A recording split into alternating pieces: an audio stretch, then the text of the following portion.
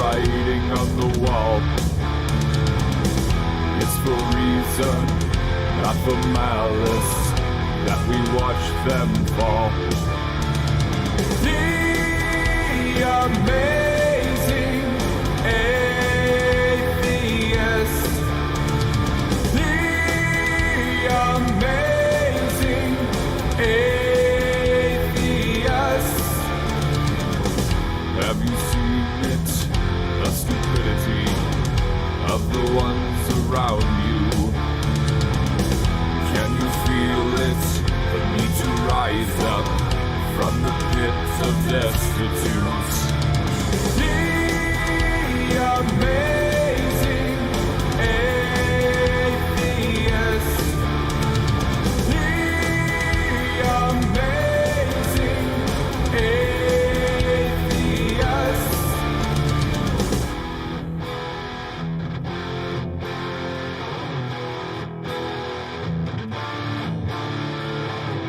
Forging unity, the time is coming to annihilate the ignorant, peddling scum, breathing anger, exhale wisdom, suffocate the indifference. No more complacency. The amazing atheist. The amazing atheist.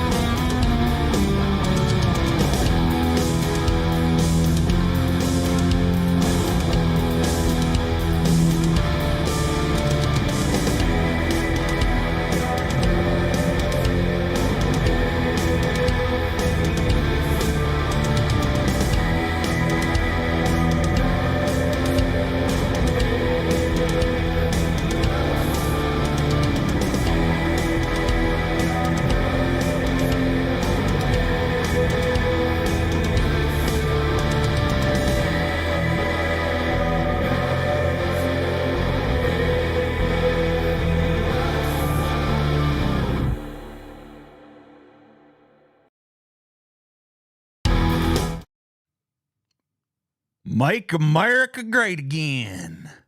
Make America great again. Make America great again. Make America great again. Make America great again. Make America great again. Make America great again. Make America great. Make America great again. Again. Make America, I'm just saying, y'all. Make America great again, y'all. Make it great again, goddammit. Make that fucking piece of shit great again. Because it used to be great. Way back in that day. Way back when it used to be great, y'all. Oh my God, it was a beautiful thing. It used to be fucking beautiful, man. And then they made it all shitty. It was garbage. It was fucking trash. But then a man rose up. A man who wasn't afraid to grab America by the pussy. Just don't even ask nothing. Just grab it. Grab America by the pussy and say, bitch, you gonna be great again. And for 4 years it was. It was great again. But then, a couple years back, magically and instantaneously, it turned to shit again. It turned to shit again, y'all. And that's why I'm saying, make America great again. Make it great again, y'all. Make America great again.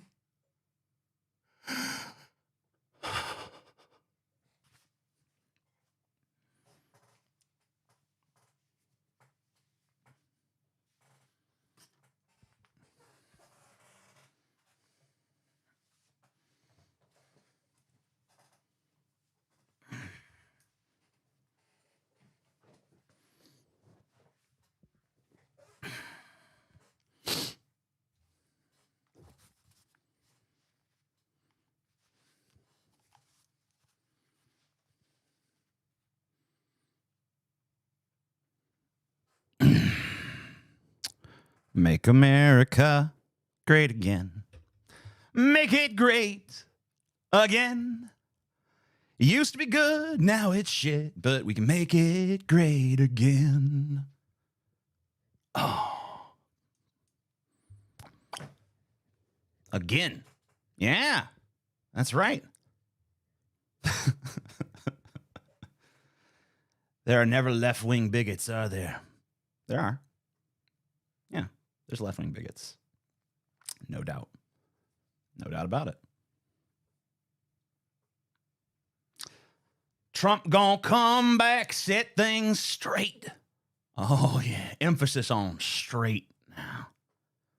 Because, you know, we all know one of them times America started going a little askew, a little astray. All them L's and them B's and them G's and them T's. And now they keep on adding new ones. Q's and I's and A's. It's getting scary out there. Whatever happened to straight?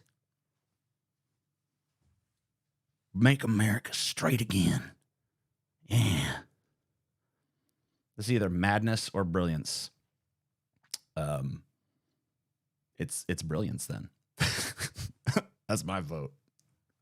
I vote for brilliant. Wow.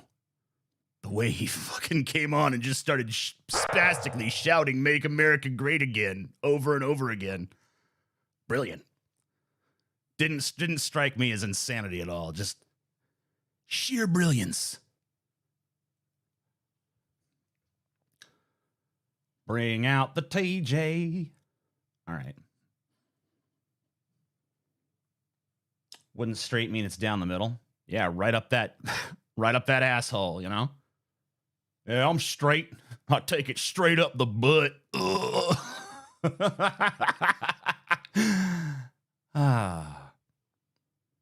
Make America, America, America. Ooh. LGBT, liquor, guns, bear, and Trump. Hell yeah, Borther. Yeah, you damn right. Why are you closed? I'm not sure. I don't know. I didn't know I was. Make America America again. How about we make great America again? Or we can make again America great. Yeah. TJ, you're too silly now. Oh, no, you acting too damn silly there, TJ. You making us uncomfortable, TJ. What you doing now? You just need to talk about something now. You got some content or something for us, maybe? You gonna talk about some news or something? Or you just gonna kind of like be spastic and shout, "Make America great again!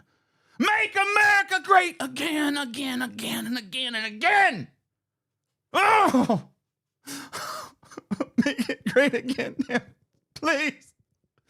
It's so bad now. Make America British again. How dare you? How dare you trample on my flag? How dare you trample on my rights? My sacred rights as an American. Mommy, I'm scared. Finally, again, it's made great one more time. Yeah. Make America great for the third and possibly final time.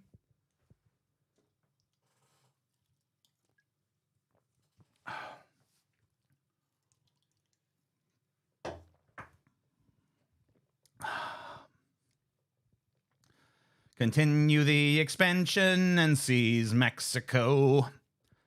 Unironically, kind of, yeah. You know, I don't want to like take over the world as America, but I want to take over the world as me. And I'm in America, so it seems like a reasonable place to start. Make America baseline tolerable again. MABTA. Was it ever baseline tolerable? Maybe it depends on who you are. You step on snack. Here's a few buckaroos, young lad. Make again, again, again. Hell yeah. We'll follow you, TJ. I don't know what you done to convince me, but the way you came on and started screaming incoherently made me think that's my leader. I will follow you to the ends of the earth, good sir. T. Jerica. Yeah. Talk about the coup in Germany. Nope, not on my agenda today. If it had been successful or even close, maybe I would, but I only am impressed with successful coups. Thank you. Wasn't Trump's slogan in 2020, keep America great? Like, I've done it. I've already made it great again in the 4 years I was president, lol. Yeah. I mean, here's the reality, guys. I want everybody, left, right, center, wherever the fuck you are on the political spectrum, to just honestly think about this for a second. If who the president was just a mystery to you, if somehow that information was just like kept secret from you, but everything else in your life is exactly the same. You go the same places, you do the same things, you buy the same things, you eat the same things, etc.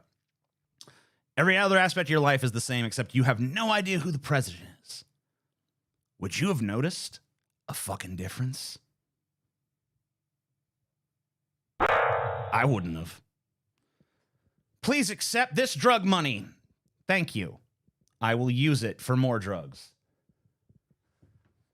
That's kind of where I'm at. You know, I wouldn't have noticed the difference. I would not have noticed I wouldn't have noticed like 6 years ago, hey, is America getting great again? Things are feeling just like generally better right now. And then 2 years ago, I was like, ooh, it's back on the decline. I don't know, man. I feel like probably not. I feel like I would not have noticed much of a difference. Not distinctive enough, at least, to be like, ooh, something's different. I wonder if we got a new president or something. MAGA, make attorneys, get attorneys.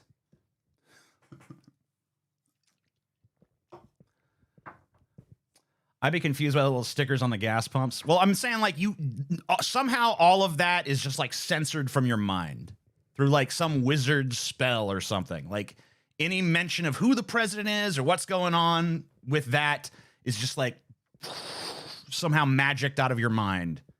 And the only thing you have to define it by is your life, your lifestyle and shit. Us poors definitely notice. Do you? Like, don't you just kind of stay poor? Like, were you any better? Was there any way you were better off? I mean, if there is, it seems like it's got to be pretty fucking minor. I mean, I don't know. I'm not poor. So maybe I'm talking on my ass. Probably. But I mean, like, as far as I know, I mean, I have friends who are poor. I know people who are poor, people in my audience who are poor. I've not heard any like mass report of like, man, things are really better / worse for us poors now that XYZ is prez. Why can't Miss Piggy count to 70? When she gets to 69, she gets a frog in her throat. Oh!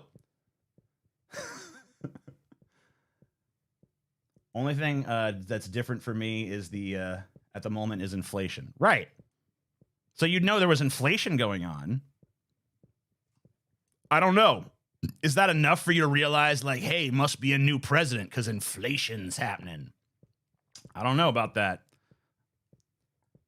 I mean, you look at a chart of inflation, I don't think it doesn't really seem to like coincide. Like high times of inflation are not like, oh shit, this party's in has the White House, so now inflation's up. Like there's no historical trend of that as far as I know. Like things have changed.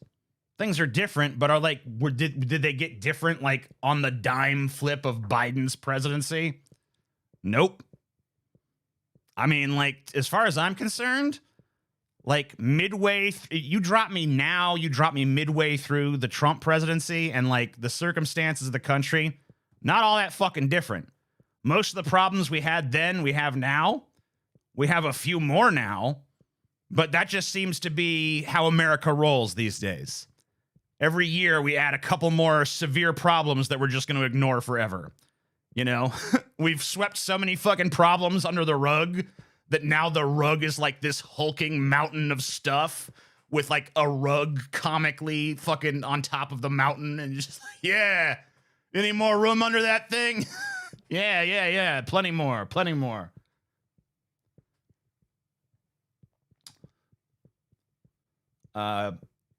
Genuinely think I'm dumber for having heard you say this. Cool. I mean, I always do my part to make people dumber, you know?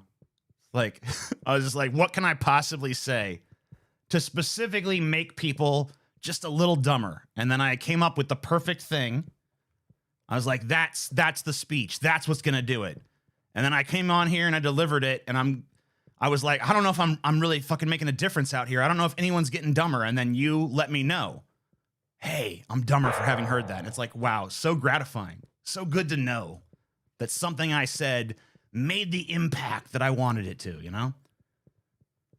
Imagine being mad enough to print stickers of Joe Biden and drive to your local gas station to put them on the gas pumps. Can't stay but love you, TJ. Heart. Yeah, I know. It's fucking great. Oh, I love that shit. And the funny thing is, it's like, no one wants to blame the actual companies that set the price. No one wants to take a look at like, hey, you guys are actually making like a lot of profit right now, so why are gas prices up? Like, it seems like you're just fucking gouging us. It seems like this is like just gougeflation, using a shitty economy as an excuse to exploit us. And then, you know, so no one's going to be like, hey, Shell did this. Exxon did this. No, it was Joe Biden. Joe Biden, who has virtually no control over oil prices whatsoever, somehow fucking did it. It's like, okay, cool. And yeah, I know the idea is like, oh well, if we just kept that Keystone pipeline. Oh yeah, if only we'd fucking just like sacrificed our fucking ecology on the altar of Economos just a little fucking quicker. At least we wouldn't be feeling that pain at the pump. Oh, wow, what a fucking solution. Just slit the Earth's fucking throat to get a little bit fucking, just a couple cents off your fucking gas price. Yeah, that seems like a fucking intelligent sort of motive of a enlightened species to me, you know? I really like these rains. It's my favorite energy drink now. TJ, I'm inside your walls. I don't like it. Get out of those fucking things. It's not right.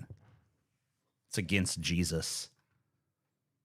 Law and Order Party. Let's vandalize with stickers.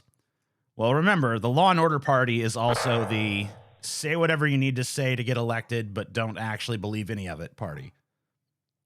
Because, you know, I've never seen a Republican actually stick to a single fucking thing they've ever said. They pretty much always just like, which I don't understand. Here's the thing that I don't understand about it. Because you'd figure, hey, we don't believe in anything. We'll say whatever we need to get power. But then it's like, if you don't believe in anything, why do you want power anyway? You don't believe in anything. What the fuck is the power for? So you can enact your fucking just like vague nothing bullshit? Like, oh yeah, we got power. Okay, now what?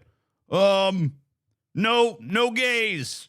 And the Bible is our national book, and Yeah, you know, pretty much that's that. Okay, let's see how that goes. Oh shit, it sucks just like the first time we tried it. Oops. Oh fuck. Oh, a bunch of people are super repressed and now they're lashing out with some giant counterculture movement. Fuck. Oops. Ah, fuck. Now my head's on a stick. Damn it. Whoopsie.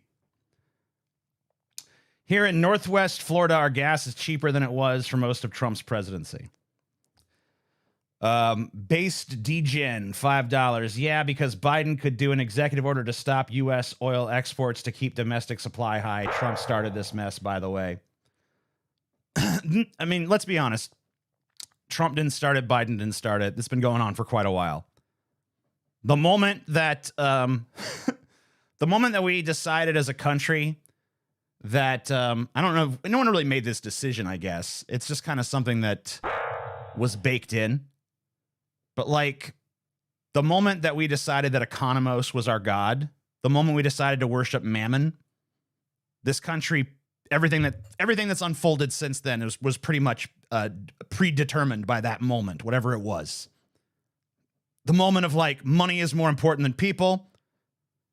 You know, my being able to accrue an endless vast fortune while millions starve is a sacred and beautiful thing. And the policies of the land in which I live should reflect that ideology. Basically, the moment that became enshrined is the moment that pretty much every horrible thing that has befallen us was destined to happen. The seed was sown at that moment, you know? That seems bizarre. More like power. Well, money is power in America. You know, it's a stand-in for the same thing.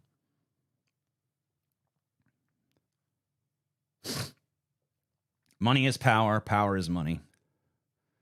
America can't solve problems with nuanced causes. We can barely solve simple black and white problems. We can't solve anything. We cannot solve anything. Because here's the thing. The things that you think of as America's problems are not the things that America's leadership really sees as problems. See, they're centrally occupied with one problem and one problem alone, which is how do we keep these motherfuckers from revolting against us because we're awful? And the answer they've come up with is, okay, let's do everything we can to divide them against each other. Let's make them hate each other as much as possible. Let's get them all to scapegoat one another and all just take their eyes off of us. And even if someone does mention us, we kind of just laugh them off or be like, oh, we fucking propagate all these horrible talking points like, why do you want to punish success?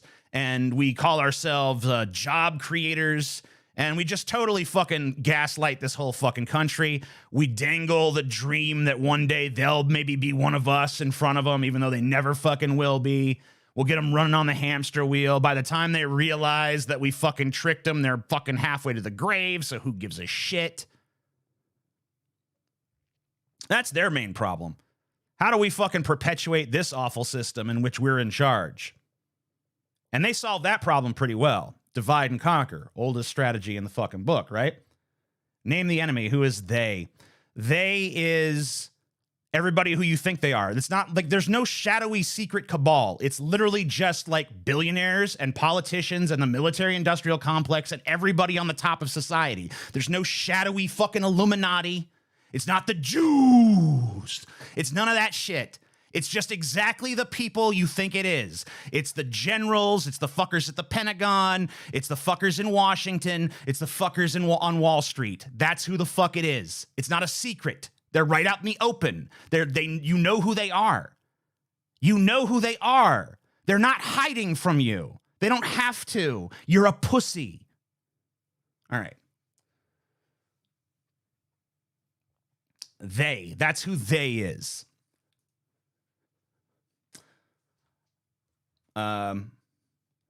GDP, Grandpa's definition of prosperity. Divide and conquer. I want to show you guys something beautiful, okay? Check it. Check. Leandro Corte. Why won't the amazing atheist talk about the white genocide? Because his Jewish masters say so. Hashtag white genocide is real. Then Thoughts breaks in with Avatar 2 is going to be a masterpiece. And then Leandro's back. Why won't the amazing atheist talk about white genocide? Because his Jewish masters say so. Hashtag white genocide is real. Why won't the amazing atheist talk about white genocide? Because his Jewish masters say so. Hashtag white genocide is real. White genocide. So I promised this person that I was going to talk about white genocide. So here's what I can tell you about white genocide. All right. Have you guys ever heard of the BNWO, Black New World Order? So what that is it's a fetish. And what happens is all of these guys right here, all these dudes, when they're done going to all their right-wing sites and, and trying to fucking be like, oh my God, white genocide's happening. White genocide, white genocide, white genocide. When they're done doing that and they start to feel that little tingly sensation down in their nether regions, oh man, I'm starting to get a little. Oh yeah. Then they fucking go look up BNWO. Yeah, BNWO, white genocide. BNWO, white extinction, whatever the fuck. And what it is it's pictures of black dudes with huge, gigantic fucking dicks having sex with white women, usually blonde. And usually there's some kind of accompanying caption that's like, yeah, this is white genocide. You are powerless to stop this and all that shit, right? So these guys that are so fucking terrified of white genocide all day. Oh my God, white genocide is happening. It's happening. Then nightfall comes and it's like, oh yeah, white genocide. Oh yeah, genocide me, superior black masters, yes! Like, man, you guys, you're so cute. You're so fucking adorable, you know that? It's hard to stay mad at you, right wing. Because you're just so fucking, I just want to pinch your fucking cheek. You scamp. Fucking propagating racist ideology by day and jerking off to black dudes banging white chicks by night. You fucking little bastard. How could I stay mad at you?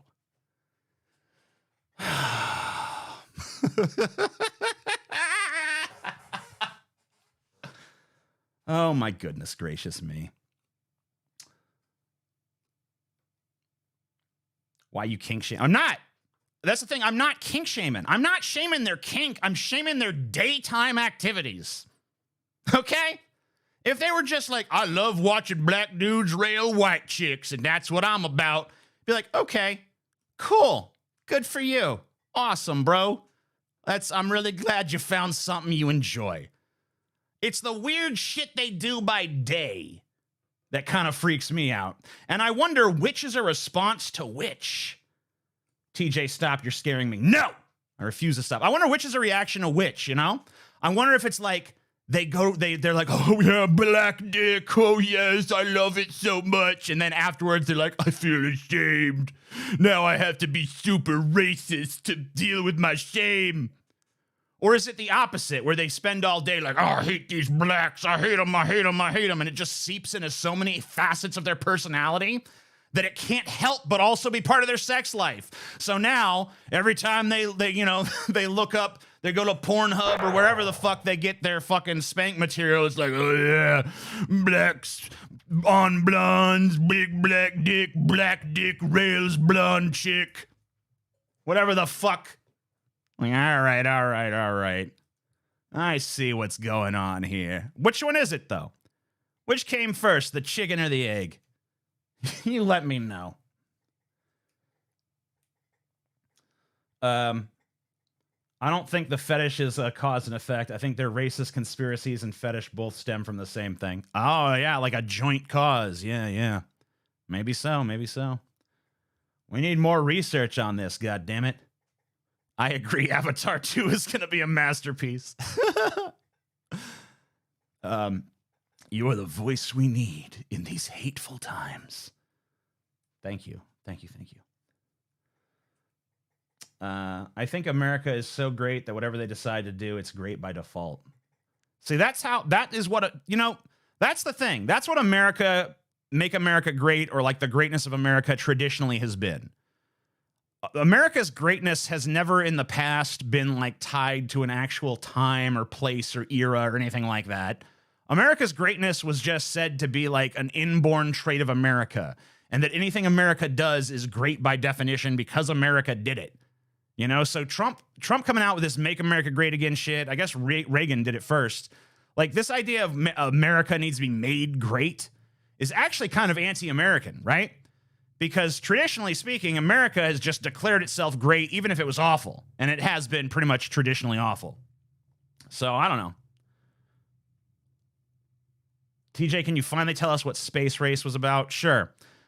So back on my old podcast, we did it was DP, Drunk Peasants.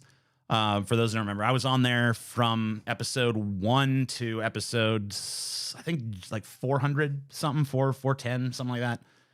Anyway, so I was on there for quite some time, and that was a pretty cool fucking experience or whatever. But anyway, one of the things we had was we were thinking about doing a show.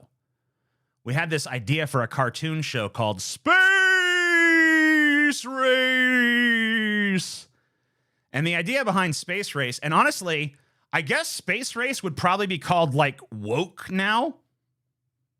Because the whole idea behind Space Race is that all of the races of Earth are actually like races from different planets, and it's like a Star Trek sort of parody. And the Federation is basically just like the sanctimonious white people. And the show is all about how white people travel around the universe trying to basically just fucking everyone over. It's basically a show about like the obnoxiousness of white privilege. And it was going to be about how white people just go around and like, even when we try to help, we end up just like killing a bunch of people, and how we're just like a bunch of dumb fucks. So it's like a pretty anti-racist against white people show. But I guess we were also going to be pretty mean to the other races too. Like, we were going to be very like, we're going to be like all out racist towards everybody. But like primarily we were going to fucking poke fun at white people because we're white. If we were black, we'd probably mostly make fun of black people. If we were Asian, so on and so forth. But because we're white, we kind of like, all right, we think we can get away with being racist against everybody as long as we give like white people a double scoop of shit, because we probably deserve it, right? Boom, double scoop for us, but still be racist against everyone else too. So basically it was just like, let's be racist. Let's make fun of all of these racial relations that exist in the world. Let's just, use the subject and like the sort of emotionality of the race topic to, get some cheap laughs. But let's also, just use it to like, I don't know, get as many laughs as possible. Just be fucking funny as hell and like totally unrestrained and massively politically incorrect, but in a way that pisses off everyone. Like, no one should like this show. It should be a show that pisses off left, right, center, apolitical, whatever the fuck. But it should be so fucking funny that people just can't help but fucking watch it. That was the fucking idea behind Space Race. Didn't they do that on South Park? One planet for white people, one planet for Asians, one planet for bears and so on. Yeah, but that was maybe where the premise might have had its fucking genesis there. But in South Park, the whole premise was all of these different species had to exist on Earth for some kind of cosmic TV show, whereas like normally in the universe, that's not how it is or whatever. But our concept was like every race on Earth is basically like an alien race, like a thinly veiled alien race version of themselves. Let's fund it. Yeah.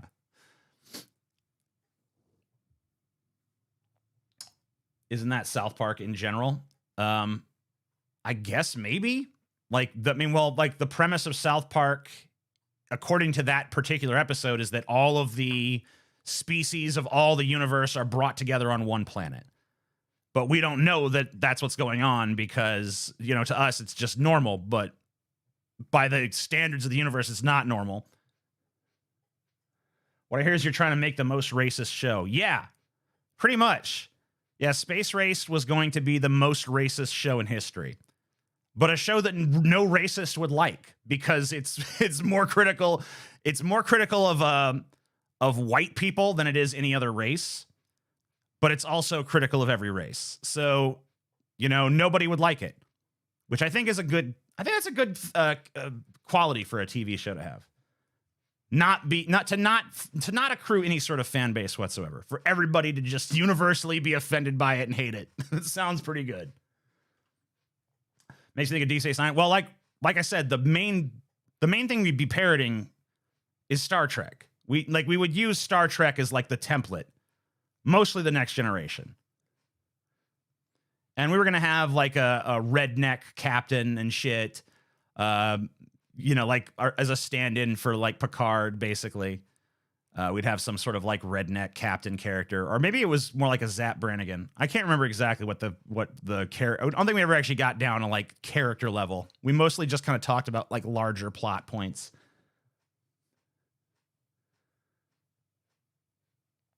Chappelle Show.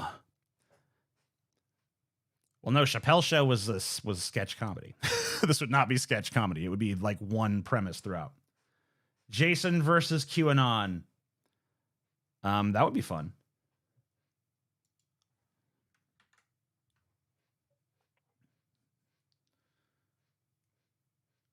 I tried watching you react to the Trump announcement. It was unwatchable. No one could make that speech interesting. Yeah, I'm sorry about that. If I would have known just like how painfully boring that speech would be, I never would have even tried. In fact, I didn't even want to. I was trying to stream other stuff, but people were so insistent that I would check out that speech, and then I did, and I was like, ugh, this segment is terrible. But then I kind of felt mad at them for making me do it, so I made them suffer, even when I knew this is horrible.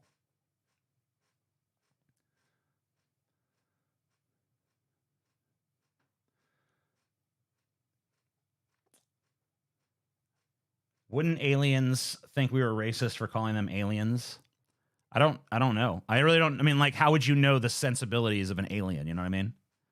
Like, there's no way to know how an alien would feel about being called an alien, or if that would even have any connotations for them whatsoever.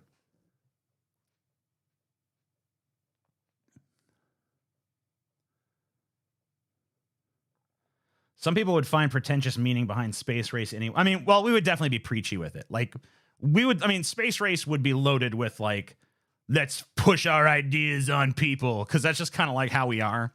So it would totally have been like full of ideology and messaging and shit, and probably like some proselytizing and like lecturing and shit like that, because people love that in their comedy, you know? Like I said, best show ever. TJ is a just king. Yes. The justice. The alien would just click in confusion. Why would it click? How do you know it wouldn't clack? You don't know what aliens talk like, motherfucker. How do we know? I mean, aliens might be offended by the stupidest shit. We could be like, hey, alien, you want a fucking banana or whatever? And then it's like, oh, that's a declaration of war, motherfucker. Try to give me food? You trying to say I can't sustain myself? All right, Earth, I see how it is. You motherfuckers have got to die. They have gravely insulted us.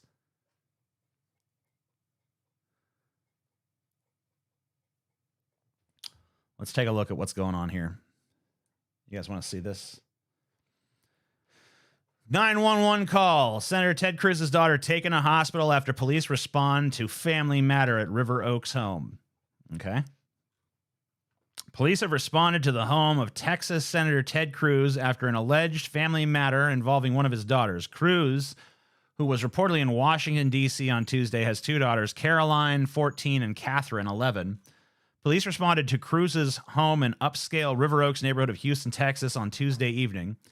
Houston police told KTRK that they responded to reports of a 14-year-old with self-inflicted wounds, but did not confirm whether the teenager was a member of Cruz's family. It was. The teen has been taken to the hospital and her condition is unknown. A representative for Cruz's office confirmed that his daughter is okay and suffering no serious injuries. Police who responded to the scene determined that there was no criminal activity at the home. KHOU reports. Cruz's office with HPD did not immediately respond to the son's request for comment. His daughter Caroline took to TikTok earlier in January to share some of the pros and cons of having a father as a senator. She received a series of questions regarding what it was like to be the Republican politician's daughter and discuss her family life. Some of the good things are we get candy and gifts in the mail. We also get to travel sometimes, Carolyn began. She also ran through a list of bad things, explaining why being the senator's daughter is difficult. I literally have to have security following me everywhere. Like if I want to go on a walk through the neighborhood or to my friend's house or something, I have to have 2 security guards behind me the entire time.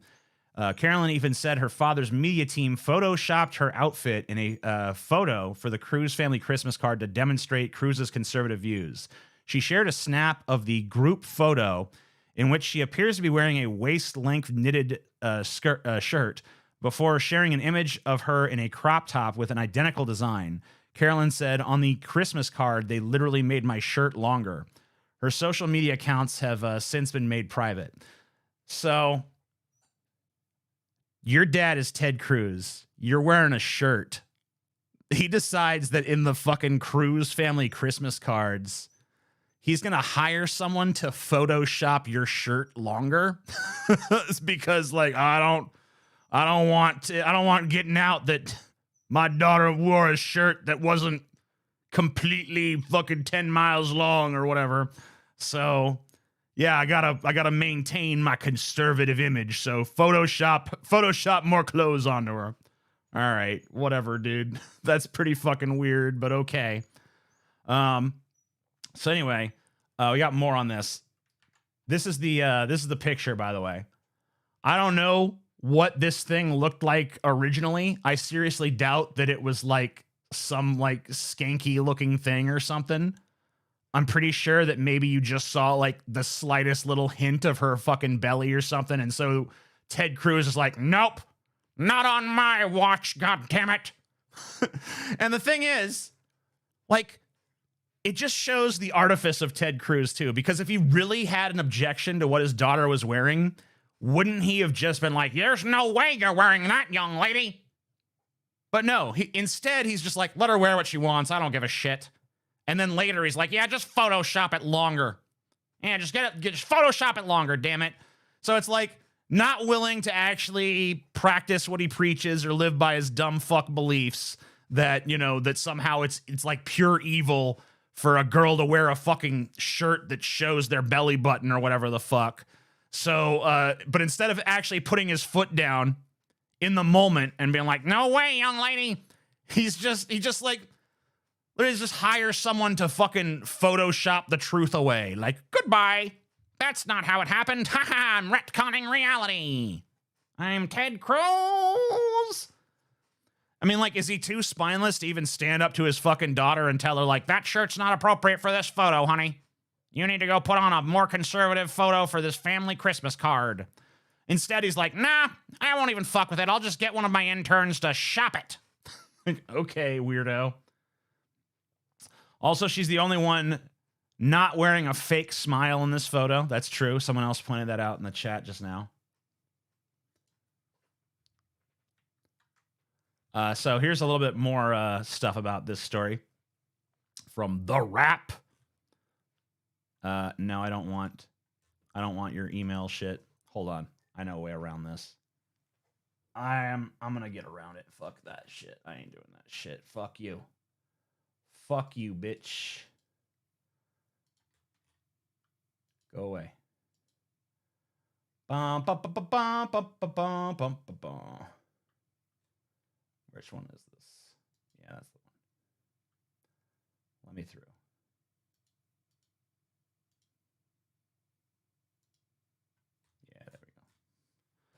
Okay. Yeah, that'll do it. So here we go.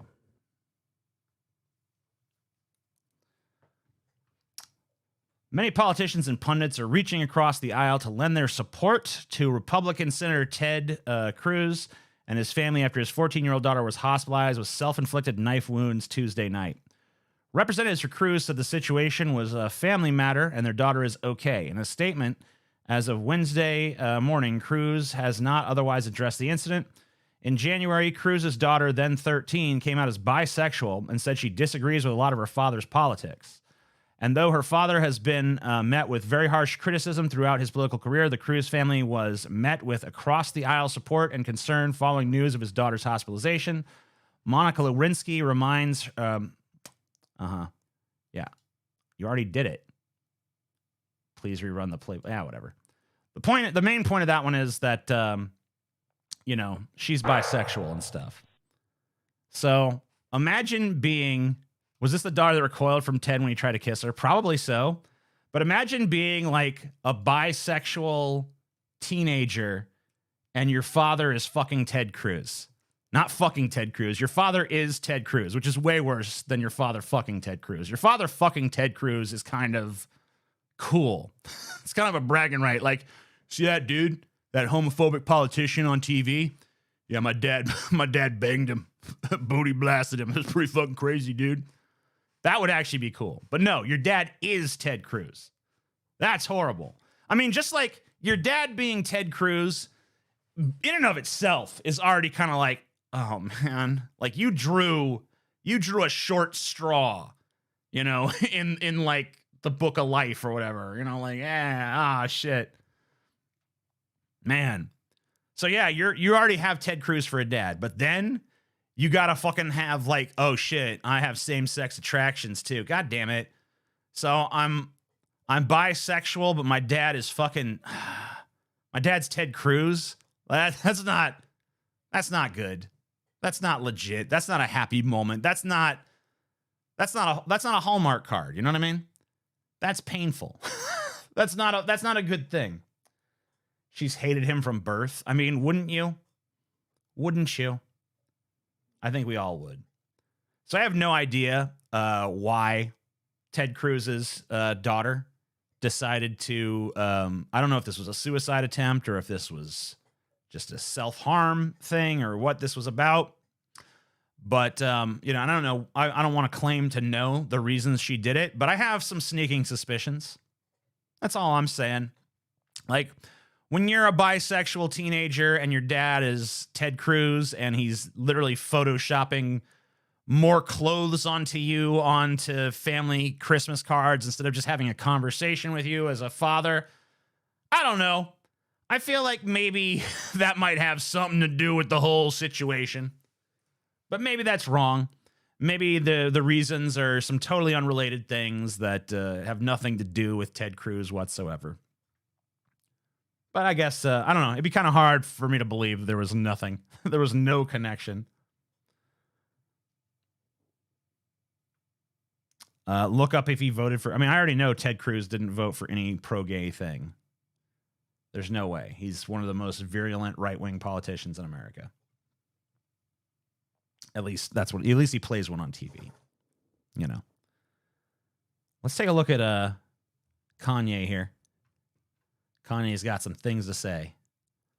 I don't know why Kanye has decided he's going with this, like, I'm a motorcycling gimp, but that's his thing now. So we gotta understand his genius. The main issue is that Christ is king. Christ is the true king of Israel. Christ is the king of all kings. If you don't believe in Jesus Christ, you are wrong. And anyone that doesn't believe... If you don't believe in Jesus Christ, you are wrong, wrong, wrong. If people want to avoid lore complaints, maybe they should stop using pre-existing IPs with established lore. Agree or disagree? Not really the best time for the comment or the discussion, but I agree, but not for the reasons you stated. I agree that people should stop using established lore, not because I'm I'm against them fucking with the lore, but at this point I'm just sick of fucking reboots, remakes, sequels, etc. Like, I'm at the point where I'm pretty close to only wanting to watch things that are at least somewhat fucking original. Like, maybe it can have some tertiary relationship to another property, but I pretty much want things that I have not seen before at this point. I'm tired of superhero movie 578. I'm tired of, I don't want to see Spider-Man 962. Aunt May gives Peter a blowjob. Whatever the fuck. I don't need it. I don't want it. Get it out of here. Like, it's bothering me at this point. I don't want another fucking, I don't want to see Top Gun again. I don't want to see another fucking John McClane movie or whatever the fuck. And now he's got that degenerative brain disease or whatever. So, but like, you know, I don't want to see Indiana Jones crack the whip again. I'm just sick of it all. Like, please, just leave it alone. Let it die. Or at the very least, let it go into hibernation again so that I can actually experience some fucking stirring of nostalgia for it before you trot it out once more in some regurgitated nightmare form, right? I think that people have forgotten why these remakes are so fucking terrible in the first place.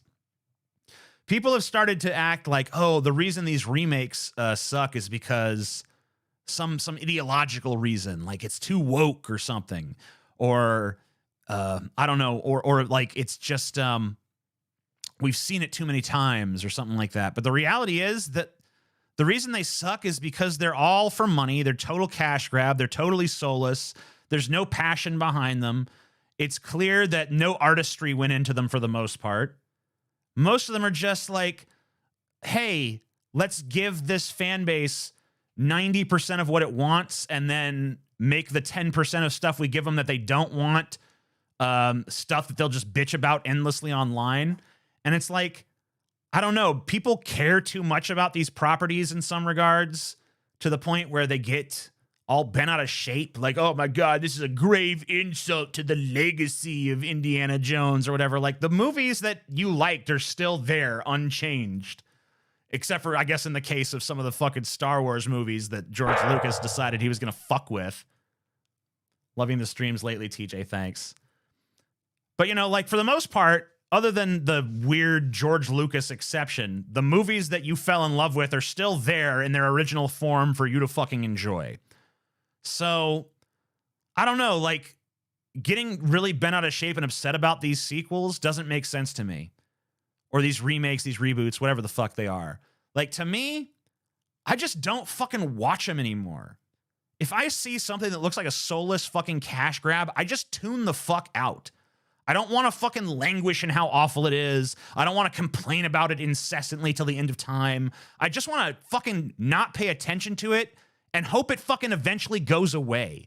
And guess what? If more people adopted my attitude about it, it would fucking go away. That's literally the solution. Don't give them your fucking money. Stop giving them your money for rehashed, reused, tired, fucking artless garbage. Support a real movie. Support Cocaine Bear. Go see fucking Cocaine Bear because you've never seen it before.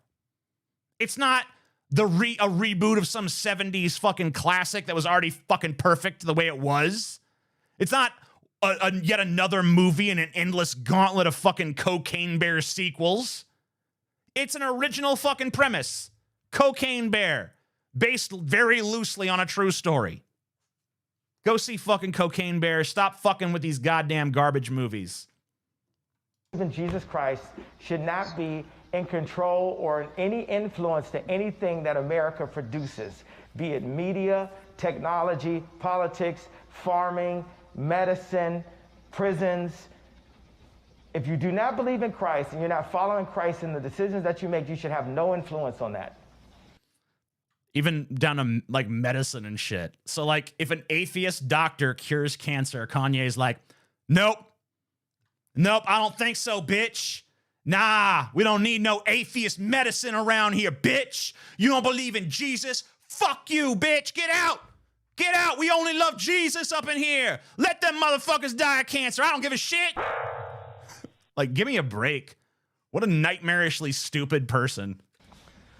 Well, that's going to be a tough thing to institute. So you're president of the... Man, Kanye West has the singular talent of sitting down across from like nightmarishly horrible people and making them look reasonable by comparison. Like he did it to fucking Alex Jones. Now he's doing it to Gavin McInnes. Kanye's like, anybody who don't believe in Jesus shouldn't have no influence on nothing, anywhere, ever. Not medicine or science or nothing. Fuck all people who do not believe in Jesus. Gavin McInnes is like, oh, gee, Kanye, that doesn't seem very feasible. Oh, Kanye, you fucking douchebag. You fucking loathsome piece of scumfucky shit. Oh, man, I hate you so much. You're so beautiful. United States. The Hitler thing does not hurt your campaign. First day It helps my campaign. The main issue. Yeah, it helps my... doesn't hurt my... It helps my campaign, dude. Gavin McInnes is like, so let's say the Hitler thing somehow doesn't hurt your campaign. And Kanye's like, it helps my campaign. Oh, it helps me. People love Hitler. People keep coming to me in the streets about Kanye.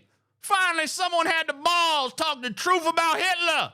Good job, Kanye. You done it. Oh, man, yeah. Oh, yes.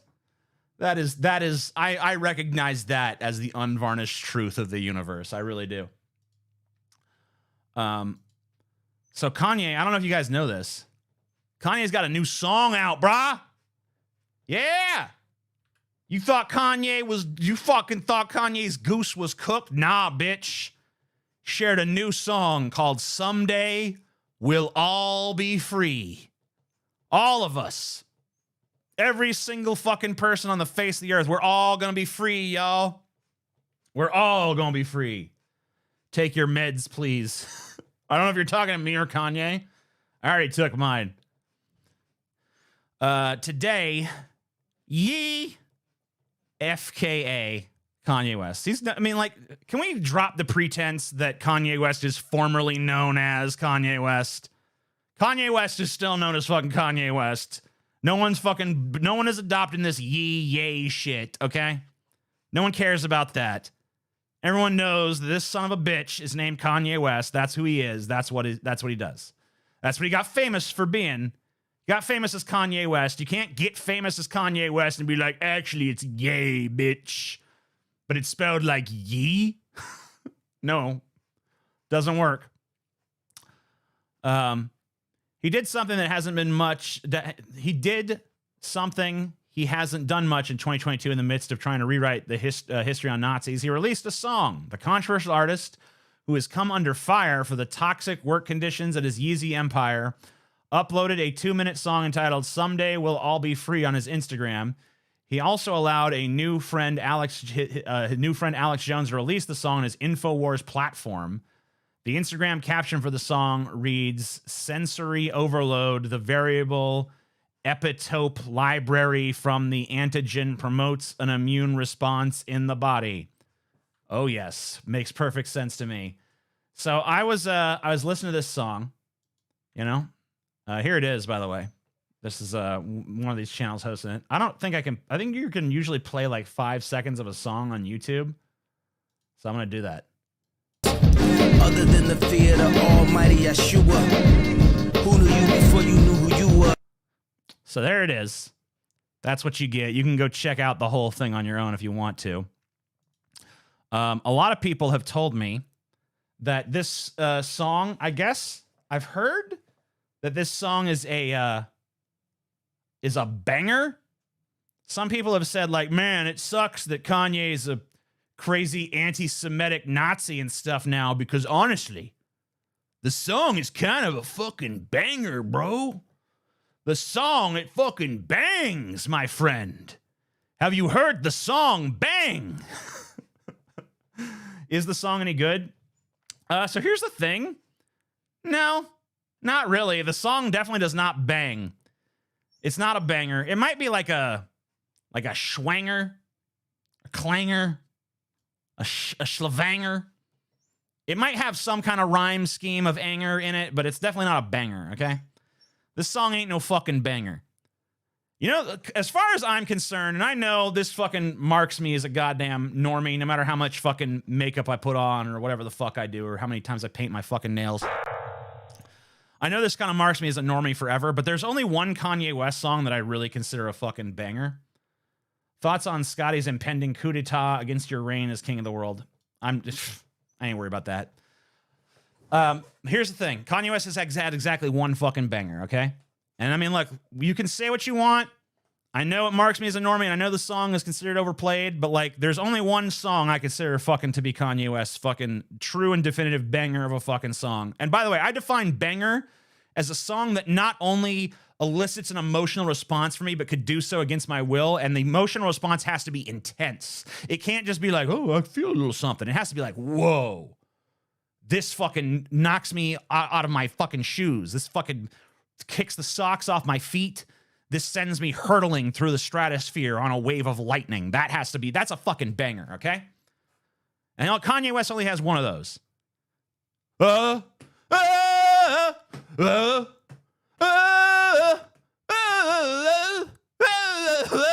Noble man should have all that power.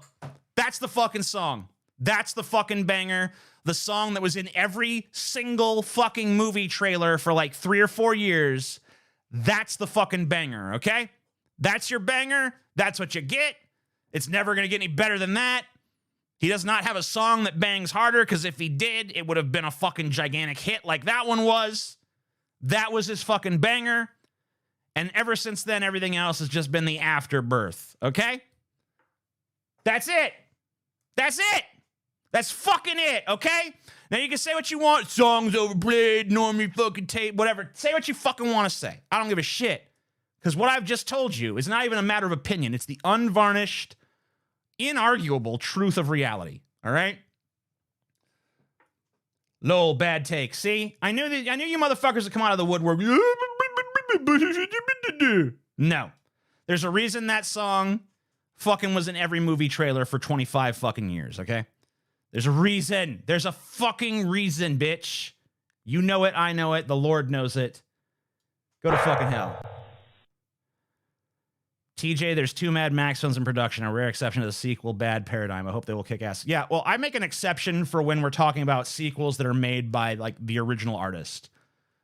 Like, when the sequel is a matter of the passion of the creator, which I think in the Mad Max films that is the case, and not just studio greed, then there's something, there's something to be considered there. Like Avatar 2, I was not in love with the first Avatar, but that's James Cameron's baby. James Cameron cares about fucking Avatar. That's clear. He cares about Avatar, and he's going to put that care into Avatar 2. That matters. And I can't remember the dude's name, escapes me for the moment, but the guy who made all of the Mad Max films, including he's been there with the whole fucking the series the whole time. Creator of Mad Max, director of I think every single Mad Max film.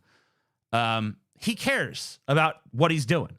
There's a reason why he's shepherded the franchise through its entire fucking life, because he gives a shit.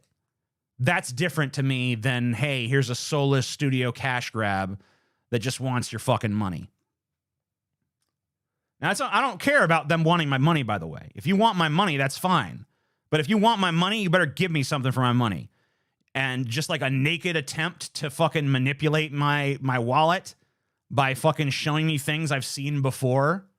Like, look, it's Indiana Jones again. Look at his hat. Look at his whip. It's like, I don't give a shit anymore. If I want to see that shit, I know where to find it. I know where the magic is. It's in those fucking 3 films that don't suck. These last 2 fucking gasp films, the fucking Dial of Dipshits and the Kingdom of the Crystal Dildo, I don't fucking give a shit about that. That shit belongs in the fucking garbage. That's rubbish to me. Throw that shit away. Fucking failed abortive torch pass to fucking Shia LaBitch, and now some secondary torch pass to some fucking chick no one's ever heard of. I don't want it. I don't need it. I don't want to see geriatric Jones swinging and running from the boulder one last fucking time. It's fine. I was okay with him riding off into the sunset with his dad at the end of fucking not Temple of Doom, fucking Last Crusade. That was a perfectly viable and beautiful ending for the goddamn character. And if you wanted to do more, you should have done it then before Harrison Ford was 970 years old. They say I was abomination of Obama's nation. Yeah, we're going to read his lyrics here. So this is the lyrics to the song. Let's see if anything pops out to us, okay?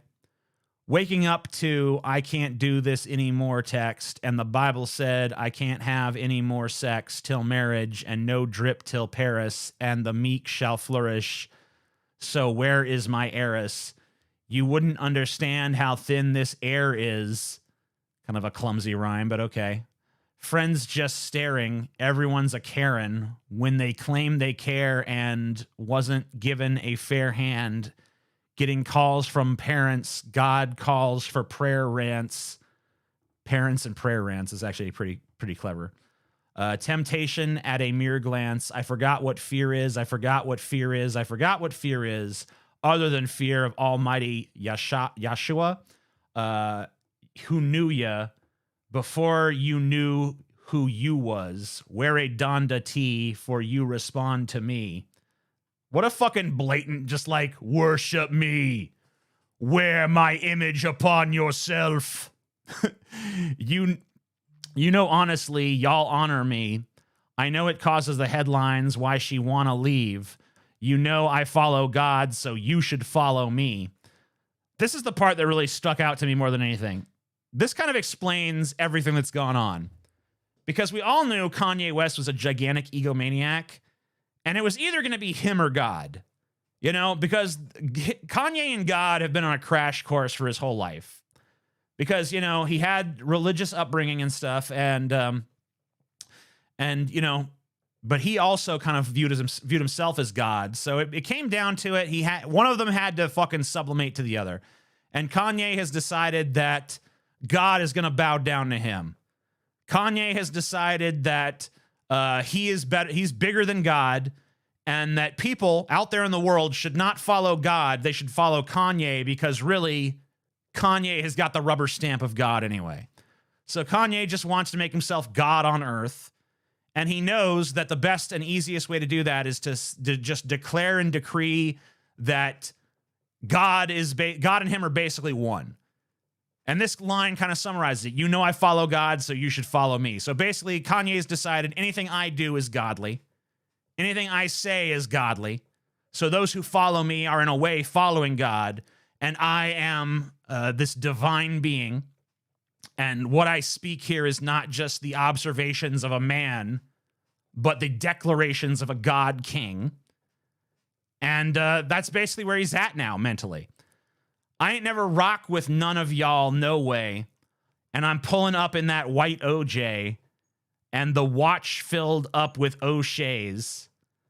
That's Jackson because it's nasty. Tweeted DEFCON, now we pass 3. Tweeted DEFCON, now we pass 3. Oof. So mostly a pretty shitty song. Pretty shitty lyrics. A few clever rhymes here and there. And then a lot of like really reaching, stretching rhymes that don't really seem to have much going for them. And honestly, when you listen to the song, like the production value is not what you'd expect from someone on Kanye's level. And it honestly kind of seems muddled. And it seems like there's a lot of things that needed like another, they needed like a really good producer's touch to figure out how to get the levels exactly right in the mix. Because like when you listen to this initially, like when I first started listening, I'm like, I thought it was fake. Like for the first 30 seconds or so of the song, I thought I was listening to a fake Kanye song, because it just felt like there's no way he would produce something that was this like shoddily mixed. Like the mix sounds fucking awful. Like the volume levels of different elements do not flow together well. Like they strike like a jarring, discordant sort of air to them. And I don't think it's like intentional. The old gods of Sodom gave me $20 and says, here is $20 to the only man I wish to bend the knee to, King TJ. Hell yes. Hell yes. You think Kanye is going to start a cult? No, not really. I don't think Kanye is... I don't think Kanye's going to start a cult. I think he already has started a cult. Weird thing is he started as a producer. Yeah, and I mean, that's why I kind of just felt like this had to be fake. Because if you listen to the beginning of the song, it just sounds like a muddled mess. Here, let me see if I can give you like a taste. So here's 12 seconds. I'm going to play 5 seconds of the song. If it'll play. Please play. Please play. All right. Just wait and see. Someday we'll all. Yeah, I don't know. That's obviously from someone else. That's obviously sampled from someone else's song. But like the moment when he comes in to like me, I have to see if I can find exactly. I'm gonna try to get away with one more 5-second burst of this thing. We'll see. And the Bible said I can't have any more sex till marriage. No trip to Paris. Yeah, like does that sounds awful to me. Like he sounds way too low in the mix, and there's all these other elements that are just like jarringly competing with his voice. And I don't know, maybe that's like part of his style or whatever, but I fucking hate it. I think it sounds like fucking shit, personally. So that's why I don't think it's a banger. I think it's the mash.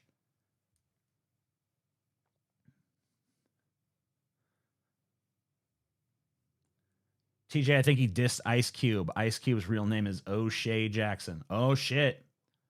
Oh, shit. That's what hip-hop sounds like. That's not what the hip-hop I've listened to and liked has sounded like. A lot of it sounded like, I don't know. I feel like usually the vocals are pretty prominent in the mix, in my experience. Like the fact that his vocals are like buried under like 3 layers of competing louder noises, I find distracting as fuck. I guess he lost his sound engineer. Maybe his sound engineer was a Jew. Sound engineer's like, I'm sorry, Kanye. I can't do it anymore. No, I can't. You know, I used to be able to look the other way, but now, Even tattoo shops are offering to remove Kanye's tattoos for free. Yeah, I agree with you. I agree with that. I don't know if that's true. I've never researched it, but I agree with it. Let's see. I think that's, I have some, we're going to revisit Kanye a little bit later. We have a little bit more to say on Ye, but it's more like a glancing thing about him, I think, at the later point. But yeah, that wraps up the Ye segment or whatever. Boom. For now. But he will be mentioned again, though, as I've said. Make America great again. Make America great again. Make America great again. Make America great again. Make America great again. Make America great again. Make America great again. Make America great again. He got dropped from his record label, so he definitely had to do this nearby himself. I mean, hey, you know, I gotta say, like, if he really did the whole song, like, all on his lonesome, and, like, that's all him, then I gotta say, you know, pretty good job. Way better than I could put together or most people could put together on their own. So good for him on that, but, like, you definitely could tell he does not have the support staff working on that song that he once had. When do you think sex and sexual content is going to make a comeback in video games, movies, comics, and the like? Shortly after the release of my forthcoming debut novel, Sex Bot Uprising. Coming soon to, I don't know what platform near you, but coming soon for sale via somewhere. It's going to be good. It's going to be a masterpiece, y'all. You're going to see. You gonna fucking see, bitch. That's what's gonna happen, though. That's gonna be the moment when it comes back.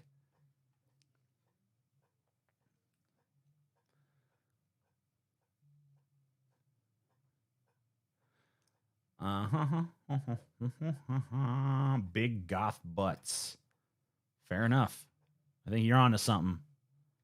I think you might have arisen a cogent point there, sir. You're gonna come on page 1. You want to fucking... Let's see.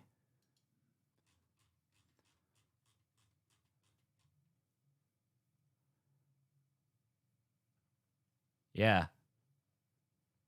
Yeah, the very first line of the book is about a fat businessman getting spanked with a fucking oak paddle. So yeah, you will come on page 1. You'll be like, oh yeah, take that fucking paddle, you fat fucking businessman. That's hot.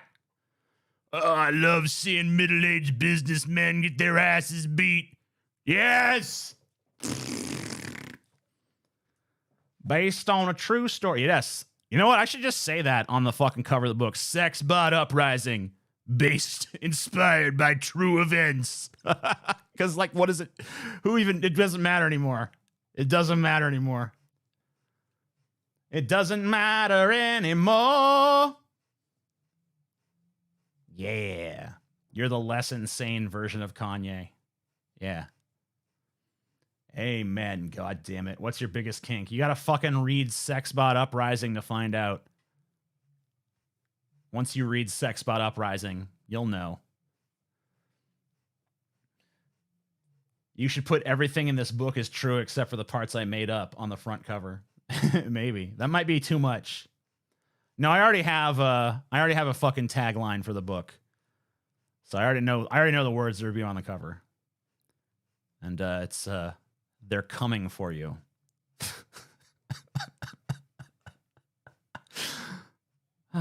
Nothing matters, bro. I watch Rick and Morty. Oh, fuck. We got a Rick and Morty watcher here, y'all. How does your big IQ even fit in this chat?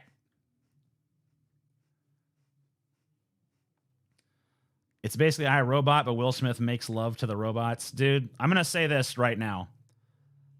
I have spent the last 2 years avoiding watching literally anything to do with like robots or androids other than Star Trek The Next Generation, which I know inside and out already. But like any new movie that has robots as an element, I have literally avoided it just so I would not be influenced by anything like that. I have avoided reading any fiction or seeing any movies or comics or anything like that that contains like robots or artificial life forms or deals with any of those issues, other than ones I've already seen, because that's already in my brain anyway. But like new shit, like I've not seen what's that fucking one with the fucking sexy robot bitch, Ex Machina. So for all I know, I've written a ripoff of Ex Machina, but I don't know because I'm not seeing that because I don't want to be influenced. I don't want to be unduly influenced. It must come from my soul. Damn it. Are there male sex bots in this book? Not many. There are a few, but the area of town where the sex bot uprising happens is not really it's more the area that's like meant to attract, heterosexual dudes primarily. Now there's some gay places there and some places where women might frequent as well, but like for the most part, it's a place for dudes, straight or at least bisexual, pansexual, whatever, dudes. And maybe some gay dudes here and there.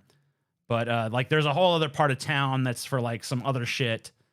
So, yeah. So there's not really many male sex bots in the book. There's male sex bots canonically that exist on the planet, but they're not part of the uprising.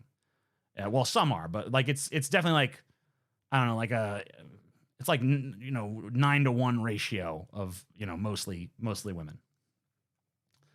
All sex bots are Fuda by default. No, not all of them, but there are some. There's definitely some Fuda bots.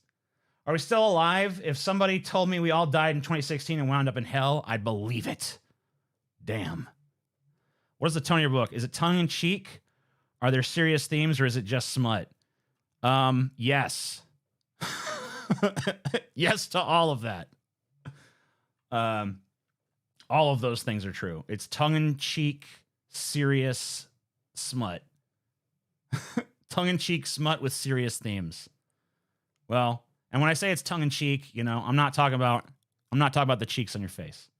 You know what I mean? You're shadow banning me. Oh my God, no, I'm not. I'm not shadow banning you. There you are. Look. Are there farting monkeys? There are not. There are not farting monkeys. I'm sorry. I forgot to put farting monkeys in it. Maybe I can still throw a farting monkey in there for you. I don't know. It is all things to all people. Audiobook read by you or a posh British voice actor coming to. I kind of think, part of me thinks I should do it myself, but then another part of me thinks that it should be read by a woman. So I'm not sure. I might kind of like oscillate between myself, but then have some chapters read by a woman. Someone with like a sexy voice. Not a lot of that like vocal fry bullshit though, like classically sexy. Not like all that, you know, I don't want that shit. I want like, you know, someone who has a clear, concise, crisp voice. But I might just read it myself. Who fucking knows? It'd be cheaper for me to just do it. Have you let Paul and Scotty read it? Fuck no. I ain't letting those losers read my fucking masterpiece so I can fucking put a bunch of spoilers out there. They'd probably just fucking try to sabotage me like, that book sucks. Don't read it, it sucks. Bunch of fucking bullshit sucks.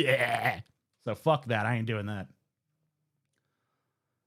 Is there a part in your book where the main character... Yes. There is a part in my book where the main character... It's true. That happened. Hire the Bayonetta voice actress. Oh, yeah. Oh, yeah. Have you considered trying to direct an indie film? It's on my to-do list. I have the premise. It's tentatively called The Amazing Atheist Kills a Bunch of People. And it's going to be a slasher movie where I kill a bunch of people. And, yeah.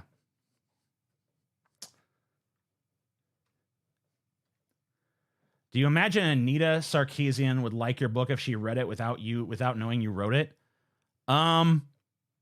It's kind of hard for me to imagine that she would, but I don't think she would hate it as much as she would expect to hate a book called Sexbot Uprising.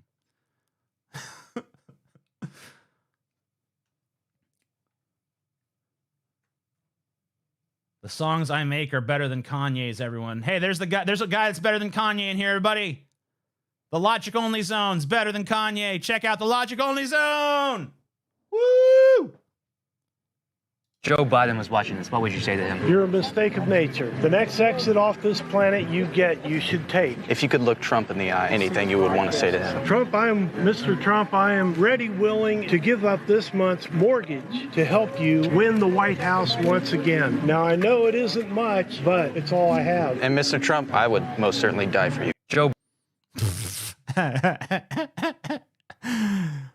Biden, I want to say to you, you're the nightmare. You're the worst president ever. And if you ever see a way to leave this mortal coil, you do it. You get out, you son of a bitch. You no good monster. What would you say to Trump if he was here right now?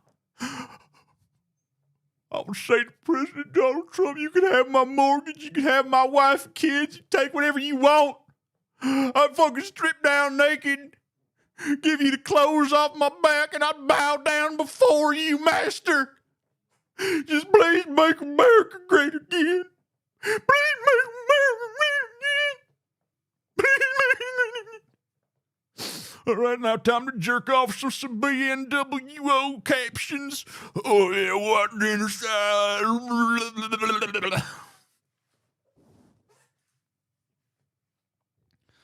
Oh. Losing your last shirt to own the libs. I mean, like, I don't know why these motherfuckers are against gay dudes, right?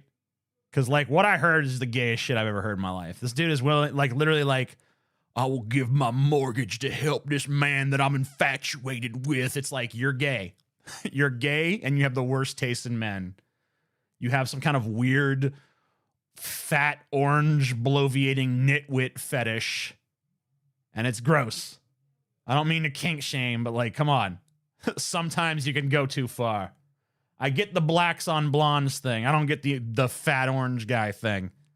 That one don't make no sense to me personally. I ain't down with that one. All right, time for Matt Walsh. Time for Matt Walsh. I want furry smut in your book. Give it to me. That's all I ask from your highness. Uh-huh. Well, we'll see. Will your wishes come true? Maybe. Perhaps. Who knows? I don't believe in straight men. Sorry. Good. Well, you're about to believe, sister, because you about to see the straightest man on the face of the earth. This here's Matt motherfucking Walsh. This here Matt motherfucking Walsh. Libs of TikTok has this. It's a video giving teachers tips on how to make classrooms more trans inclusive, because that, of course, should be our goal. Let's listen to this. Yeah, it should. Why shouldn't it? Why shouldn't it be our goal? Can you explain to me why it shouldn't be our goal? I mean, not like the prime goal of all life or some shit, but like, yeah, it's like trans inclusive doesn't mean like turn all kids trans. You understand that, right? Do you understand that? It just means like, hey, if there are some trans kids here, we certainly don't want them to feel like unwelcome or something, or like, you know, uncomfortable. So let's make accommodations for them so that they can, you know, grow up with like, you know, the mutual respect of their peers. And we can send the signal to people that like, you know, you don't treat these trans kids, or they're going to be trans adults one day. Don't treat them any differently than anyone else, because that's wrong. You should try to treat everyone equally and judge them by their character. Right? Isn't that like the whole conservative spiel? Every time they try to like hijack the Martin Luther King Jr. speech, they're like, you know, Martin Luther King Jr. said we should judge each other by the content of our character. But then it's like, oh, but I also hate trans people and stuff because they're weird. It's like, okay, no, you're not doing it. You're doing it wrong. You didn't listen. Go listen to the speech again. Because, yeah, I don't know. Hi, I'm Jack. My pronouns are they, them, and I identify as trans and non-binary. I'm fucking more non-binary than this fucker. Look, I mean, sure, he's got the Dave got the fucking little trans heart and stuff, but I got, my nails are black, okay? Matted black nails. I have better jewelry, a cooler, gothier, darker aesthetic. My eye makeup is better. So I'm way fucking better than this random non-binary person that they selected to you know, be the fodder for Matt Walsh's latest act of stochastic terrorism against trans people. You know? Let's see what's going on. Oops. Go. Three things you can do to support trans children in your school. No! No! No!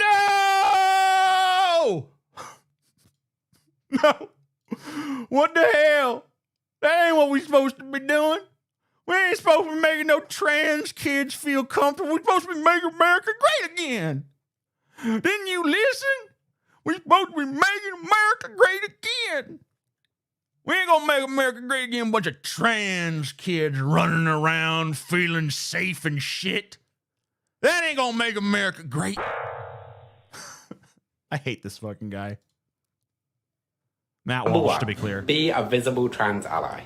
There are lots of ways to do this, from having trans inclusive flags in your classroom to having trans inclusive storybooks on your bookshelves. Number 2.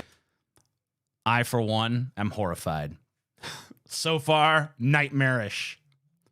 Like, imagine you go to class or something, right? You're a kid. You go to class, you see, oh my God, there's a fucking trans flag lapel pin on the teacher's shirt. Oh, what the fuck is going on here? What's happening? What's going on in this world?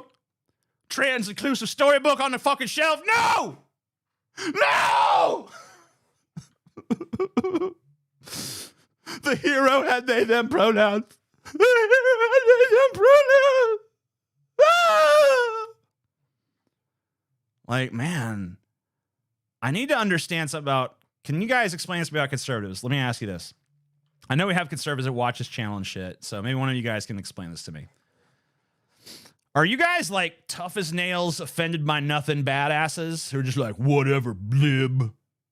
Or are you like simpering little crybabies who are scared of everything? Because like you're sending me very mixed fucking signals with like, tired of all these libs taking offense to every damn thing under the sun. What the hell? Trans inclusive storybooks? Ah! Like, give me like, you can't be both of those fucking things, guys. Choose your destiny. Be the little fucking scared wimps who cry every time a goddamn you see a trans flag, or be the fucking tough badasses who don't give a fuck. Fuck all this feelings and bullshit. Choose your fucking destiny so I know who the fuck I'm dealing with, okay? Because you can't do both of those. It's contradictory. 2. Stop unnecessarily gendering things in your school. This ranges from easy changes, like not grouping children into boys and girls, to not having gendered uniforms. Consider how excluded trans and especially non-binary children and staff may feel about gendered spaces and policies. And number 3. How about don't have uniforms at all? Because uniforms are stupid. The idea, like school uniforms, horrible fucking idea. Even just going beyond the trans issue, like the idea that everybody has to dress the same is fucking creepy. Like, people should be able to express their individuality. You know, and people always watch, like, I never get it. Because it's like people will watch stuff like Star Trek The Next Generation and see the Borg, be like, oh my God, they've surrendered their individuality, the one thing that makes them, you know, human. It's like, oh yeah. But then, like, they're so eager to do it in real life. Like, oh yeah. Everybody wear this fucking dumb uniform. Everybody fucking try to look the same. And it's not like it's the schools that have uniforms, it's always mandatory. If it was like, hey, kids who want to wear a uniform can or whatever, I mean, no kid would do it because fuck a uniform. But still, like, at least there'd be a choice then. But instead, it's like, oh, everyone's got to look the same. And it's like the idea is that it's going to remove conflict. That's always what they say. Oh, it's going to remove conflict between kids because it's going to remove, like, oh, they're not going to know they're from different socioeconomic backgrounds. They're not going to know that they're from different political leaning families. And they're not going to know this or that, or they're not going to be able to show the gang colors or whatever the fucking bullshit. Well, yeah, but they're also not going to be able to express even a shred of actual individuality as people. They're just going, you know, like, they're not going to be able to express themselves with their appearance whatsoever. And everybody does that. Literally every human being on the face of the planet has made aesthetic choices that fucking are trying to declare something about themselves, including Matt Walsh, including this non-binary person, including me. Everybody's trying to fucking say something with their appearance. Even fucking unkempt incel fucking douchebags with, you know, severe underbites and, you know, acne into their 30s and shit are still trying to make some sort of declaration. 3, teach children about pronouns, what they are, how we use them, and why they're important. That's just a grammar lesson. Like, that's literally part of the purview of what a teacher is supposed to do right there. Like, pronouns are a part of fucking speech. Yeah, you should learn about pronouns. Like, even if you're against trans people and gender ideology, you should still learn what pronouns are and how they're used. This allows trans people to not be singled out for their pronouns, and instead makes pronouns part of the norm. Pronouns are just part of the norm anyway. They're part of speech. I don't understand people on either side acting like pronouns are some new thing that was recently invented. Pronouns, like, a pronoun is just like a substitute for a proper noun. Instead of saying, you know, TJ, you say he, or instead of saying, you know, the specific object like the phone, you say it. You know, it's like that. So we've always had these. They've always been a part of speech. So why do people, I guess, on both sides of this weird debate continuously act as if pronouns are some new thing that emerged recently that had never been heard of before?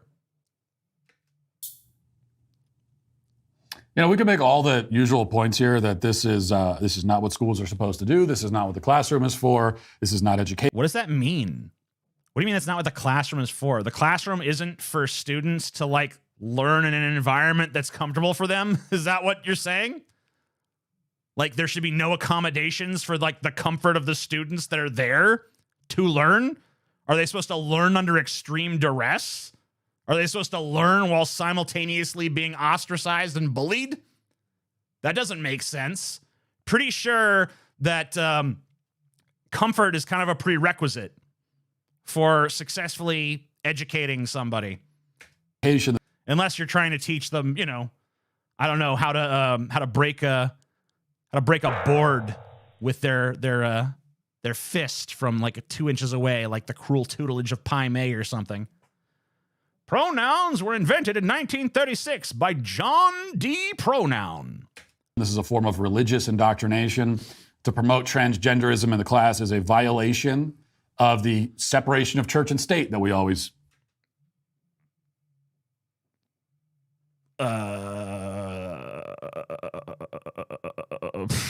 What? Wait, what? Huh? What did I just... Sorry, wait. Oops, my bad. Did I hear that? Did I hear that right? Hold on, I need to go back. And instead make... You know, we can make all the usual points here that this is not what schools are supposed to do. This is not what the classroom is for. This is not education. This is a form of religious indoctrination. To promote transgenderism in the class is a violation of the separation of church and state that we always hear about. It's a violation of...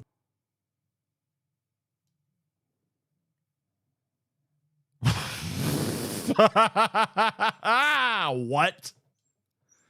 Separation of church and state?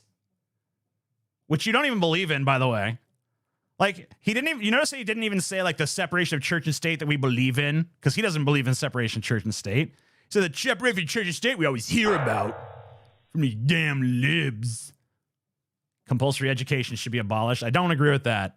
I think it should be radically reformed, but the idea that we just need like an even more ignorant population running around, not my idea of fucking paradise. People are dumb enough as it is. I want them to get smarter, not dumber. But yeah, the idea that, and by the way, this is we're staring right now at the result of a lack of fucking education, aren't we? Like this guy literally thinks that transgenderism is some kind of religion that has some kind of church component to it, and that to have an inclusive or comfortable space for trans kids somehow is tantamount to the destruction of the separation of church and state, a concept that this guy doesn't even believe in the fucking first place. I mean, like, what kind of fucking argument is that? So if the schools make an effort to make Christian kids comfortable, is that a separation of church and state? Because schools do that, you know? Like, that's why there's prayer groups in pretty much every school.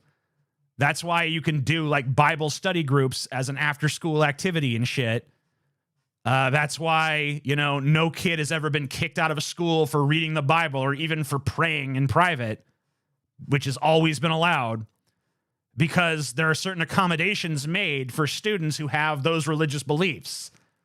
So even if transgenderism was a religion, it wouldn't be a violation of the separation of church and state to allow accommodations for them, any more than it would be a violation of the separation of church and state to have accommodations for Christian students or Muslim students or Jewish students or students of any other religious background. But very importantly, transgenderism is not a fucking religion.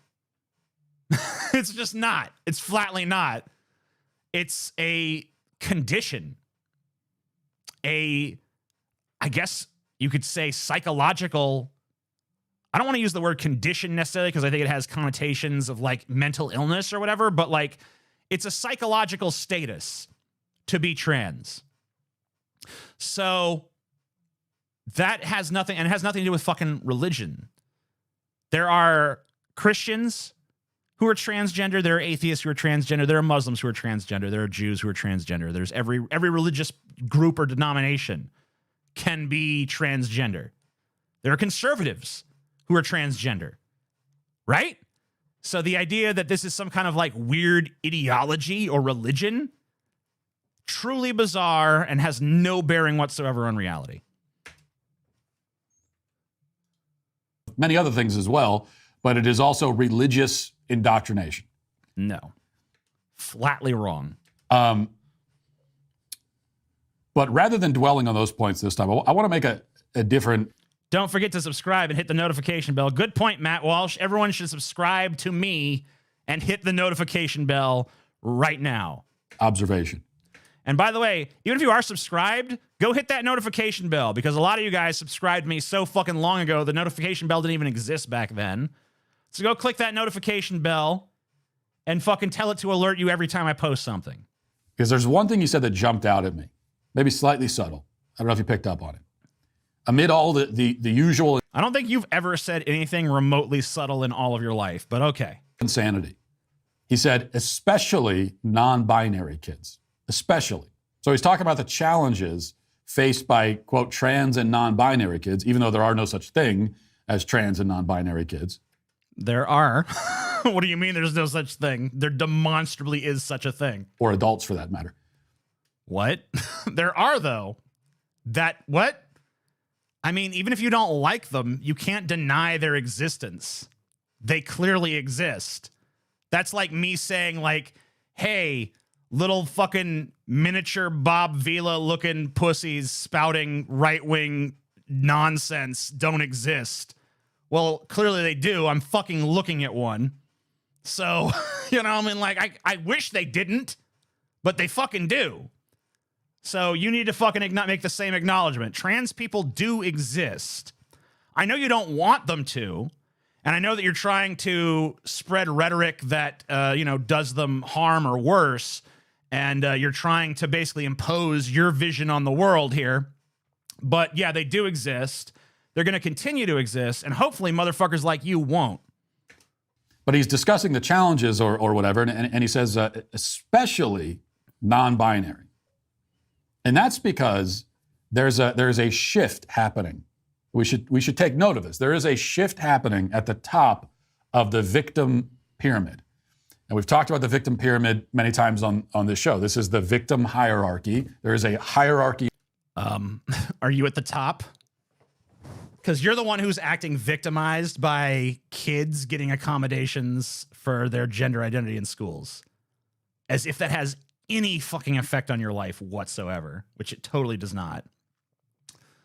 So if there is a victim hierarchy, yeah, I agree with you, honestly, that there's a lot of people out there who try to play the victim, and a lot of people whose, claims towards victimhood are pretty fucking shaky at best.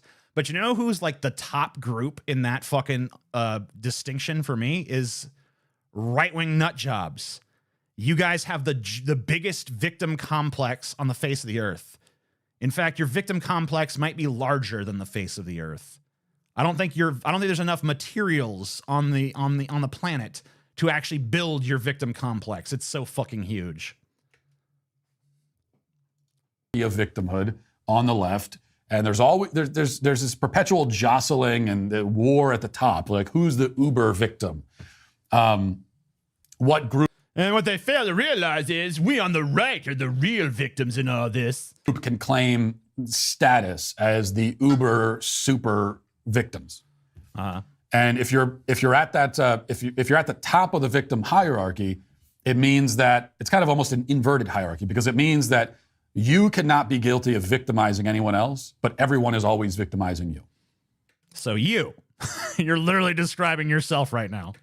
And victimhood is power, so it means that you have power. It's a very inverted, upside down sort of. I don't mind him pointing this out, because honestly, I think he's right about this.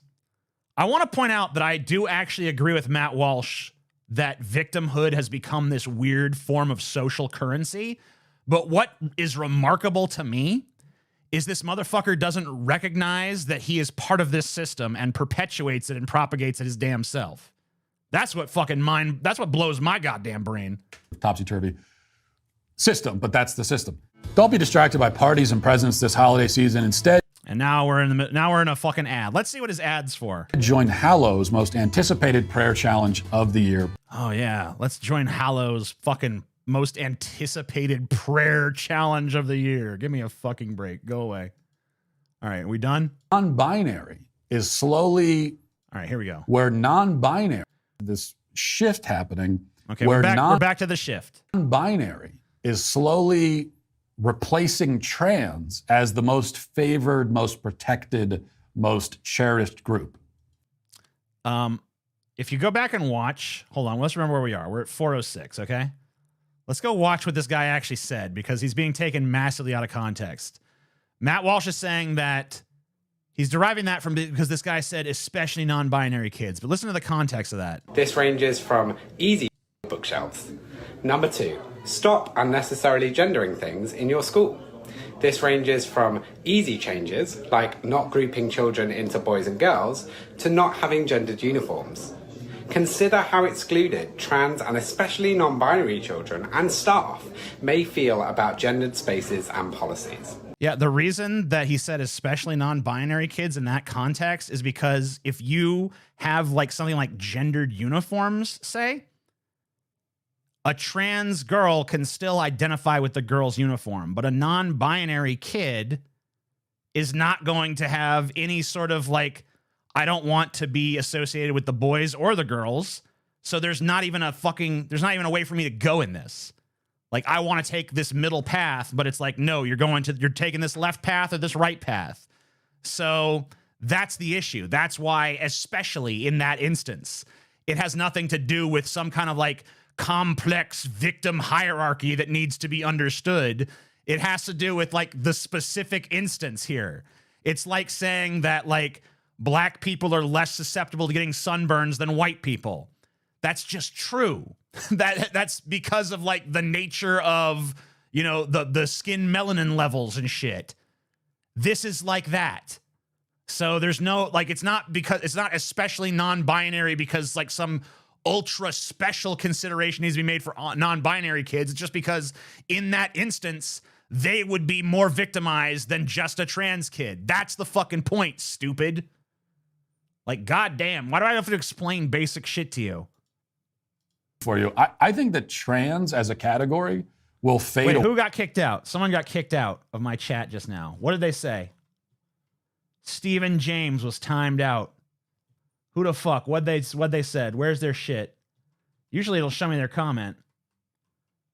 All right, it's not even showing to me. Oh, it's because I'm set on top chat for some stupid fucking reason. Where the fuck is it? Here we go. Trans don't exist. Hermaphrodites do. Stephen James, man. Trans do exist. Like, they're literally do me a favor. Just go to Google, type in transgender woman. You'll see them. They're out there. They exist. Look, there's one. They're all around. It's fine. They're not hurting you. They're not doing anything to you. You're good. Away. I promise. Like the category of lesbian has all but disappeared. Oh yeah, that's true. No lesbians anymore. You guys wouldn't. By the way, if that was actually true, conservatives would be happy as fucking pigs and shit. They don't fucking, since when have conservatives been like this great ally to lesbians? Like, oh man, poor lesbians can't even exist no more. Lesbians still fucking exist. It's fine. There are still lesbians. I fucking promise you there are. They've not gone extinct as a species. As you know, because lesbians been subsumed by trans. And the same thing's going to happen with trans. I think trans gets subsumed by non-binary eventually. Oh, wow, yeah. And eventually no one has any gender. And then, oh, well, that would actually be pretty cool because then we could just do what we want without having to associate it with some sort of like pre-existing archetype that forces us into expressing ourselves along the fucking lines of a binary fucking system. So, hey, what do I know? Yeah, you want a fucking controversial take? I want everything to be subsumed by non-binary. That's what I don't even fucking look. Trans, it's a great little like transitory fucking step and shit. But I actually agree with fucking Matt Walsh's straw man here. I agree with the straw man he's trying to create.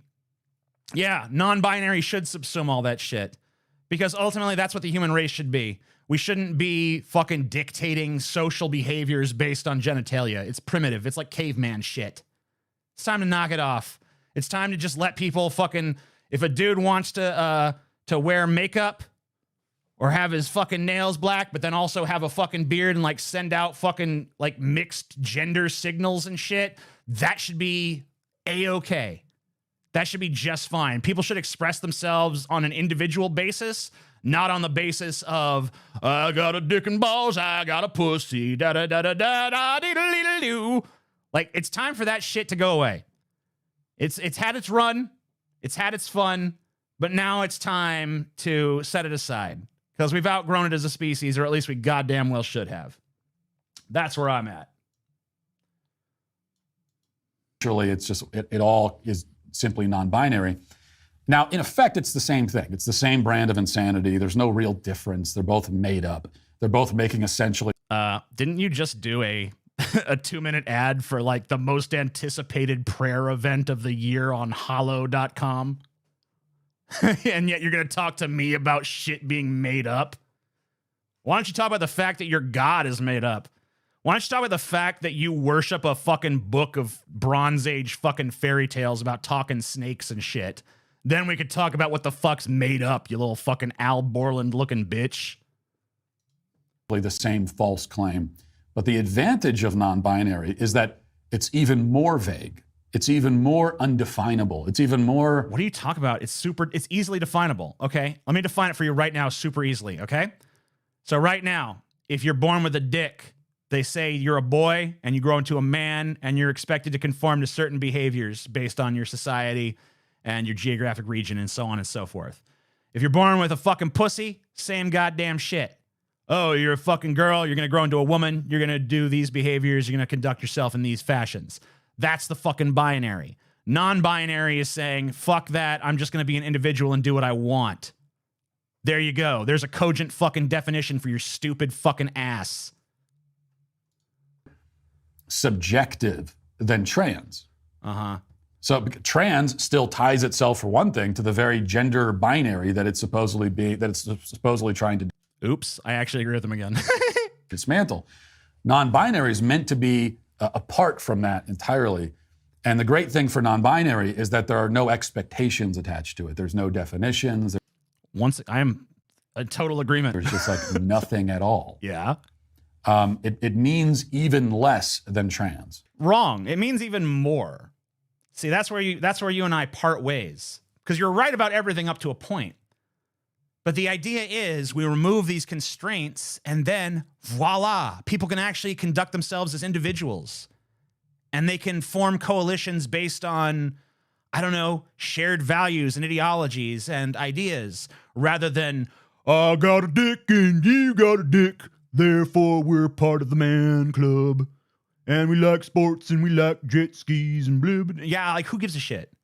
Like, it's just saying, like, you don't have to fucking play by those rules anymore.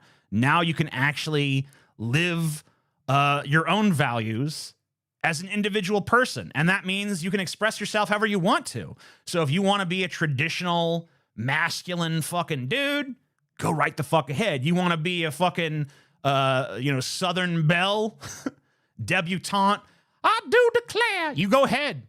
If that's the way you feel like I've looked through all this like cultural artifacts and stuff and found that this thing is like something that suits me, go right the fuck ahead and do it. If you want to mix and match, if you want to fucking wear if you want to be like a strong man, competition level muscle man, but wear fucking ball gowns, who gives a shit? Who cares? Embrace the chaos. Let's have some fucking fun on this goddamn planet at long goddamn last. Let's let go of all this bullshit. Let's let go of all these weird impositions that you and your ilk have foisted upon us for generations. And let's wild out again and let's reconnect with our human fucking ruts and do some crazy shit again. Let's fucking dance by the fucking goddamn fire and I don't know, like, fart and burn incense and fucking dance around like fucking monkeys and shit and be crazy and do what we want. Have a fucking good time. Blare some fucking heavy metal, blast some fucking Kanye West. I don't give a shit. Do your thing. Have your fun. Just don't hurt anybody else and it's all fucking good. And trans, when you get down to it, really doesn't mean anything either, of course. But non-binary is even more undefinable, even more absurd and vague. And I agree it's absurd, but I don't agree with the negative connotation of absurd. It can just be whatever you want it to be, which makes it more useful to the left. It's a more useful category. The more vague, the more undefinable, the more ambiguous the category is, the more useful it is to them. And so more and more, that's what we're going to start to see. It's like trans becomes passé, it becomes old-fashioned, and the new thing is to be non-binary. That'll do it for this. So basically, nothing burger of a video. Just watched a teacher say some innocuous things about having a trans-inclusive classroom, then went on to conflate transgenderism with religion, then went on to explain to us his half-baked theories of the hierarchies of victimhood from which he exempts himself despite constantly acting like a fucking victim. Oh, well. Fernando gave $5 and says, but then Matt would be out of a job. Oh, no. Oh, no. How are people so easily duped by this? Because a lot of people are terrified of the vision of the world that I just laid out. They're scared of actually having to be introverts. They're scared of having to actually, I don't know, figure out who they are as individuals without society keeping the training wheels of all these like manufactured identities on them at all times. Because that's all it is. Like being a man or a woman or being whatever religion you are, whatever culture you are, that's all just training wheels. Like, hey, here's your fucking preordained belief system. And if you're strong enough to break away from it, good for you. But, you know, we're going to make it really fucking hard for you. Why not enable people to have some sort of journey of fucking self-discovery? Why not, you know, create a paradigm wherein each individual person can explore and express themselves in a environment that is, I don't know, like lenient towards that, tolerant of that, interested in that, encouraging of that even. But that's like a nightmare for these people because to them, they're scared that either there's nothing to them. Like the big fear, I think, of someone like Matt Walsh and his audience is that either they're going to find out that there's nothing to them. They're just these empty, lifeless, listless vessels. Or they're going to find that there's nothing in them but rot and evil and hatred and disgust. And so they're scared of that journey of self-discovery and introversion and contemplation of oneself. And so they hide behind the wall of these, vaunted traditions, 90% of which were made up in the fucking first place in their own lifetimes. They're not even as old as they proclaim them to be. The Dark Reich rises. Maybe. And then who else said something? Someone else said something here. Oh yeah, there was another guy that got banned. What did this guy say? No fake tits, no fake ass, no fake dicks. Why not? Most of those, first of all, I don't really know. I think the fake dick technology is still a little bit behind the curve. Matt Walsh just implied the slippery slope argument. How do right-wingers choose their favorite grifters? How long until the grifter game is oversaturated? It's already oversaturated. But, fake asses look great. I don't know. I love a big fake ass. I love big fake tits. Fake dicks, they kind of lag behind in that technology. Dick is a little bit more sophisticated than an ass or some titties. So it's going to be a little bit longer on that. But, hopefully in my lifetime, they'll have that down pat so I can get a fucking big dick. At least, I might be an old man by the time I get it, but I'm going to be a hung old man, goddammit. I don't have to die with the dick I was given by nature. Amen. Amen. We're going to watch some Tim Pool here. So I have no idea what this clip is, but I scanned through it and I saw a dude wearing this mind control shirt which is like the Pornhub logo. There's like, yeah, mind control. Like, okay. So I guess that's like some kind of profound statement or something. And I saw this guy, and I was trying to figure out for the longest time what the fuck his shit said. And then I figured out it said, make America straight again. So I'm like, this guy's a fucking dork. And then, of course, there's Tim. And the title of the video is Neuralink could be the mark of the beast. Fears revelation may be upon us. Like, this is a group of adult fucking human beings talking about how the book of Revelations is upon us. Like, oh my God. Like, this is seriously what you guys are devoting content to? I wonder if the fairy tale's coming true. Like, give me a break, guys. Holy shit. How fucking dumb can you get? By the way, anybody who wears a shirt that says Make America Straight Again is desperately in love with dick. I just want to point that out. There is no way that you fucking have to make such an overt display of heterosexuality unless you secretly long for cock. You've always inspired me to change, even back in the atheist days, now being more left. Thank you. Well, I'm glad that I was able to help you navigate these tumultuous waters that are the ocean of life. Don't make Neuralink cool. I know, that's another thing, is like, there are actual reasons to be concerned about Neuralink, okay? Like, evoking the book of Revelations and the mark of the beast, it not only is it not a valid criticism, but it undercuts actually valid fucking reasons to be concerned about this technology, okay? Now, I happen to think that whether it's Neuralink or it's something else, this is inevitably going to be part of the fucking of human evolution. The only thing that I'm scared of is I don't think the tech billionaires should be in control of it. I feel like we're at the point now where our technology is getting far too powerful for it to be in the hands of private interests. Like, we need to democratize technology ASAP. Because if you fucking start letting the billionaire class put chips in your heads, they're going to fucking own your thoughts. They're going to broadcast their advertisements into your dreams. And the human spirit is well and truly dead, which is way scarier than anything described in the fucking stupid ass book of goddamn Revelations, quote unquote. So democratize technology, because this is going to happen.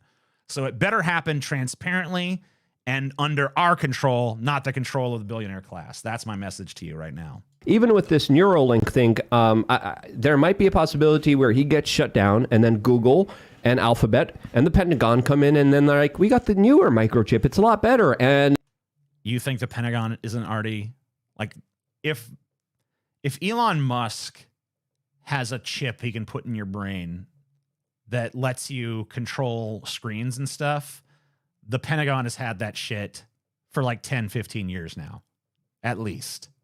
So, like, the idea that the Pentagon doesn't already have that, the idea that Elon Musk is on the cutting edge of this, like, give me a break. Like, did you see his robot? It's like 10 years at least behind anything like Boston Dynamics is putting out. So that means, like, what kind of robots does the fucking military have? Like, the endless money sinkhole that is the military doesn't have some fucking robots that make the shit that Boston Dynamics has look like a fucking joke? Of course they do. Of fucking course they do. And the idea that that Elon Musk is on the cutting edge of this technology, pretty fucking goofy to my mind. there's no one that's going to stop us, because we're going to have the monopoly on this, as we just stopped Elon Musk. So there's an argument here that I've been going back and forth on, that I've been talking about for a very long time, is that Elon Musk has a lot of power and a lot of responsibility. And when it comes to that, yeah, but that's the funny thing, is like, it's funny to hear you stupid fuckers admit that Elon Musk has power and responsibility, but you're totally okay with him fucking it off and being like an irresponsible memeing dickbag. So it's like you recognize that, but you don't actually hold him to that standard. It's fucking remarkable. Power and responsibility, we want to specifically know if he's going to be using that power and responsibility in a good way or in a bad way, because that's a lot of power for one individual to have. Elon, you gonna be good or you gonna be bad? Let us know. You gonna use it for good or you gonna use it for bad? Why don't we just take the power from him? Why don't we just diffuse the power and say, hey, maybe like we should listen to Kanye, you know? No one man should have all that power. Yeah, like take it away from his ass. He doesn't need that much power. Take it away, democratize the tech, put it in the hands of the people, make it transparent. Is he doing it so these new powers, this new technology is going to be used for the greater good? Or is that greater good just going to ruin him and destroy him because it's too much power for one single person to have? That's a question that I've been going back and forth on. I don't. Well, the answer to that question is pretty fucking simple, my friend. I don't know why you're going back and forth on it because it's pretty much obvious to me. No, what do you think? Well, hold on. I just figured it out. I'm just going to... Okay. The reverse oracle is about to speak. Whatever he says is the opposite of the truth. I'm going to hate everyone because... All right. So the answer, I guess, is to love everyone. I guess Jesus was right. So yeah, the reverse oracle has spoken. He said hate everyone, so we must love everyone. Elon Musk, I mean, what if he's like the Pied Piper acting like he's doing all this good for us? Oh shit. Okay, I guess Elon Musk is to be trusted, you guys. Free speech for you right here. And then basically there's a box that says free speech and there's a stick and everybody's running over to it and he's going to pull that stick and the box is going to... Amazing visual metaphor, Tim. But I guess Elon Musk, just in, the reverse oracle has spoken. Elon Musk is trustworthy. Tim Pool says not to trust him, so now I do. Come down, you know what I mean? That is what's happening, in my opinion. That is what's happening, in my opinion. Who the fuck is this dork? Guys, who is this? Someone tell me who this is, please. Does anyone know who the fuck this is? It doesn't say who this is in the title. I don't think it says it in the description. Who the fuck is this guy? Like, this guy looks like he could beat up Steve Urkel, but it looks like it'd be more of a challenge than it would be for most. Dim fool. No. Who's this? Who the fuck is this guy? Does anyone know who the fuck this is? Bryson Gray. Okay, yeah, I can see Bryson on his fucking shirt there. Who the fuck is Bryson goddamn Gray? I put him in my thumbnail. But I got no fucking idea who the fuck this... Oh, he's like a musician. He's got some stuff on SoundCloud and Spotify and shit. Hold on, I'm going to listen... Oh, wait, why can't I listen to a Spotify page? No? Did they take him off Spotify or something? Fucking what the fuck? All right, hold on, I'm going to listen to some of his shit. I want to listen to it. Let me listen. All right, I don't know how copyrighted his shit is. Oh my God, this has no fucking listens. No one cares about this guy. I guess Tim does. Okay. I'm going to assume this is probably not all that copyrighted, so I'm just going to play some. Demanding that you put a fist up, you were born white. $80 million, where that money at? We all tried to tell you when it's funny that Candace got receipts, now all of a sudden everybody mad. Kanye, I insulted you earlier. And, now that I've had the benefit of comparison, I want to say sorry to Ye. I dissed your track earlier, but now I see how much worse it could have been. So, yeah, you do you, Ye. Because at least your shit doesn't sound like 20,000 other fucking songs that I've already heard before. Like this fucking piece of shit here. The greatest lie ever sold. That's the name of the song is The Greatest Lie Ever Sold. Well, Bryson, I hate to tell you, but the greatest lie that you were ever sold is the one that you have talent.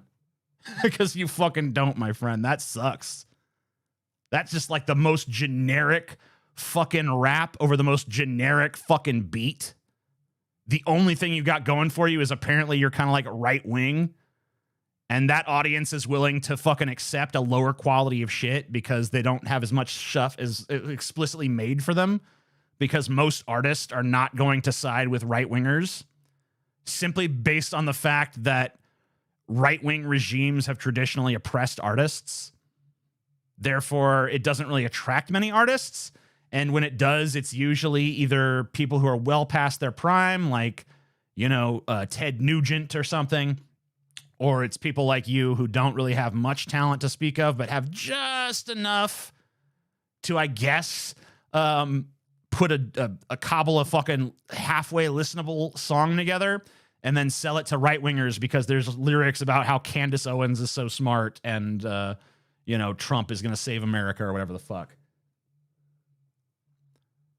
And I'm gonna tell you why. I've been in this movement for a while. And I don't know if I was unnecessarily mean to Bryson Gray, because I really don't know. I really don't know if I was too mean to him or not, because I don't know what he's gonna say. Maybe he's gonna actually be a pretty intelligent, reasonable dude, and I'm gonna regret being, you know, saying mean stuff. And if that's the case, then when this comes out as a clip, we'll cut that part out. But I have a feeling we're not going to cut that part out. 2 years ago, conservatives would have never defended this chip at all. I remember I used to talk about it. Now, wait a minute. Is this guy just now realizing that conservatives have no actual principles or values and they just say what they need to say in the moment to get ahead and win the fucking culture war? Maybe this guy is just dumb. Yeah, I think this guy might just be stupid. Like, sometimes you'll run into conservatives who are not necessarily evil. They're just dumb. And they really haven't caught on yet to the fact that it's all a bunch of lies. So this could just be one of those guys. Now, if you look, though, if you talk about the Elon Musk chip on Twitter, conservatives will defend it now. Yeah, because they don't care about anything other than Elon Musk triggering the libs. Haven't you figured out yet that conservatives will defend anyone that triggers the libs? Elon Musk triggers the libs. Therefore, his nightmare brain scan chip that's surely going to fucking install like malware into your cerebellum and shit is you know, that's just like, now that's fine. That's going to go off without a hitch because he triggers the fucking libs. So they don't care anymore. Now the mark of the beast is cool because, hey, the mark of the beast triggers the fucking libs. So and now it's dope. Now it's dynamite. Now it's the greatest thing since sliced motherfucking bread. It's like, we actually love it. And I don't think he can use it for good because he's a godless soul, right? And oh man, I do not regret the horrible things I said about you. This is exactly the same thing Kanye West said, by the way, earlier. Kanye West said, anybody who don't believe in Jesus has no business influencing anything. And so now here's this guy saying like, no, Elon Musk can't do good because he's a godless soul. Well, I mean, if you're an actual Christian, you don't really believe in a godless soul. You believe that God resides in all human beings.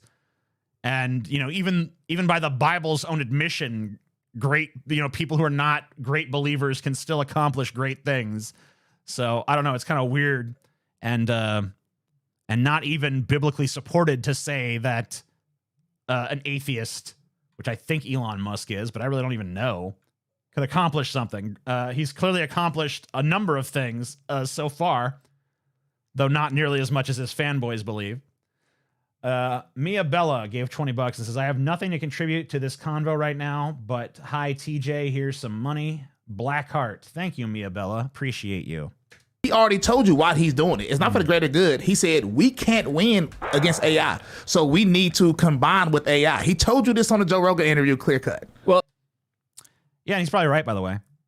I mean, once again, siding with people that are on the opposite side of the aisle or whatever. This guy's not right. Elon Musk is right on that. You know, we already are at a point where AI can write better than probably, I don't know, 50, 60, 70% of human beings can. AI can draw better than probably, I don't know, 90 to 95% of human beings at this point, maybe more than that. You know, AI is becoming fiercely competitive with human beings. And it is going to pass us up, and is going to get better at literally everything we do. And then what are we? Are we to be a race of, I don't know, invalids being cared for by an AI nanny? Or do we need to upgrade our own brains? Are we going to need to merge with the machine and embrace transhumanism? I think inevitably, yes, we're going to have to. Either that or we're going to have to artificially limit the growth of technology. Either that or we're going to have to accept that any sort of like human greatness is now a thing of the past, and we must now just capitulate to our AI masters and recognize that they are now the dominant life form on the planet. Even if they serve us, they're greater than we could ever be. And I don't think that humanity can easily accept that. I don't think I could easily accept that. So I do think that we need to embrace transhumanism. I do think that something like the Neuralink technology should be embraced by humanity, but I don't think that it should be in the hands of the billionaire class. I don't think it should be in the hands of corporate America with their capitalistic incentives. We need it to be democratized, and we need it to be something that's viewed in a much more responsible way as being a necessity for the future of the human race, and not just something that exists to make a buck or to compete in an economy. Well, AI is going to be the next. People don't understand the significance of artificial intelligence. Vladimir Putin has called it the next nuclear weapon, and the country that develops it first will have ultimate potential to have total world domination with it. So when it comes to this power, who would you rather have this latest technology? This is the question that I think maybe some Elon Musk fanboys are asking themselves. Do you want China to have that power? Do you want Alphabet to have that power? Or Google?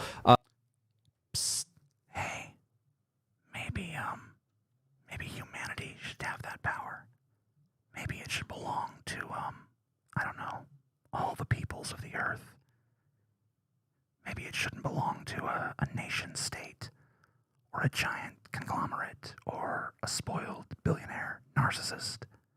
Maybe it should belong to all of us. Just saying, bro. The Pentagon, or do you want Elon Musk, who is representing? You're caught up in the cult of digitism, TJ. You are an analog mind. Yeah, but clearly I am a mind capable of being augmented.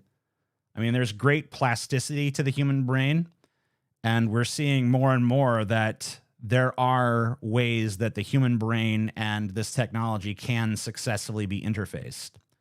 You know, we already have people who are able to control cybernetic limbs using their brain waves. So we already have technology that can actually look at people's dreams and construct some rudimentary depictions of what people are dreaming. So, I mean, like, this technology is very much emergent right now. And I don't think that, I don't think it's avoidable. I think even if you tried to suppress it, it's just inevitable.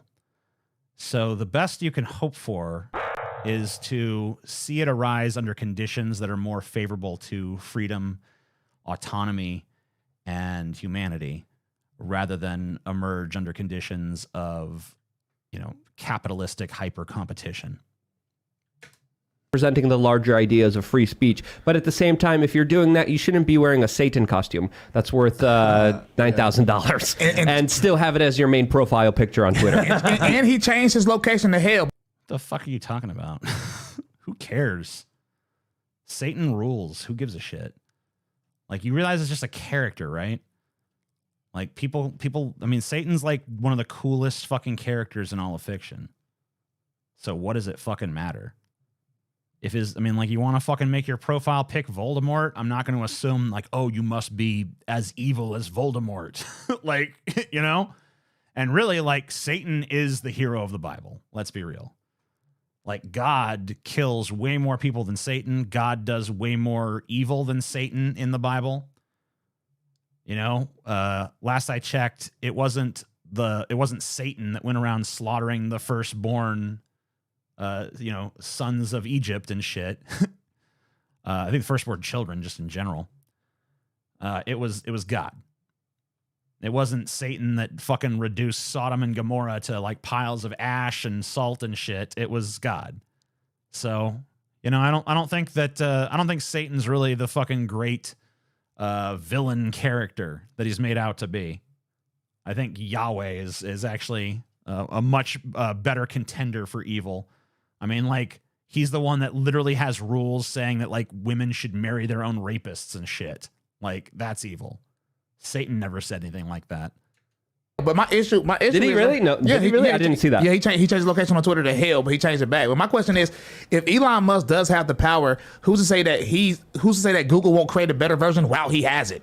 Yeah, you know what I'm saying? Like, no one man should have all that power. Keeps coming back to that. Because that's the true banger. Remember that. If there's a theme to this episode, it's no one man should have all that power. Yeah. I mean, you know what I'm saying? Like, they're going to get or the power if he anyway. builds it, they take it over and hijack the technology for their own personal benefit. But the argument is they're building the technology anyway. It's going to be here anyway. Who's going to be navigating it is the kind of conversation that I think is being had here. He has said, like, he's tried talking. I love that it never even occurs to this guy as he's so close. He's so close. But it never occurs to him that maybe the power should be democratized. Maybe the power should belong to all human beings across the spectrum and not just to some elitist group. You know, he's still thinking in terms of like national identity and political identity and class identity and all these different fucking layers of identitarian bullshit. And he won't just strip the bullshit away and say, maybe this should just belong to humanity as a whole. Remarkable to me, by the way. Talking to Congress about the dangers of AI, while also... The fuck is wrong with this dude's fucking eyebrows? This dude is a fucking AI generated character. This is not an actual human being. You know, creating things that I think are wildly dangerous that sever you from humanity and God. And I think... Oh my God, what a fucking bitch. You know what I mean? I can't believe you motherfuckers are making me take up for Elon Musk in this fucking conversation. Kind of.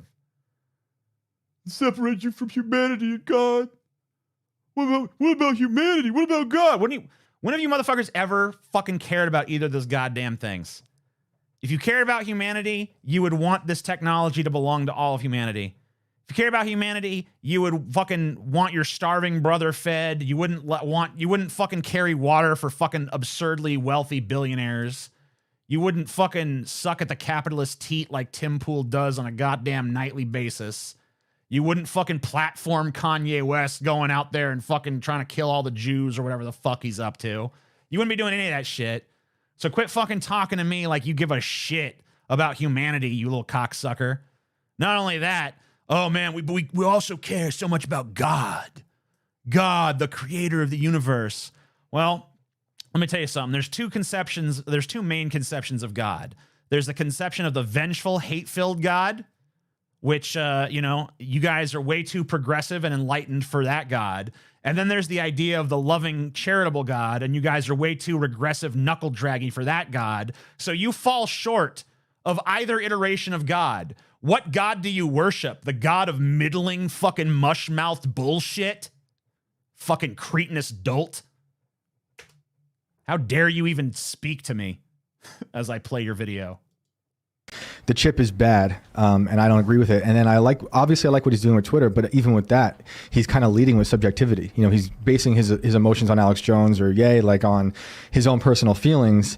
And I'm just like, I think you should be able to say whatever you want. Of course, but at least he's being honest about it. The he's being transparent nice. about it. You won't see Google doing that. You don't see Alphabet doing that. And that's why he's better than the Alphabet people. But it was like a child, right? Yeah, absolutely. He banned Kanye. It's a little better though. He said he banned Kanye because inciting violence. Yeah, because Man, Tim Pool has the easiest job on the face of the fucking earth, dude. Because Tim Pool is not even a part of this goddamn conversation. Tim Pool is just back there like, yeah, I'll be back here, Tim Pooling it. You guys yammer until I feel like I want to say something. Ooh, how much money I make? How much money just came in? 20,000? Cool. Yep, sounds good. Yeah, let them yammer. Let them blab. Let them bloviate and bullshit. Yep. Doesn't even have to say a goddamn word. Just kicks back. The fuck is Alphabet? Alphabet is Google. I don't know why they keep talking about Google and Alphabet like they're separate entities. They're the same thing. Alphabet owns Google. It made me want to punch Kanye, so that's why I banned him. Yeah. He's like Who's being violent now? Yeah, you know what I'm saying? Yeah. Come on. I had this. I don't really know what you're saying. Wait a minute. The reverse oracle is about to speak. Let us hear the latest things that we shall do the opposite of. Vision. It was like one day we were doing the after show and I had this idea He had a vision. The reverse oracle has had a vision. Silence! for like a TV show. Shh. Everyone, listen. The reverse oracle is soon to speak, and whatever he says, the opposite shall be true. And it's basically, I'll try and give you the quick synopsis. There's one city left on Earth. The entire planet is basically wiped out. There's just like abandoned cities everywhere. And it's like 2080 or something. There's a few million people living in this big city. It's the last city. And they have like scouting missions going out and gathering old technology and stuff. When one day they come across these creepy, slim looking humanoid creatures with chrome helmets. I apologize, but, what? What's happening? Sorry, wait a minute. He's not even saying anything. He's just like describing some sci-fi premise he saw once. Like, man, let me tell you this fucking, I read this fucking book or something once and you fucking, I don't even, did you guys hear him introduce what the fuck this was? Was I talking over that? What the fuck's he talking about? Hold up. I have to go back. I'm going to let him talk uninterrupted here so I can fucking fully comprehend whatever the fuck this is. I ban him. Yeah. He's like a Who's being child. violent now? Yeah, you know what I'm saying? Yeah. Come on. I had this this vision. It was like one day we were doing the after show and I had this idea for like a TV show. Oh, okay. So this is an original Tim Pool idea for a TV show, y'all. Tim Pool TV show idea. All right, we're going to rate his idea. Let's see if it's any good. And it's basically, I'll try and give you the quick synopsis. Please do, Tim. Yes, lay that synopsis on us. There's one city left on Earth. The entire planet is basically wiped out. There's just like abandoned cities everywhere. And it's like 2080 or something. There's a few million people living in this big city. It's the last city. And they have like scouting missions going out and gathering old technology and stuff. When one day they come across these creepy, slim looking humanoid creatures with chrome helmets who just like blast them with an energy wave and kill their scouting party. But one guy escapes. The long story short of it is the people don't understand why the world ended. The news records just ceases. They're looking at old data centers and they're like trying to go online and find records and newspapers, and around like, you know, a certain period, or maybe it's like 21 something, a certain period like in 2070s, news just starts to slowly stop. But there's no definitive end. There's no warning. There's no war. Just one day they're like the record just slowly trickles off and stops. So the general idea is, what would happen if Neuralink became the thing today and everyone started using it? The conversation would be happening on Neuralink more and more and more. And if you weren't using it, you would have no access to the latest news. You wouldn't be in the network. So then 100 years later, the people who refused, call it, you know, godless or evil or satanic or whatever, they're like, we don't know what happened. Just one day, like everybody was gone. We can't, like, you know, if you're like third or fourth generation down, you're like, the people all left. We don't know where they went. There's no records of history. But then those creepy creatures I mentioned are the people who are living in pods underground, wired into the Neuralink, who come up periodically to collect resources. So that was my idea. So it's basically like a little bit of Fallout, a little bit of fucking what's that one with Will Smith? The vampire one. Fuck, what's it called? It's not called The Last Man on Earth. That's the Charlton Heston one, I think. Yeah, it's kind of like Logan's Running. I mean, there's like a lot of fucking sci-fi tropes rolled into it. All right, I think it could. All right, Tim, I'll greenlight it, but only if Andy Dick is the star. That's my prerequisite. Andy Dick has to be the main character. If you can make it succeed with that impediment, then your show is worthy. So I greenlight it, but Andy Dick must star in it. And he has to be himself. He has to play himself in the fucking story. I don't care if it's 2080. He was cryogenically preserved or something. Like it's basically like its vision of what may I Am Legend. Thank you. That's the fucking title. May happen. That's like the evolved version of people deleting friends off, you know, different social media platforms. I love how Tim Pool pretty much totally sidetracked the whole conversation to talk about his like sci-fi show. Like he's so bored by the conversation they're having back there. He's just like, man, remember that fucking cool show idea I had? That kind of relates to this, I guess. Man, one time I had this vision. I had this like idea for a TV show. And everyone's just like, well, it is the Tim Pool show. I guess we have to listen to this. And then they just listen and like, all right, now I have to try to return this to the actual conversation. Platforms, you know, you enter these little bubbles. Who's the villain in Andy Dick's TV show? Keanu Reeves.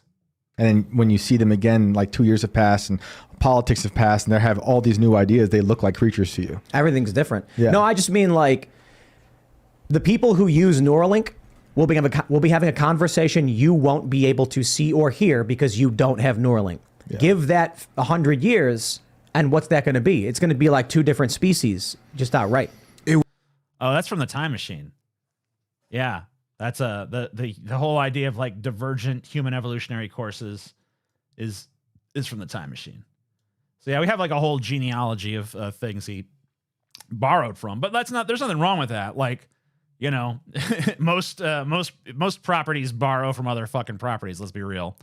You know, like Star Wars is basically like an amalgam of, you know, serials and fucking like old movie theater serials and Flash Gordon and Akira Kurosawa and shit.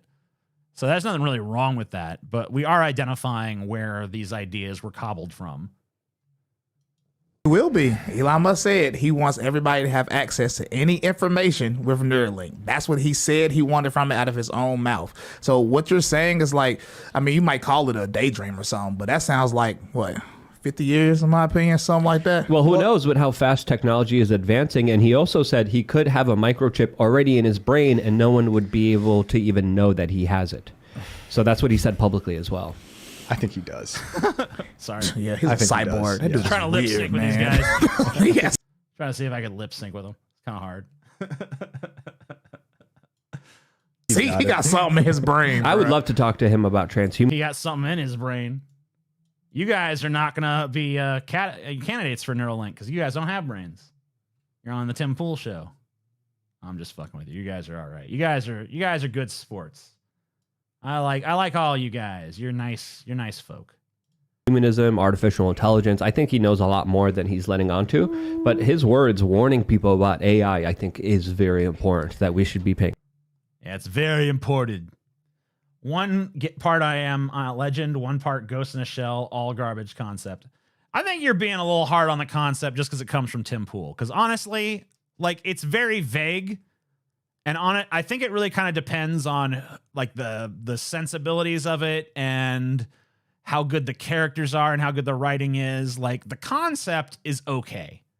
It's not the worst premise in the world. Now, it's not a concept that really hooks me because I'm not really into this whole like finger wagging about technology and stuff. But yeah, like I don't even in my book that I'm writing.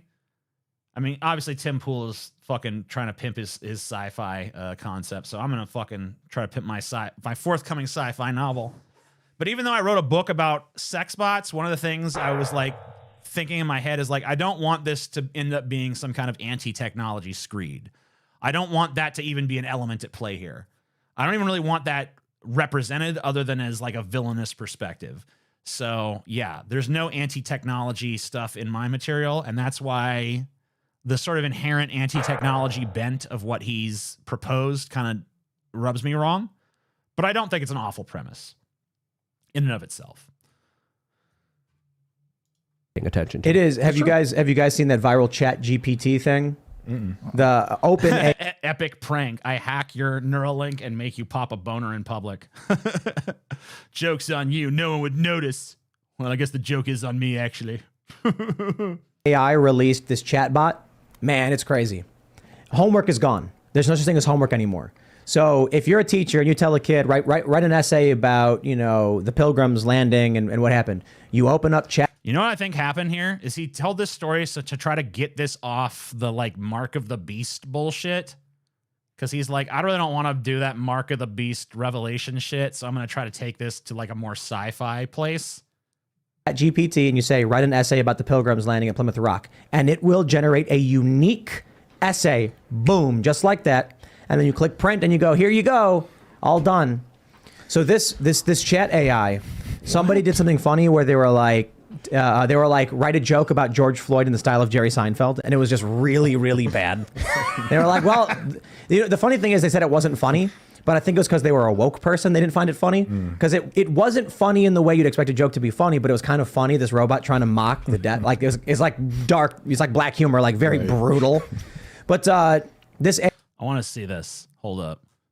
Let's see if I can find this. AI George Floyd joke in style of Jerry Seinfeld. Man, I can't find it. If anyone knows where that is, send it to my fucking Instagram or something. AI stuff. Oh, I did want to mention to you guys to join my Discord and to, if you have any content suggestions for streams, to put them in the content suggestion, I don't know, room or whatever the fuck. I don't know. I'm not good at Discord, but yeah, it's in there. Someone put the political typology quiz to it. Like they asked these questions and the AI was a liberal. 1 degree to the right of a progressive leftist. So like actually kind of far left. The AIs that are all being trained by a censored far left internet. So the future, if conservatives resist all of this and the left accepts all of this, it's going to be like some weird sci-fi movie where you got like some dude in camo gear with like black paint under his eyes and like an AR fighting some weird dude flying through the air shooting lasers at him. Yeah, it sounds like I mean, I think I know who'd win that fight, right? Like, I'm a camo guy with a shotgun. That's cool. I'm a fucking augmented flying laser humanoid with a fucking energy shield. Like, I don't know. It seems to me like the redneck might lose. Me, I'm Rambo, man. Let's get it. I'm ready. I like the war. Right. I'm ready. I like the war. You really? Because you're gonna lose it. Like, there's gonna a fucking blue-haired SJW is gonna appear before you as a fucking being of pure energy and just disintegrate you like Dr. Manhattan disintegrated fucking Rorschach at the end of Watchmen, and you're just gonna be dead. Are you gonna love the war then? Because it seems like no, you're probably not gonna. Bryson versus RoboCop. You feel me? Let's get it. Guaranteed.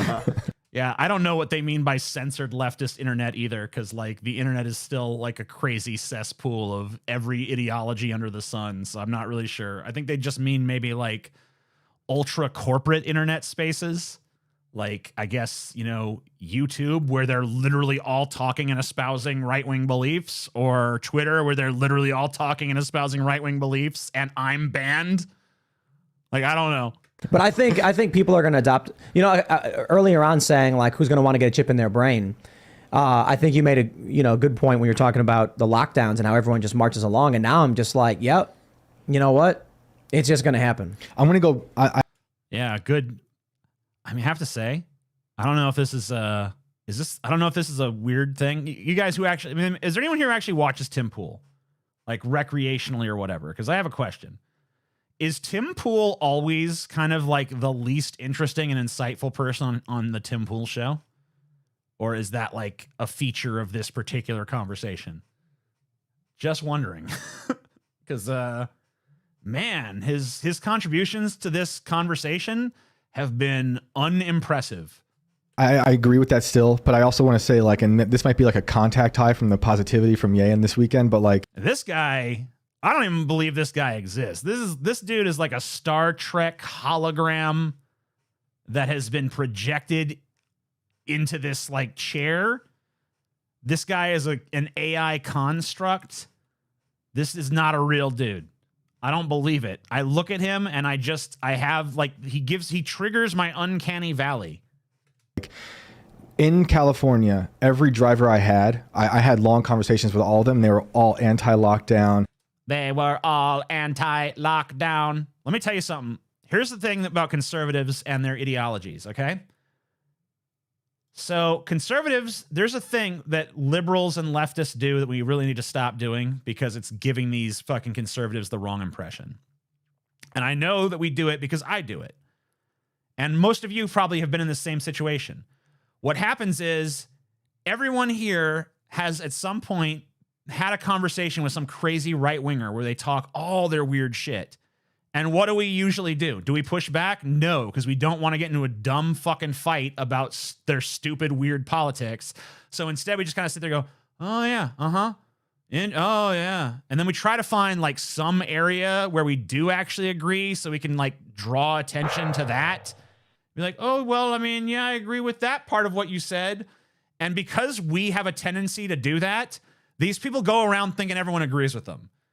So from now on, you know, when they fucking start talking their weird shit, even though it's going to be uncomfortable, you just need to be like, yeah, that's a bunch of bullshit. You're totally wrong. Like, it just has to be done for the good of the lands, guys. Like, we got to stop placating these people, because this is why they go around thinking that everyone secretly agrees with them. Because when they fucking talk their shit to us, we always just go like, yeah, that's nice. Okay. Yeah, I agree with that part. Nancy Pelosi is corrupt, I guess. You got to stop. Because that's how they fucking get these weird impressions about the world and think that everyone's secretly on their side. It's because Tim Pool's an NPC no one's heard of. That's not true. People have definitely heard of Tim Pool. Neuralink will never work because we don't know with 100% certainty how the brain works to make it work with technology we make for it. Yeah, but our understanding of the brain is increasing all the time, and we really don't need to fully understand the brain in order to make technology that can be compatible with it. Like, there's plenty of things we don't fully understand and yet still have technology that can interface with. So I don't think that's even a prerequisite. Now, are we going to have like a 100% integration between the human brain and technology anytime soon? No. But like the first stages of it, fucking for sure. We're there. Anti like the government overreach, and I was shocked. Yep. You know, because it really blew my brain. You know, because the news, and I've never been out there, and they make you think it's a wasteland. I think a lot of places are a wasteland in this country right now after the last 2 years. But they were so positive, and they saw like a hope after learning. Like, they saw the government destroy so many things. So like, I did take away some positivity from those. You know, it's a handful of conversations, but I didn't expect to have those. So maybe there's a little bit of hope out there. Well, I think most people are still like conservatives. If there's a fair battle of ideas, conservatives always win. You can see that with Andrew Tate, right? They had to ban Andrew Tate. He became That's true. We don't understand gravity, but we interface with it all the time. Yeah, I mean, like, there's not yet. We have a Newtonian theory of gravity. We don't have a quantum theory of gravity. So that means we really don't understand gravity. And yet, obviously, we make technology that interfaces with gravity all the time. Now, the human brain is a little bit more complicated, at least in terms of effect, than gravity is. But the most popular person, our social security numbers, mark of the beast. Dude, let me just tell you something. Conservatives have been talking this mark of the beast shit forever, okay? Like, we haven't really heard them do too much talking about that. There's still plenty of time left in this clip for them to get to it. But like, conservatives do all kinds of have always been yammering about the mark of the beast. You know, they used to say that it was, barcodes for like grocery items and stuff. Oh, pretty soon they're going to tattoo a barcode on everybody. Mark of the beast. Ronald Wilson Reagan, 6 letters, 6 letters, 6 letters. He's the Antichrist. I had a fucking cousin who told me she couldn't wait for Hillary to take office because Hillary Clinton was the Antichrist. Conservative Christians have been sitting around waiting for the Antichrist forever. And every fucking generation has been able to point to something that's going to be, oh, that's it. That's the mark of the beast, y'all. That's the mark of the beast. in the world fairly quickly, to the point where he went against the Hassan Pikers, he went against all these people, and he won the battle of ideas to the point to where they had to say, you're out of here. So if there's a fair battle of ideas, we still win because we... Wait, what? Hold on, I need to go back. I missed something. Positive, and they saw like a hope after learning, like they saw the government destroy so many things. So like I did take away some positivity from those, you know, it's a handful of conversations, but I didn't expect to have those. So maybe there's a little bit of hope out there. Well, I think most people are still like conservatives. If there's a fair battle of ideas, conservatives always win. You can see that with Andrew Tate, right? They had to ban Andrew Tate. He became the most popular person in the world fairly quickly. Conservatives do not always win. Like, first of all, tons of fucking pretty far left ideas pull very well in America. Like, you go around and ask people about things like universal health care, it's always been those ideas have always been fucking popular. Even when it comes to things like gun control, those ideas have always been popular. But what conservatives have is, I think they're not a super minority, but they are a minority, but they're very fucking vocal. And they're very hive-minded. Like, if you talk to 10 different leftists, you're going to hear 10 different fucking things. If you talk to 10 conservatives, you're going to hear the same thing 10 times.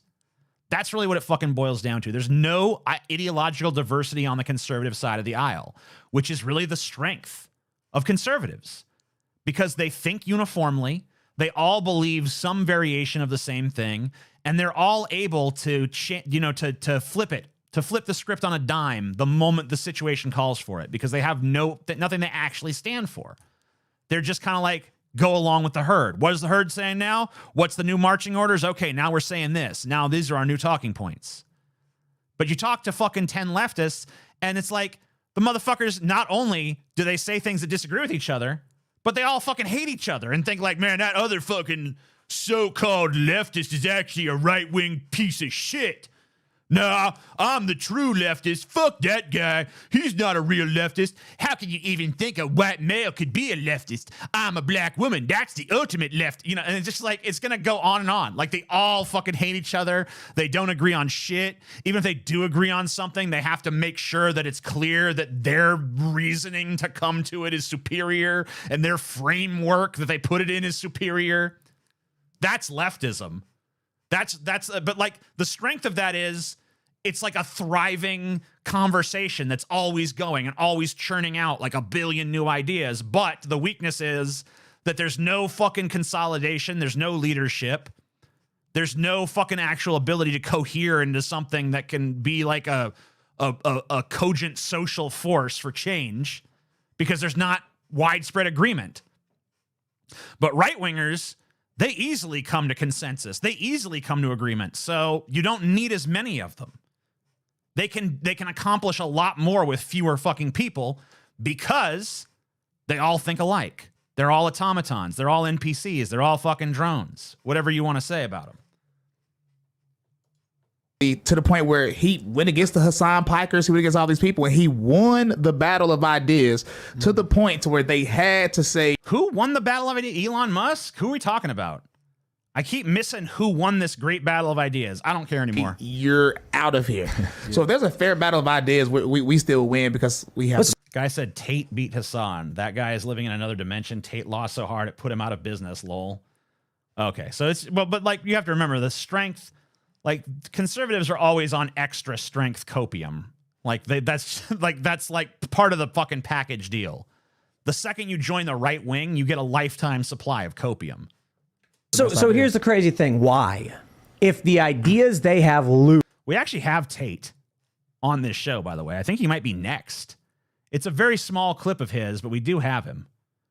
Let's see. No. I'm going to put him next.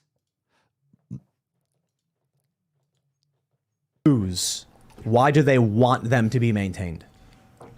They like power. Yeah.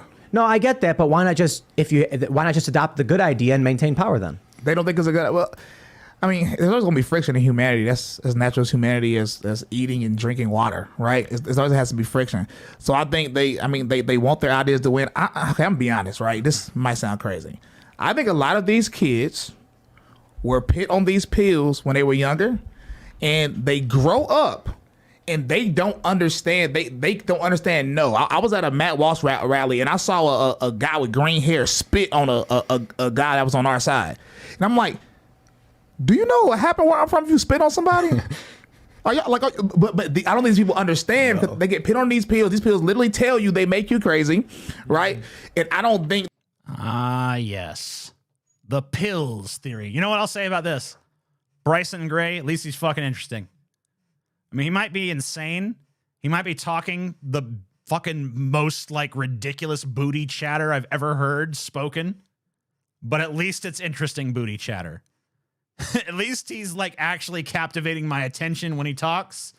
Although I keep missing things he's saying, probably because I keep fucking double taking, perplexed at shitty. Like, you know, in the long run, conservative ideas do tend to prevail. It's like, no, they don't. What are you talking about?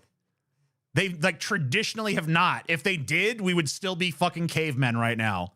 It'd be like, Thag, no, if this fire thing maybe go too far. Like, we'd be there. You know, the wheel is a temptation of the devil.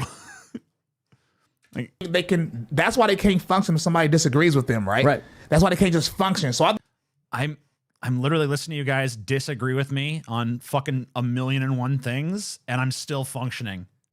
Like I'm like literally I could go eat a fucking a bowl of Cheerios right now. I could take a sip of water. I could go for a walk down the street. You know, I could do a number of things. I'm not you. There's nothing. You disagreeing with me is not at all an impediment to me doing or saying or believing or experiencing fucking anything. It has nothing to do with me. I don't care. I mean, I care because you're messing up the world with your backwards ass ideas. So I care to that extent. But like on a personal level, you being like, man, let me just tell you my crazy theory about what's going on. They put the kids on the pills and the pills scramble up their brains and then they do the whack-a-madacky things and they go around in the green hand, they spitting on people, and what's that all about? It's like, what the fuck was that? What are you talking about? Man, you just can't handle disagreeing with me. I don't know why he talks like that. I think it's because I'm putting a little Cosby in his voice, not because he's like a rapist or anything, but because I just remember the Bill Cosby rant about like the kids listen to the rap music, you know, and it's kind of like I'm kind of getting that vibe right now. I'm kind of getting the kids listen to the rap music and it scrambles their brains vibe.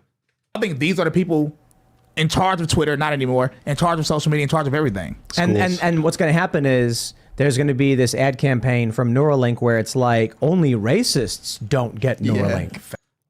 What? There's not gonna. What are you talking about? Do you guys just like say things with no like? Man, I guess it must just be nice to have a right-wing audience because they apparently don't question anything you say. You can just say some totally off-the-wall shit like, you know, and of course, you know, when Neuralink comes out, there's going to be a campaign that says you're racist if you don't get Neuralink. It's like, no, there's not.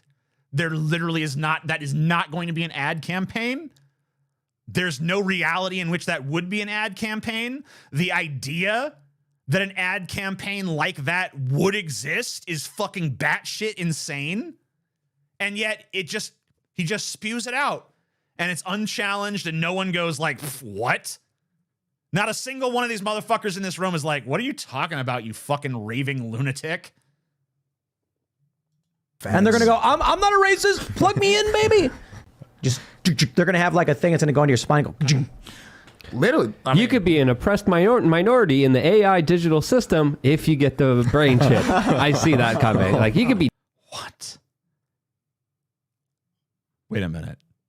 This motherfucker just said that there's going to be like an equivalent of the Matrix, like a fantasy world where you can do anything. And he thinks that the thing people are going to want to do is they're going to want to plug in and be an oppressed minority. Like they're going to be like, oh man, I can't wait to be a slave picking cotton. Like, who, huh? No, that's not what people are going to do with that technology.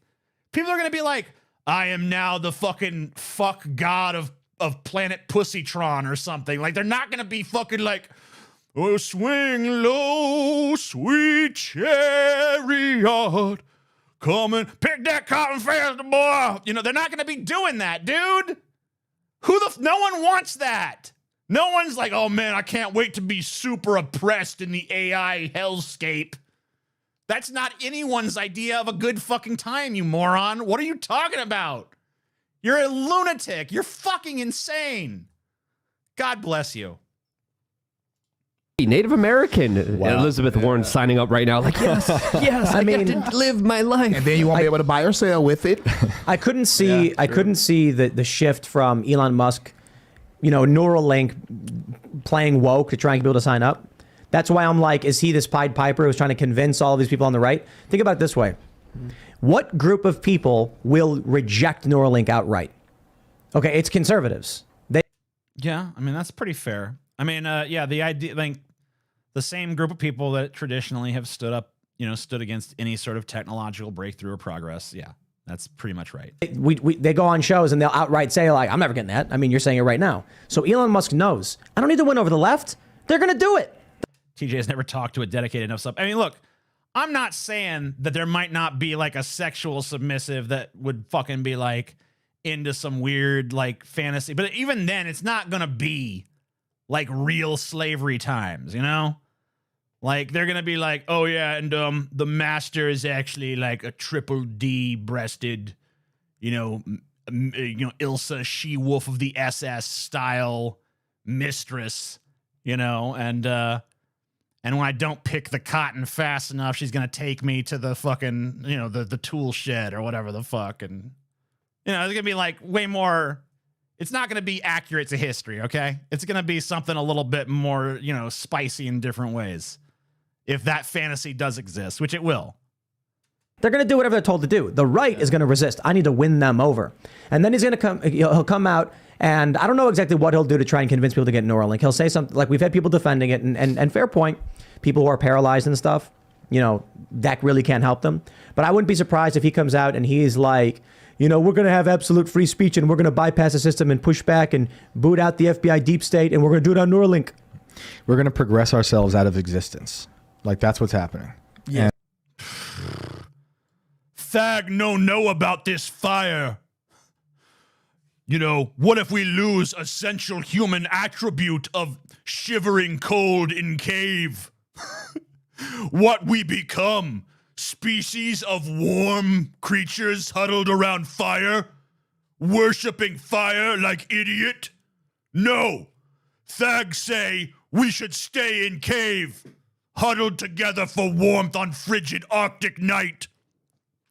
Otherwise, we lose essential humanity. Give me a break, dude. Such a dork. Such a dipshit. Such an AI-generated non-human. And I don't like that future. I think it's a very bleak future. One generation at a time, slowly more and more machine. Yeah. And then in 1,000 years, there's no humans. There's just weird robots flying around making more of themselves. Wally. Sounds pretty good. But isn't that the way they convince people? Because all you have to do, and the media does this all the time, and the left they're the best at it. You could thank you. Control people with emotions, right? If somebody's emotionally attached to something, you have. Wait a minute. Every fucking argument you guys have made in the course of this bullshit has been emotional. You guys literally just made an argument like, what if we lose our humanity? And it's gonna be bleak and it's gonna be bad. You're the ones making nonstop emotional appeals here. So, like, don't fucking all of a sudden be like, and the left just makes emotional appeals all the time, and that's all they got. The man who says they'll progress themselves out of existence, all while he's on the internet, driving a car, flying on an airplane, right? No one, I don't fucking see this guy weeping that fucking Homo erectus ain't the fucking dominant species on the motherfucking planet no more. I don't fucking see him crying that we outcompeted that motherfucker. Thanks for the laughs. You're welcome. You're welcome, Land Chad. Where's your cousin C, Chad? Have a better chance of convincing them. So if Neuralink, like you already said, it can help somebody in a wheelchair, or Elon Musk said it can help you if you're blind. It can help you if you have Alzheimer's. You know what I'm saying? Everybody knows somebody in their family with these things. You know what Wait a minute. Are you saying it's an emotional appeal because the technology might help people? That's not an emotional appeal. That's like an actually pragmatic and effectual reality. Like, yeah, if a technology like Neuralink could help someone who can't walk, or help someone who can't see, that's not an emotional appeal. That's a very practical, pragmatic appeal. That is the exact opposite of an emotional appeal. You might feel good about it. That's definitely emotional, but like, yeah, you should feel glad about it because it would be good. Yeah, like, man, the left is always convincing people that positive things are good. What's up with that? Like, what are we talking about here, man? The flesh is weak. I'm ready for my multi-gendered cyborg body. Me too, Murphy7801. Thank you for the 5 pounds.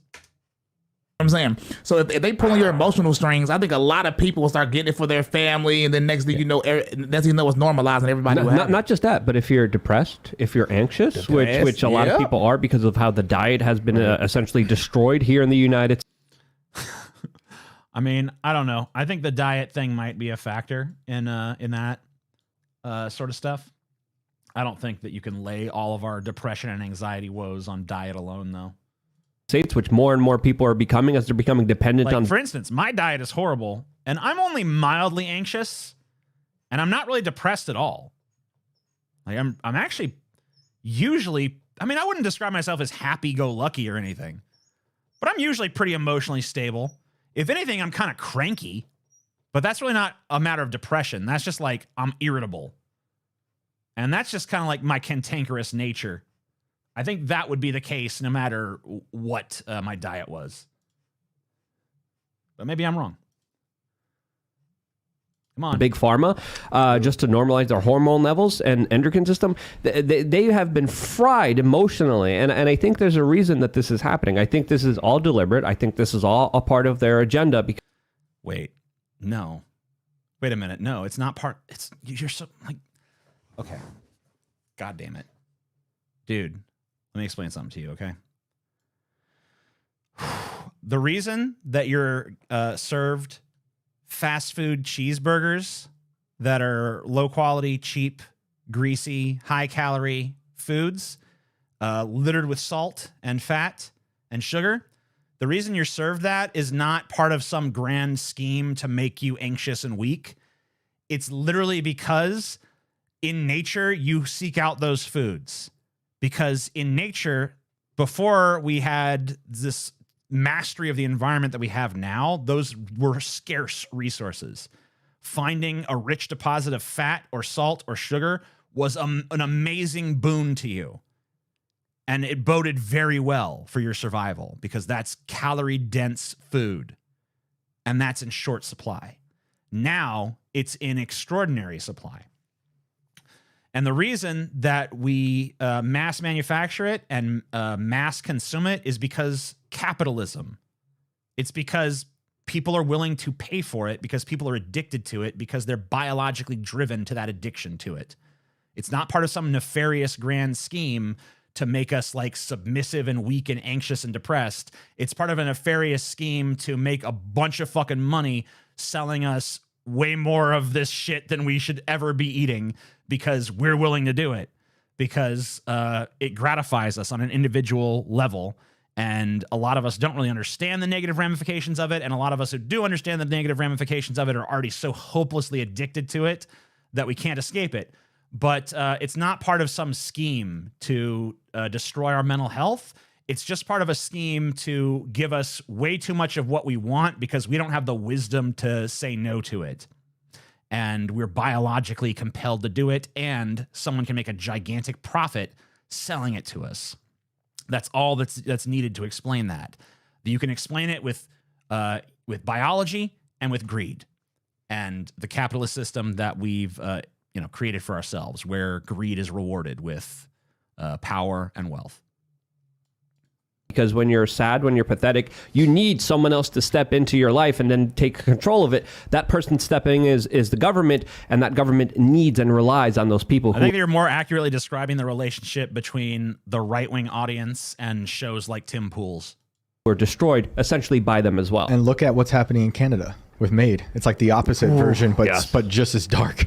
You know, sign up, fill out an application, take your life away. I mean, and for simple reasons like that too. It's really that terrifies me. You guys the same thing. You guys ever see the movie Gamer with oh my god. The movie Gamer that no one has thought about or given a shit about for fucking like did we even give a shit about that when it came out? Like, I remember I saw Gamer in theaters because one, Marilyn Manson was on the soundtrack, and two, Gerard Butler was coming off of 300, and he was like a pretty hot name at the moment, and I think because the dude from Dexter, Michael C. Hall, was going to play the villain, and I was interested to see what he was going to do with it, and the Manson track ended up being Sweet Dreams, which is like whatever, fucking okay, boring. And then the Gerard Butler performance was fucking boring dog shit. And then Michael C. Hall's turn as the villain was like the worst I've ever seen him perform. And he sucked. And that whole movie was like it was shit. That movie was dog shit. And the fact that he's like bringing it up in the course of this conversation is remarkable to me. I kind of look forward to talking to Tim Pool if he ever actually brings me on his goddamn show, because I think we could talk shitty movies the entire time, because apparently he has just as bad of taste in movies as I do, which is kind of cool. What's that guy's name? Sounds familiar. Well, Gerard Butler's in it. So basically, there's a guy, he's like falsely accused or something, and then you're on death row. It's basically Running Man, but in 2008 or whatever year it was. By the way, Lewis, thanks for the $1.99. You're granted freedom if you elect to be used as an avatar in a game where video gamers can control your body. And so Gerard Butler's in like this battlefield. He's got to kill people or whatever. And this kid's controlling him. And he's like, hey, give me control. You never seen this? No. I haven't either. And What so, year is this? oh, 10 Yeah, no one's seen it because it's terrible. It's a fucking awful movie. years ago. Oh, never And heard so Gerard Butler's like, give me control and I'll win. And so then the kid like stops, and then Gerard Butler just goes ape and starts taking everybody out. But then basically the point of the story is they have these. Yeah, I said Gamer was 2009. I said Gamer was 2008. It was actually 2009, so I was pretty close. Online games where you can take some kind of like brain implant that you like snort or something, and then give up control of your body to someone for someone to use as an avatar. So there's like people who go to this club scene, and then people use their bodies for like weird sex stuff. And then in the end, what happens is the guy who made it all has absolute control over everyone else who's plugged in. Right. So there's like the scene where he's like doing this weird movement, and all the guys around him are doing the same thing, like his puppeteer. Man, of all of the science fiction films to reference as cautionary tales, you mentioned fucking 2009's awful movie Gamer. Like, it's not good. It's really a stupid fucking movie, guys. I don't know if you've seen it, but it features the rapper Ludacris, and it is itself ludicrous. So the idea that this is like what's being brought up as like, hey, we need to be cautious about this stuff because I don't know if you guys have seen this movie Gamer. Like, man, of all the fucking science fiction, of all the cautionary tales to cite, the tale of Gamer, eh? Okay. I guess at least it's better than you explaining the premise of your own fucking weird sci-fi show, your vision. Hearing them. Yeah, that's the thing about Neuralink, why I'm like, I would love the idea of being able to plug your brain and like you're transported into an actual Skyrim, like you see an experience throwing fireballs at a dragon or something.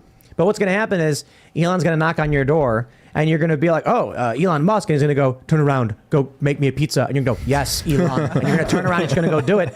And then you're going to we have to pretend Tim Pool's funny. be sitting there and you're going to go, you're going to be making the pizza going, why am I making a pizza for him? It feels so good. I love doing this. Why? It's like, when they have Neuralink in your brain, they're going to come to you and they're going to say, inject this into your blood. They're going to say, hand your kid over, and you're going to basically orgasm when you do these things you hate. They will get you to do things you hate, and it will feel. Well, if they feel good, then you don't really hate them anymore, do you? I mean, as far as dystopias go, at least you're getting some pleasure out of it. Like, oh my God, it feels so good to be oppressed by Lord Elon. Oh yeah, I came again. Yes. Oh, I love doing things for Master Elon. I don't know. Like, it could be worse. It's better than toiling fucking under him and knowing it's horrible, right? You got to remember, people like this love Blade Runner 2049 and ignore all the blight caused by unregulated corpos. Oh yeah, that's true. Like, they watch the movie but don't take the message from it at all. He could be talking about Babylon AD. I don't know that one. Feel good. Thousands of orgasms in your pod as you're being force-fed bugs. I mean, if your brain has literally been rewired to like the taste of the bugs and to like becoming nonstop, like, that doesn't sound that bad.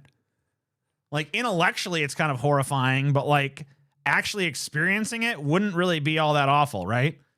Because you'd literally just be sitting there like, oh, I love eating bugs. Yes. Oh, but wait, I only love this because I'm programmed to. Who cares? It feels good. Oh, yeah. Oh, yeah. And then eventually, maybe we just become a species of nonstop orgasm. We just like become like, we are the nonstop orgasm that just orgasms forever. Like, who knows? I don't know. Seems like there's worse fucking potential futures for humanity than that. I'm not defending it. I'm not saying that's what I want for us, but like, you know, it could be worse. Is essentially the future that allows You people just sold it to some people out there. Exactly. Like, there's definitely Yeah, he started selling it to me. I'll be honest with you. Capitalism is already making us do things we hate. Yeah, no shit. But it doesn't give us pleasure when we do them. So, you know, if you're going to be a fucking cog in the capitalist system, you might as well be an orgasming cog. Kidding. That's literally what they're going to be doing. That's how they're going to be getting. That's how they're going to destroy humanity with pleasure. So you know, the mind control shirt's making more sense now. I think it's going to be a mix, though, of a 1984 style totalitarian government with, of course, a Soma Brave New World reality that I think is also going to be prevalent as well. And we're seeing this left and right kind of dichotomy being pushed back and forth. And this is the kind of lock steps that are being put into place, acquiescing society towards total slavery. Thanks for watching this. Wow. Thanks for making this clip, you guys. Thanks for making this clip. Oof. Okay. What do we got next? Andrew Tate's going to tell us some wisdom. We're going to learn that atheists don't actually exist from Andrew Tate. It's going to be quite eye-opening, I think. It's a short, so there's not a whole lot to it. We'll see what's going on here. Can I go back to the beginning of the short? Yeah, whatever. Truly negative experiences. I've had a few where you come close to losing your life, or you meet other people who come close to losing their lives. Nobody's an atheist at the end, my friend. He will not be an atheist if he gets stabbed and he's about to die. He'll be praying to God like you've never seen. Atheists stop being atheists quickly when the game gets real. Also, if we're going to talk... Yeah, I mean, like, when you're emotionally compromised by a stab wound and you start I mean, like, dude, I would literally fucking embrace anything at that moment. Like, if Merlin the magician showed up and be like, Merlin, cast your magic upon my wounds. Yeah, go figure. Like, being in an intensely emotional moment with your life hanging in the balance might fucking make you more irrational. It might make you more prone to seeking out supernatural remedies to your condition. But guess what? We know from the long history of people being stabbed that God has not once intervened and healed the stab wound away. You know, God has never shined his mighty light of heaven down on a stab wound and been like, no, my child, you are healed. And also, if you genuinely, truly believed in God and thought there was a heaven and thought you could go there, do you really think you'd even want to be saved? Like, would you even really want the stab wound to go away? Wouldn't you rather go to heaven and enjoy the fruits of paradise for eternity? Talk about happiness. We're here to be happy and we're here to enjoy ourselves. It's through God that you're happy and enjoy yourself. It's not through endless pussy and supercars. And you can find any man who goes down that hole and tell me, are they happy? The answer is isn't that you? You're that guy. That's your main sales pitch, is like, you are, if you follow my lead, you will get pussy and cars. But now you're like, but no, brother, that's empty. What's really good is God. no. Who's the man who's happiest? The man who's praying. I think when you have negative experiences, and I'm talking about truly negative. Yeah, the man who's happiest is not usually the man who's praying. The man who's happiest is usually the man getting blown. Sorry. Show me a dude getting a blowjob and show me a dude bent down on his knees in prayer and ask me which one I think is happier. And the answer is universally not going to be the pious adulator. Sorry. My testosterone is too low to understand. That's true. I don't really get it. I'm just too low testosterone, too low T. Too low T to understand the genius of Andrew Tate. Very true. Very true. All right. So we're going to talk. We're going to see what Vaush is up to over here. I told you we're going to bring up Kanye again. So we're going to look at this video. This is why Nazis like Kanye don't deserve a platform, by good old Vaush. People like to attribute like censorious or anti-free speech politics to me. I do not believe in hate speech laws, and I do not believe in arresting people for the stuff they believe. I am fully okay with disallowal from running for office and disallowal from participating in public discourse if you're using it to spread hatred and to threaten violence against other people. To me, that's a fair line. We have to understand we're playing for the highest stakes here. Once the Nazis take power, that's it.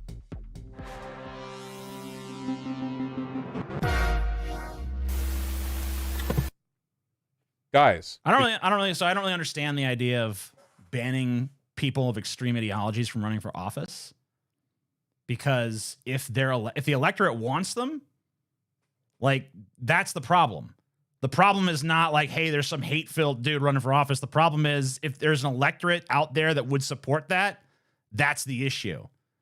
And I don't know how you deal with that. You can't really deal with that by deplatforming that politician. To me, it's like saying that you're going to deal with the crime problem by locking someone up in prison. Yeah, that particular person can't then go and stab somebody. I mean, they still could in prison, I guess. But they can't go out on the street and stab somebody. So it's like, oh, look, prison works. Well, I mean, it works in that limited sense, but like, you haven't actually dealt with the underlying, social issues of what caused this crime in the first place, right? So I don't know. Like, I feel like it's really weird that, someone who is like espousing, hey, we need to have like a more egalitarian sort of socialist fucking ideology. You can't back away from that the moment that the stupidity of the populace starts to inconvenience the narrative. Like, yeah, the fact that we have a bunch of hate-filled bigots out there in the electorate is a serious fucking problem. But you can't just be like, well, my previously held democratic notions of, hey, power to the people. You can't just set that aside when you realize, hey, some of the people are actually horrible. You have to actually deal with the underlying issues. I'm sure Vaush probably does have plans in his head about how to do that. But that'd be my initial objection. Did you know that free speech is really cool? I did, because I agree. The problem is that nobody seems to understand what free speech means. Is it anti-free speech when you call a person dumb? Probably not. Is it anti-free speech if you show up in a restaurant with your shirt off and you piss on a table and they tell you to leave? I mean, maybe, I don't know. Maybe. Here's somebody. A little bit. I mean, yeah, a little bit. It's a little bit anti-free speech. The problem with this argument about free speech to me is that everybody always wants to make it a binary where on one side there's free speech and on the other side there isn't. And it's just like very few things work that way.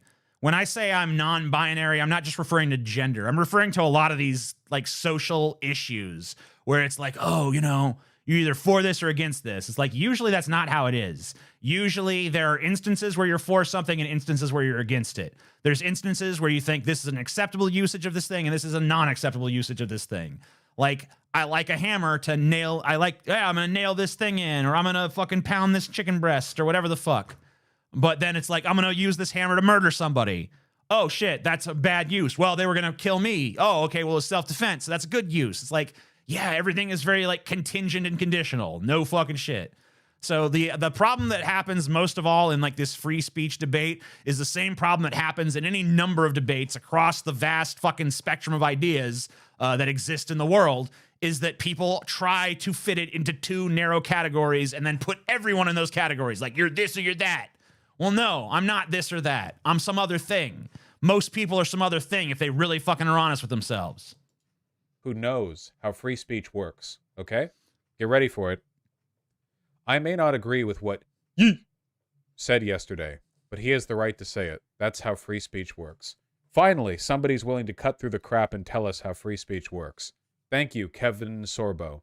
That's awesome. Now I know. Now that I know what free speech is, I have some questions and concerns a little bit about the way that free speech as a concept is constantly invoked. They often say that like the right is more preoccupied with free speech than the left is, that the left is censorious. This isn't backed up by any data as far as I can tell. Right-wing governments are far more censorious broadly than left-wing governments are. If you take a look at the allies of Trump around the world, they tend to be very much so. Trump himself immediately tried to use his power as a president to like shut down the media, which seems a little bit bad, maybe a little bit. But I was also curious about the that's all true. And by the way, also, I mean, look at all these fucking right-wing right-wing supposed free speech absolutists out there right now that are all about censoring library books and getting like, oh my God, we can't have these trans inclusive books in the schools because it's brainwashing and it's grooming and it's this and it's that and the other thing. And it's like, you guys are not pro free speech.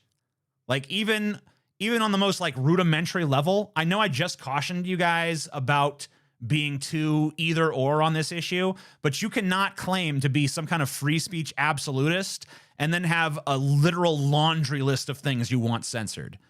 And mostly, by the way, completely harmless things. So yeah, the claim to fame, the claim of like the right wing is this like safeguard of free speech and they're out there fighting for free speech values on the regular, not fucking true. Not even remotely, vaguely approaching the area of true.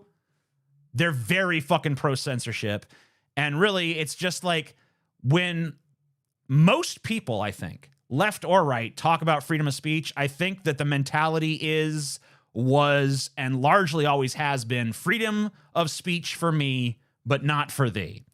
And you notice, like, when people make exceptions to what freedom of speech should and shouldn't be allowed, it's usually along very ideological lines. It's usually the people who have ideas that are very different from my own are the people who really should be the exception of free speech. And that's a failing I see on all sides of all political aisles. Exact way in which this was being invoked, because it hasn't escaped my attention that every single time free speech is brought out as a defense by the right wing, it's to defend horrible people. I remember there was like a CGP Grey comic from years and years and years ago where if the only defense that you have of your argument is that it's not technically illegal to express it, you probably have a really bad argument. Oh, XKCD. Sorry, not CGP Grey. I associate them because they have similar art styles. XKCD, that's right. And I think that's actually a really good point. Like, don't get me wrong, we do all have free speech. Under the First Amendment, we are protected from government persecution based on our politically protected speech, or any other kind of speech, really. I think we all know, though, that the fucking concept of freedom of speech is a lot broader than what's contained in the First Amendment. Like, there is the legal definition of free speech as it's outlined in the Constitution as a right. Hey, here it is in the Bill of Rights. First fucking one, freedom of speech, freedom of religion, freedom to peaceably assemble to fucking redress your fucking problems with the government or whatever the fuck. And Congress shall make no law respecting an establishment of religion or any of this stuff. And there's always going to be freedom of the press and freedom of the people and all this shit from the government.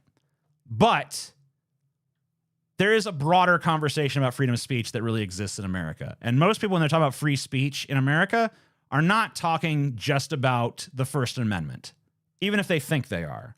Most of the time, what they're talking about is a more broad idea that anybody should be able to say anything. That there should no idea, no matter how controversial, should be censored. Now, of course, every single person who believes this or says they believe this probably has 1,000 exceptions to the fucking rule. Every single person who thinks that they believe in some sort of form of free speech absolutism, you're guaranteed to find some place where they don't agree with that. But that is, I think, what most people are discussing when it comes to the freedom of speech issue. Most people are not just talking about what does the First Amendment say, what does it actually cover. Most people are talking about a broader idea about don't censor. Don't censor ideas just because you don't like them or because you think they might be harmful to society. Because the problem with a concept like harmful to society is that it's completely the fuck subjective. Right? Like, what I think harms society and what Tim Pool thinks harms society and what Vaush thinks harms society and what, one of you randos in chat thinks harms society, it's not the same fucking thing. And it's not the same fucking thing because we've had different lives, different experiences, we have different values, different ways of looking at the world, different ways of measuring moral arithmetic and so on and so forth. And there is no great objective truth of values that's going to descend upon us and present itself like a Sam Harris fucking Deus Ex Machina come to fucking free us from the tumult of this ambiguity, right? It's not just going to present itself and be like, the truth. Now we see it. Now we just have to follow the objective truth that exists in these matters, because there isn't that. Okay? So right now, what you have is you have different tribal affiliated groups going around and pushing different tribal affiliated agendas. And one says this has to be censored because it's going to lead to this. And one says this is going to be censored because it's going to lead to that. And, I'm not going to get into, who's more right or wrong on that. But the problem is that that's what's going on. And no one fucking seems to want to goddamn acknowledge that. No one wants to acknowledge that this is just different tribes, different tribal groups with different tribal interests competing to censor one another, all while saying this is real freedom of speech.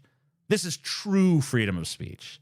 True freedom of speech is when the speech that I like is protected and the speech I don't like is censored.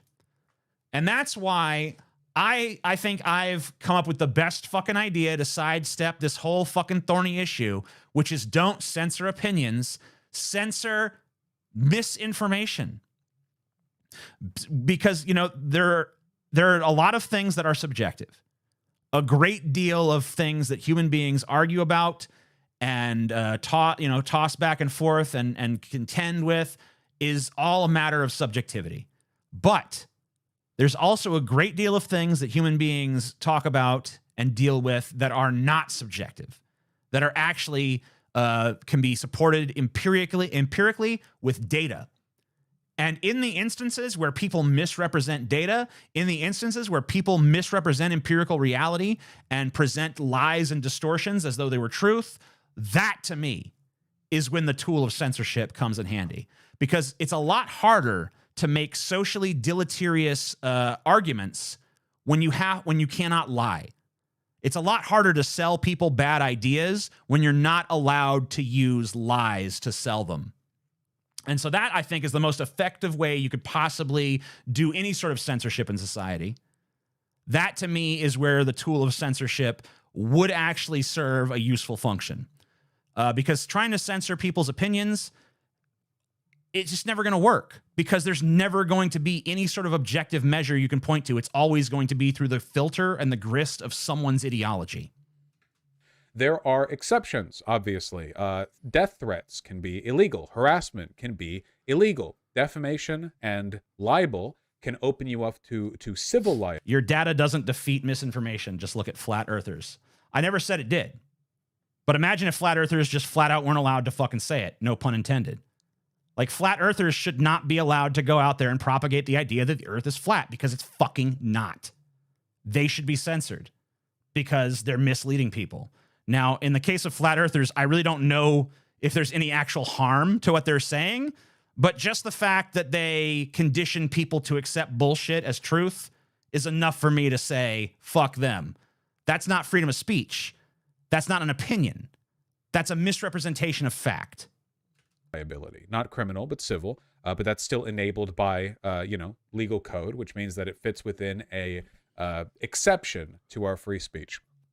This stuff is complicated, I've often brought up before, like, one of the good examples of, like, the complexity when it comes to free speech is, what if you could go back in time and kill Hitler? Mind you, if you go back in time and kill Hitler, this isn't just it's very easy to mislead people with the truth. I mean, it is possible, but ask me if it's easier to mislead people with the truth or with lies, right? It's usually a lot easier to use lies. There's a reason why some of the people with the most regressive social agendas are also some of the biggest liars, because it's way easier to sell their regressive bullshit if they lie nonstop and misrepresent the facts. The violation of Hitler's free speech in, like, an abstract philosophical sense. You're also, killing a guy. But I think it speaks towards kind of a broader concern. What if I make a scientific discovery that goes against the established theory? Then the established theory changes. That's science. Which is, what would you do if you had the ability to violate somebody's rights but prevent unimaginable suffering in the future? And that's an interesting question. There's not really like an objective answer to this, you know, like, because obviously we can't actually see the future, so we don't know for a fact how things will turn out. The more socially applicable version of this argument, this debate is, if you disagree, TJ, let the crazies babble their shit. Well, we've been doing it. I don't know. Do you like the results? Are you impressed? I'm not. Restrict the speech of people who, if their speech is not restricted, will go on to control government and then institute an authoritarian dictatorship where there will be no free speech. Is it pro or anti-free speech to lock them down beforehand? It's anti-free speech, but it's a justified example of anti-free speech. Yeah, if you can take away the free speech of one person and save millions of lives, obviously their rights don't matter more. Like the needs, I'm just going with Star Trek logic here. The needs of the many outweigh the needs of the few or the one, right? So, yeah, I mean, if you can if you have to take away one person's free speech and the result is you save millions of people, then obviously in that hypothetical, I think it's worth censoring that one person. It's worth taking away their free speech. However, the problem with an example like that is that you never do have that clean of a correlation, do you? You never really know cleanly. Like, you don't even know for a fact, and I mean, I think this is the problem you were driving at a little earlier in the speech you were given. You don't really know that if you went back in time and killed Hitler, that would stop the Holocaust. Maybe it just leads to the rise of someone worse. Maybe it leads to the rise of someone who's just as evil as Hitler, but more competent, more nefarious, more patient. And they actually do succeed in Hitler's genocidal global ambitions, you know? So maybe killing Hitler isn't the fucking solution. And it's just like we don't fucking know that we don't know of any clean instance of like, if we just censor this person here, bam, you're going to save these people here. It's just never that clean. Now, there's places where we can find a stronger correlation than others. Like if you start censoring a bunch of virulent homophobes, is that probably going to save some gay lives? Yeah, probably, but not for certain. And we don't know what unintended side effects it may have. Now, I don't know. Is that a good enough reason to say don't censor homophobia? I don't know. Where I would be on it is that once again, you're dealing with realms of absolute subjectivity where whether or not it's good to be gay or straight or if it's bad, that's all just subjective shit. Unfortunately, we just don't have any sort of objective measure of like gay is good or gay is bad, straight is good or straight is bad, bi is good or bi is bad. Like good and bad are not really properties of nature beyond, I mean, even like things that like you could argue are kind of objective, like pleasure and pain. There's people who prefer pain to pleasure or who get pleasure from pain. I don't know. There's these people out there. I don't know who they might be. Somebody out there in the world that might be into like some kind of like pain and degradation and shit. I wouldn't know anything about that kind of person, but they might be out there in the world somewhere.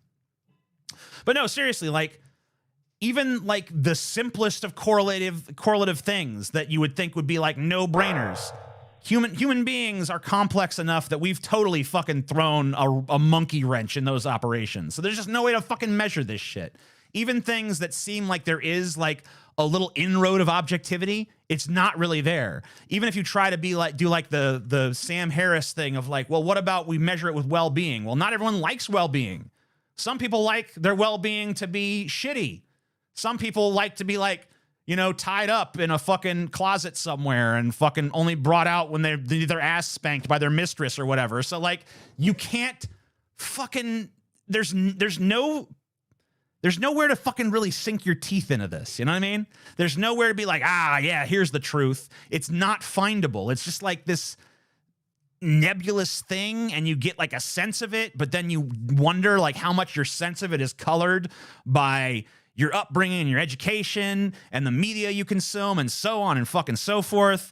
And it's just like, it's not there. You want it to be, you desperately want there to be this little thing you can hewn down to this sharp crystal of clear insight. Like, yes, this is it. This is the fucking truth, but it's just not to be had. When you fucking reach your fingers out to grip it, it just turns into fucking smoke and swirls around you in mocking, fucking like, ah, you thought you had the truth, didn't you, bitch? Nope. You didn't have shit. You grasped at fucking straws. You grasped at the empty air. I've always taken the side, and this is called the... TJ letting his fantasies slip again? Yeah. Whatever. I think it was pretty fucking blatant. I don't think it was really like, ooh, he slipped. It's baked right in. Tolerance, or the paradox of tolerance. I've always taken the side that actions taken to protect free speech as an institution are themselves pro-free speech. Meaning that if you could say, for example, prevent fascist candidates from running for office or lock people up on sedition charges if they attempt to initiate a coup, you would actually be doing this in a pro-free speech sense, because if those people ever got power, they would remove free speech. We're not talking about the abstract of like running down to everyone's homes and like arresting them for the stuff they say. We're talking about denying them the political power they would use to destroy free speech as a concept. Right, but the problem is there's tons of people out there who that appeals to. So even if you prevent them from running for office, even if you prevent them from having platforms and stuff, like, they're still out there. They still have to be dealt with in some way. So there's a very limited amount of ways you could deal with them. Some of which we could talk about, some of which we can't. But the most compelling thing is, like, I think that the truth is that they have to be convinced. Like, at the end of the day, if you're not willing to shed blood, which I don't know where people are on that. And probably you shouldn't even fucking say where you are on that. But if you're not willing to shed blood, or you don't think that that's the best solution, then the only fucking recourse you have left is you have to change hearts and minds. And you can't change hearts and minds by deplatforming. You have to engage. You have to have the conversation. You have to have the fucking ideological battle. You just can't sidestep it. There's no way to fucking like run out of the ring and get a count out or something. Like, you can't fucking like, it has to be a fucking confrontation. It has to be 1-on-1 or, 2-on-2, whatever the fuck. It has to be the result of an actual ideological conversation with an eye not towards just defending your position. It has to be something that is genuine, good faith argumentation, which means that both parties enter the conversation willing to change their fucking minds. And that's an intolerable reality that I don't think a lot of people on the left want to face, is that if you want to defeat fascists, you have to be open to their ideas. You have to go into the argument willing to be convinced to become a fascist in that argument.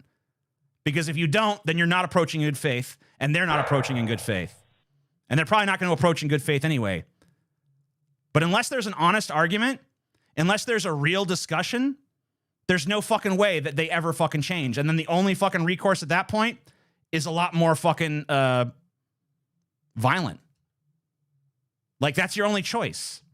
As far as I can see. I don't see a way out of this mess with any of these other tools, like with any of these like side steps.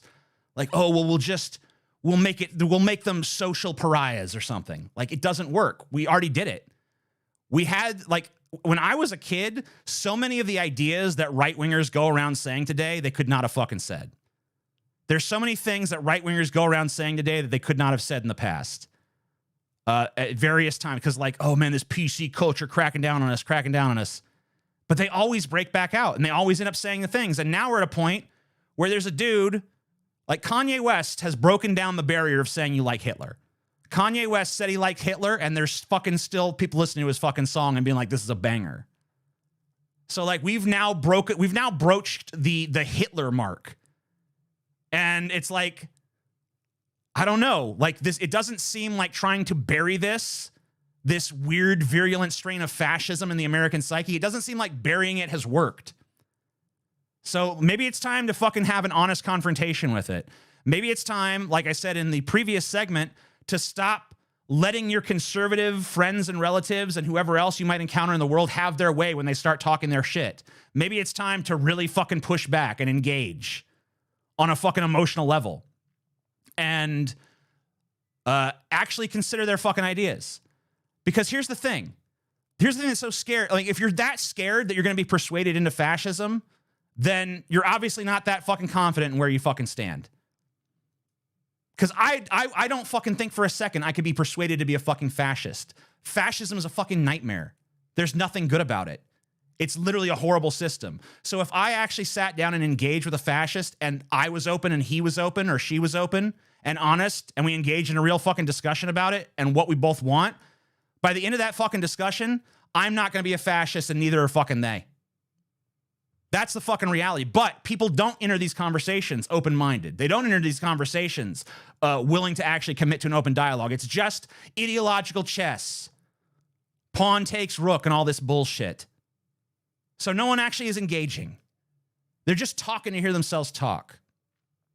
And it's so fucking obvious to me when I look around that everyone's just yammering. And that's what I desperately try to avoid fucking being, is just another yammering fucking voice that loves to hear the sound of my own words. I actually want to try to convey something of an idea to you. I want to fucking change this world. I can only do it with your help. I can only do it if you're willing to fucking fight for what you believe in, whatever that is. It doesn't even have to be the same thing I believe in, but it can't be despotism. It can't be the idea that your fellow human beings belong in fucking shackles and chains and belong oppressed, belong as a position of lesser. But if you believe in any form of human egalitarianism, if you believe in any form of human beings coexisting on one level and each exploring their own individual personalities, merits, values, and so on and so forth in an environment of like mutual, I don't know, non-harm. If you believe in any variant of that, then I think we can fucking work together. If you don't believe in that, then fuck you, you're my enemy. But I still want to talk to you. I still want to engage with you because I want to change your mind, because I don't know how you could be so fucking lost. I don't know how you could be so lost that you think that other people deserve a position of lesser than you. I don't know how you could be so lost that you think other people belong in chains. I don't know how you could be so lost that you think that other people belong on one side of a wall and you belong on the other. I don't know how you could be so lost that you believe that someone else should be destitute while you enjoy enormous wealth. Because to me, that's counter to the human spirit. That's the death of humanity, and we're living it. I'm not worried about some far-flung future death of humanity. I'm worried about the death of humanity that I see around me every day. We live in an age where people are too lazy to think. Watching while eating free food I found in the canteen. You're a beautiful human being, TJ. Thank you. You must be speaking metaphorically, because I'm not a beautiful human being IRL.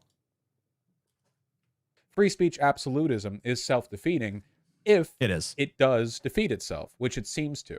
It's kind of the same how, like, if you want to promote a society where it's easy for people to drive, you need to set rules for driving, right? Like, the only reason people drive all the time over here in America is because we have roads, stop signs, traffic lights. If you had a system where there was no, where there were no rules in place at all for any kind of like driving limitations, none whatsoever, then you would disincentivize driving a little bit. I mean, it's better for the ability. You would disincentivize it for some people. For other people, they'd love it. Like, for some people, that's a description of like a paradisical system where, like, oh, I could do whatever I want on the road. There's gonna be way more crashes. There's gonna be way more death. But the people who enjoy that kind of thing, like, I don't know, there's certain people who are not as risk averse as others. There are certain people who really enjoy dangerous fun more than other people do. For some people, the faintest little hint of danger just totally sucks the fun out of a situation. For some people, a situation being very dangerous makes it exciting and stimulating for them. So it's like, you can't really talk about this in sort of like a universal human terms, because there's just too many different kinds of people on that one. To drive, that there were rules on driving. Now, in terms of like what limitations on free speech are good, you know, is it good that you can be arrested for screaming fire or bomb in an airport or whatever? That's really complicated. But I want to scale it back a little bit because there's one other concern that I want to bring up, you know, kind of like as a framework. Why do right-wingers only remind us that free speech exists when they're defending people they claim not to agree with on the right? I may not agree with what ye said yesterday, but...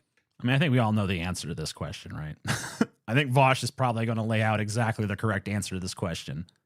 Free speech exists. Well, thank you for your contribution to the discourse. Nobody was ever questioning whether or not he had a legal right to say that stuff. Why this? See, I've consumed conservative content for a long time. I don't think I've ever seen Kevin Sorbo, or in fact any conservative that I can think of, saying, you may not agree with what Ilhan Omar said the other day, but she does have the right to say it. That's how free speech works. Have you ever heard that? No, of course not. I may not agree with what Biden said the other day in his speech, his Dark Brandon speech, but he does have the right to say it. That's how free speech works. You ever heard that? No, I haven't either. Yeah, but you know, the problem is that in the right-wing narrative, they're perpetual victims. So anything that is said that they don't agree with is obviously like the mainstream talking against them. They never view any sort of ideas outside of the sphere of right-wing ideology as even needing free speech protections because they think it's all mainstream. Like they literally don't distinguish between like Rachel Maddow liberalism and Noam Chomsky leftism. Like they don't see the fucking difference between those two things. So it's like basically the entire left to them is just CNN. And so any ideas that come out of the left or even like the marginal left are all, you know, at once totally mainstream and also hideous communist ideology that's going to destroy America. So they somehow put it at the fringe and in the mainstream all at once. And so they don't think it needs free speech protection because they view only their own speech as being constantly under siege, even as they have the top news network in the country and there's tons of massive following right-wing vloggers and podcasters and Twitter accounts and so on and so forth. It's just like they're blind to the fact that they have a huge network of supporters that are out there every minute of every day and get massive views and massive recognition, and that their views are pretty much mainstream. They somehow never see any of that and always just fucking sell the narrative that they're under siege.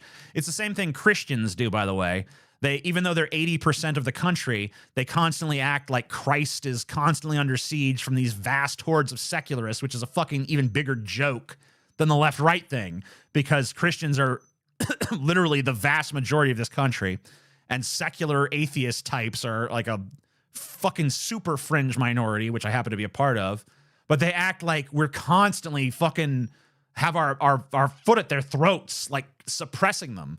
And so like you have to remember the extent of the victim narrative that exists on the right, and that's why they only make this little speech when it comes to their fellow right-wingers being censored, no matter how extreme they go. I may not agree with what AOC said. Turtle Drone gave me £2 and said, should we have a death race once a year or the purge? Maybe both. Maybe alternate based on year. Firebrand gave $5 and says, that's what I like about Destiny. He's willing to go into conservative circles and argue with them. And he also canvasses in Georgia for Warnock. Well, I'm not a big Destiny fan, but I guess I can appreciate what you're saying there. Especially since you paid me to. But, so why for ye? Why do they say this so much for Alex Jones? Or Nick Fuentes? They said it for Richard Spencer. What about Milo Yiannopoulos? It's because they're defending it. Remember what I said before? Invoking free speech is a defense. We're not talking about an actual legal argument. Kevin Sorbo's not in a courtroom reminding people of an actual explicit legal right. He's defending it in the only way he can, by using the free speech argument. But it is a defense, a choice taken to positively frame that content, that delusional bipolar meltdown of ye's. They don't say it about other people because they aren't interested in defending other people. I don't even think that they see the need for those people to be defended. I feel like if a leftist says something, even if it's something controversial, the right has a built-in interpretation of, well, that's the mainstream opinion because someone on the left said it.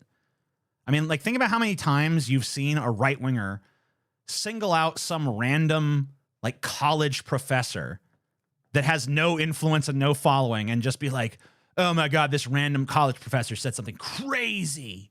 This is what they think on the left. They always do that. They always extrapolate some crazy fringe personality to representing like the entirety of the left and therefore the mainstream of America. So I don't think they ever recognize the need to defend any ideas outside of the right wing because they're already sort of preconditioned to think that only the right is censored. That's their belief, or at least that's the belief they know it's useful to espouse. They're interested in defending Nazis. And so they will invoke the defenses they're capable of for Nazis without flagrantly tripping the I am pro-Nazi line. Yeah, here's, thank you for linking this. I think this is fantastic. This is a candidate running against Ilhan Omar, right? Yeah, here we go. Shukri Abdirahman, shoe for Congress over here. Not that shoe, the other one. Great person, except that actually they're terrible in every way. Here's a tweet. We can no longer get rid of tyranny by the ballots. It's only by bullets now. This is in response to a Twitter file thread in which Matt Taibbi says there was no government interference in Twitter's censorship of the Hunter Biden story. And the only thing that the Joe Biden private DNC campaign group did was ask that they remove revenge porn of Hunter Biden. I mean, I personally think that Hunter Biden's dick is worth going to civil war for, so I'd have to disagree with Vaush on this one. I'm actually covering Vaush here. Oops. Oop. There we go. I'm bigger. My thing is bigger. No, I think that Hunter Biden's dick is definitely worth going to war for. You know, like, I mean, look, if you're going to fucking not go to war because Joe Biden's campaign tried to censor pictures of Hunter Biden's big dick from coming out, like, if you're not willing to fucking shed some blood over that, then I don't know. When's the time then? Like, if you're not willing to resort to violence in that instance, like, when are you going to do it? You know what I mean?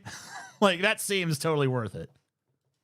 In response to the information that Joe Biden's administration, not administration, wasn't the president yet. In response to the information that Joe Biden's team requested that leaked illegal nudes of his son be taken down, an okay request as requests go. I mean, I don't know about that. I personally want to see more of Hunter Biden's big dick because I mean, that motherfucker, he's packing a goddamn Palooza, and I'm jealous, but I'm also, you know, I like that dick, you know, and I mean, I can't be a hypocrite on this, you know. I can't be no damn hypocrite, you know? I mean, I've had my own shit leak. People know the banana thing and stuff like that. And that's a thing. But, you know, also, you know, I saw Ben Shapiro's sister out there doing her thing and, you know, some others during the little celebrity scandals that happened. You know, I looked at a few things and, you know, I looked at Hunter Biden and I got to say, you know, like Hunter Biden, he's packing a Palooza and it looked nice. And I you know, I kind of liked it. So I didn't want it censored. You know, I wanted to see more. You know, and I feel like the Biden campaign tried to deprive me of seeing that big old dick. And I don't know. I'm pretty much ready to fucking topple the apple cart. You know, like it happened. You know, like I want that dick, and if I don't get it, society must burn. That's where I'm at. That's where I'm at on this. Her response is, "We can no longer get rid of tyranny by the ballots. It's only by bullets." I mean, she's right. What do you have against being correct? Anti-free speech take. See, technically, her ability to say that is an expression of her free speech. But what she's really saying is, if you kind of read between the lines, or in fact, I mean, you don't really need to read.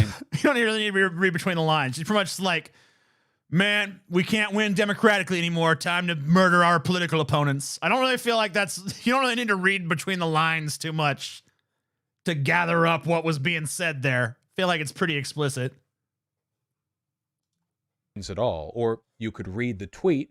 What she's really saying is, we need to kill our political opponents. Yeah. Why do we need to kill our political opponents? Well, because they wouldn't let us see Hunter Biden's dick. Well, killing Hitler would have been killing a political opponent. I'm sure. Well, they want to kill the Democrats because Joe Biden's team didn't want Hunter Biden's leaked nude, which is revenge porn, on Twitter. Yeah, that.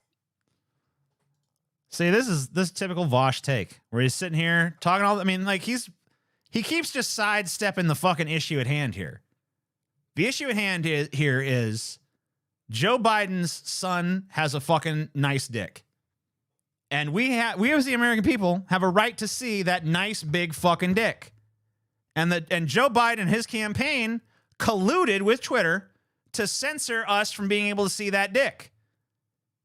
Therefore, society must fucking burn. Society must crumble. Because when you're living in a society so lost and so decadent that we're deprived of seeing that big old fucking dick, that's just not a society worth fucking letting stand. That's a society you got to burn to the fucking ground, my friend. I make no apologies for this take. I'm being a little sarcastic, just so you guys know. I'm employing a little bit of facetiousness, which is not the same as fascism, by the way. Fascist and facetious, two different fucking words, different etymologies, I think. Time to kill our opponents. My personal opinion, you got to do what you got to do. Is that a world where people can't run for government while openly promoting the murder of their liberal political opponents for no reason at all is actually a freer world than one where they are able to. It's kind of the warlords thing, right? You know? I mean, not really, though, because once again, if there's enough people in the electorate to vote for that, if there's enough people in the electorate that look at someone who's like, my political opponent should die, if the people look at that and go like, that is what we want, then I don't really see how you, as a guy who has like promoted democracy and worker-owned co-ops and so on and so forth, can really object. Because if that's what the people want, that's what the people want. Like, I don't know. I'm not really hearing in all of this I mean, it seems like a big fucking mea culpa out of... maybe mea culpa might not be the right phrase here. It seems like you're just trying to escape the negative ramifications of democratic ideology. I'm not saying democratic like Democratic Party. I mean like democratic like actual direct sort of democratic control, like power to the people. Like, hey, we need, right now power is diffused into a very few hands, but I'm an anarchist and therefore I want to get rid of these hierarchical relationships to the greatest degree possible. And I want, to diffuse power to all people. Well, if the majority of people want a fucking nasty, bloodthirsty fascist piece of shit, I don't understand how you can't just sidestep that by being like, well, no, that's not allowed. Because like they're still gonna fucking want it. It's like you haven't solved the underlying issue. Like, why is there a demand for that in the fucking first place? Like, that's the problem, right? And I guess like once again, like deplatforming to me strikes me the same way as like, let's lock up this criminal because they're bad. Okay, good. We locked up the criminal, but crime doesn't go down because we haven't dealt with any of the underlying issues, right? So I guess that's what I'd want to hear in this video. But maybe that's for a different video, and maybe that's already been explored elsewhere. I don't know. Vaush streams fucking 900 hours a day, so. If you give freedoms out willy-nilly to the point where you essentially have no government involvement in anything at all, dude, you just get like... All right, hey guy, VDS guy in the chat, can you like calm the fuck down? Like, I get it. You're so mad. Like since the moment Vaush has appeared on this screen, you've done nothing but bitch and whine. Just leave if it's that fucking painful for you to watch, okay? Just get the fuck out. You're suffering from some serious fucking VDS, bro. You got it bad. You literally cannot see this guy without fucking nonstop. I mean, I thought like I was gonna leave you alone and let you just do it, but you've not shut up. The fucking, I don't know how long I've been watching this video, like 30 minutes, 40 minutes or something, and you're still just it's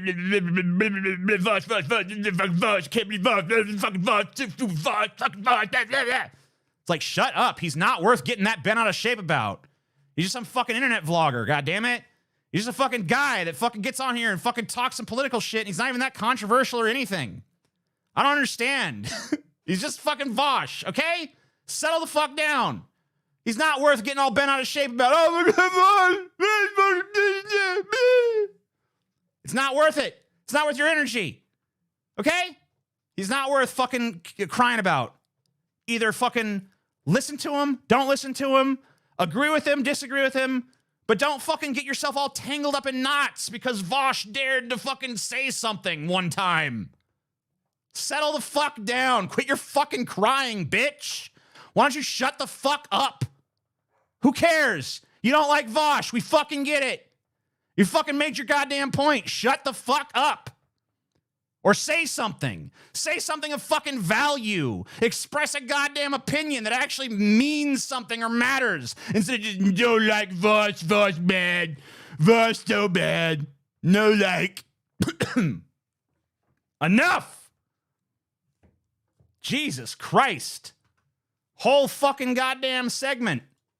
Cap feudalism land. You just get Mad Max world. You know? Obviously, we scale it back a bit. Okay, well, actually, you can't pee on other people. That's bad. You shouldn't do that. Don't murder. Don't rape. You scale it back, and eventually, you have something approximating a functioning society. We don't know exactly where the line is. We don't know where it should be, but we know that a line somewhere is probably good for everyone.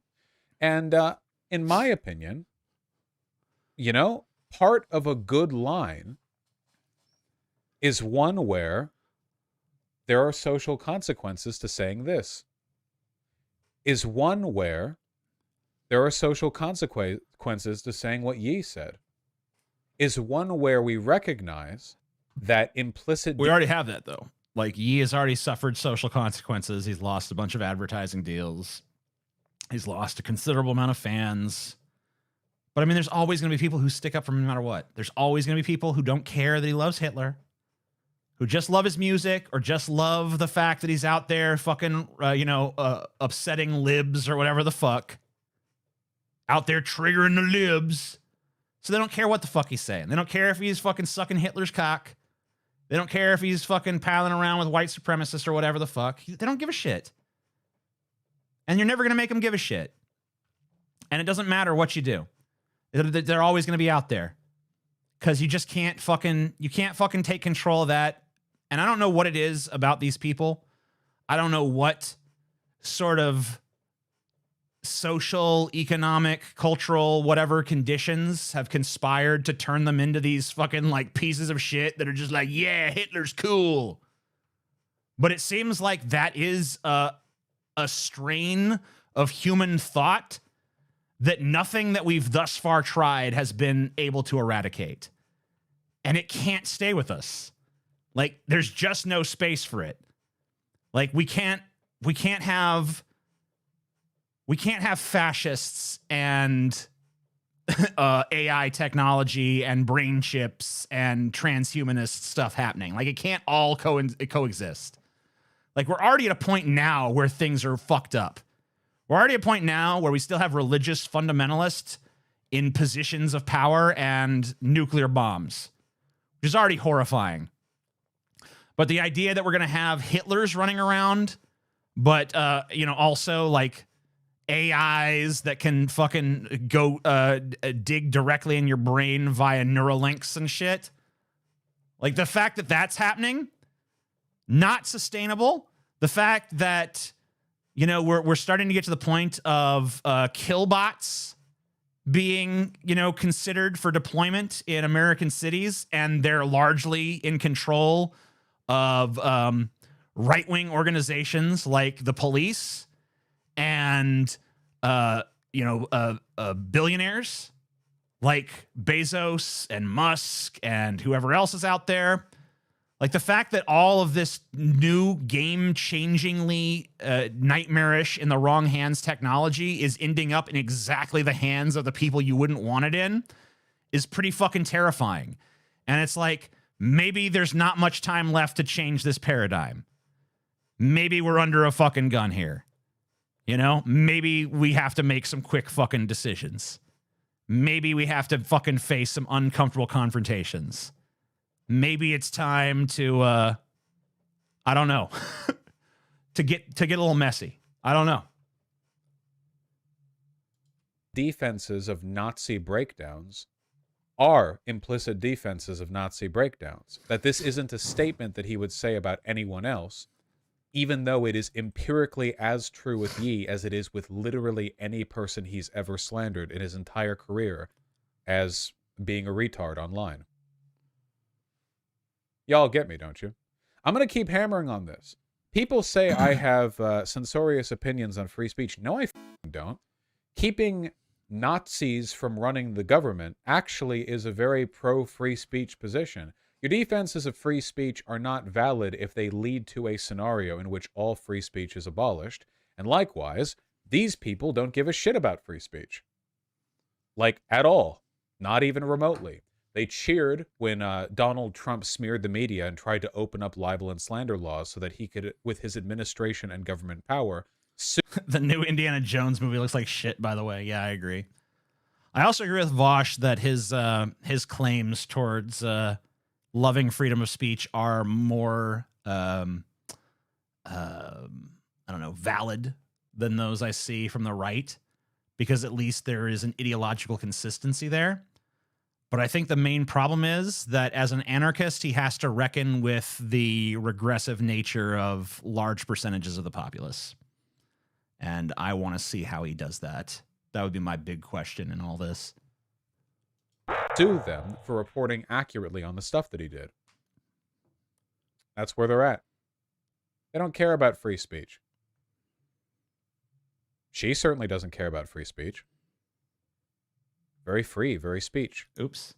I keep blocking Vaush. Sorry, Vaush. You all get me. Is there any good argument for disallowing them from being a Nazi, as in locking them up just for espousing Nazi beliefs? No, I don't believe that. As much as people like to attribute, like, censorious or anti-free speech politics to me, I do not believe in hate speech laws, and I do not believe in arresting people for the stuff they believe. I am fully okay with disallowal from running for office and disallowal from participating in public discourse if you're using it to spread hatred and to threaten violence against other people. I'm fully okay with that. I think that's acceptable. To me, that's a fair line. We have to understand we're playing for the highest stakes here, you know? Once the Nazis take power, that's it, you know? Wait, no hate speech laws for real? Yeah, for real. We already have laws for incitement to violence. We already have laws for death threats. I mean, I feel like you'd be better off just being in favor of hate speech laws at that point. You know, like, I don't know. I feel like I don't know. I can't say I'm strongly in favor of I can't say I strongly condemn deplatforming. I don't know that it's very effective. And don't get me wrong, I think it can be very effective in individual cases. Like, we successfully silenced this person. We successfully silenced Stefan Molyneux. We successfully silenced Milo Yiannopoulos. We successfully silenced X, Y, or Z person. We greatly diminished their voice, and we stopped them from spreading this, that, or the other, you know, virulent strain of hateful rhetoric. But ultimately, it just seems like the moment you strike one down, two more rise up. It just seems like even if you win a limited little victory against one or two or three or four socially regressive voices, they've always got another one waiting in the wings, waiting to fucking take up the torch, take up the mantle, use a different lingo to convey the same thing. come up with some new dog whistles, come up with some new gaslighting terms, come up with some new way to frame the same old regressive conservative argument. So it doesn't really seem like it actually is effective in the broader sense of slowing down regressive or fascist ideology. It might be effective in dealing with specific opponents. I don't think that could be argued, but I don't think that it actually is effective in sort of a broader context. I think it's very much akin, and I've used the analogy a couple times already, but I'm going to use it once more. I think it's very akin to locking up a criminal and saying, well, the justice system works because now that criminal can no longer go out and commit crime. That might be true, but crime is not down because of it, because once again, you haven't dealt with the underlying problems. And I think that if you want my remedy, I would say, once again, just to reiterate my points, that don't censor opinions, censor misinformation. And be more aggressive in the dialogue. We need a culture of intensive dialogue. We need a culture where these ideas are strongly confronted, where we no longer rely on passive tactics like deplatforming. We rely more on direct confrontation of these bad ideas. And, Vaush, I think, does a terrific job at that. So I don't want this to come across like I'm going against what Vaush is saying. I want more to supplement it and to add another perspective to it. So I hope that that's what I've done here. And I hope everyone enjoyed the segment. And we're going to move on. All right. We're going to watch conservative Michael Knowles take on a woke college professor called Brittany Cooper, who apparently said some anti-white things. And I think that's the last thing we have for today, actually. This is just some Chrome extension shit, yeah. So, yeah, we're going to watch this. This is the last video we have. I'm going to take a quick little bathroom and drink break while I'm doing that. In fact, I think we're going to go ahead and do some donations before that, because this will be our last segment. So if you've enjoyed this show or anything I've had to say, now is your chance to chime in with some donations and shit. And I will be back momentarily. Just going to grab a quick drink and take a quick piss, so don't fucking go nowhere, you garbage motherfuckers.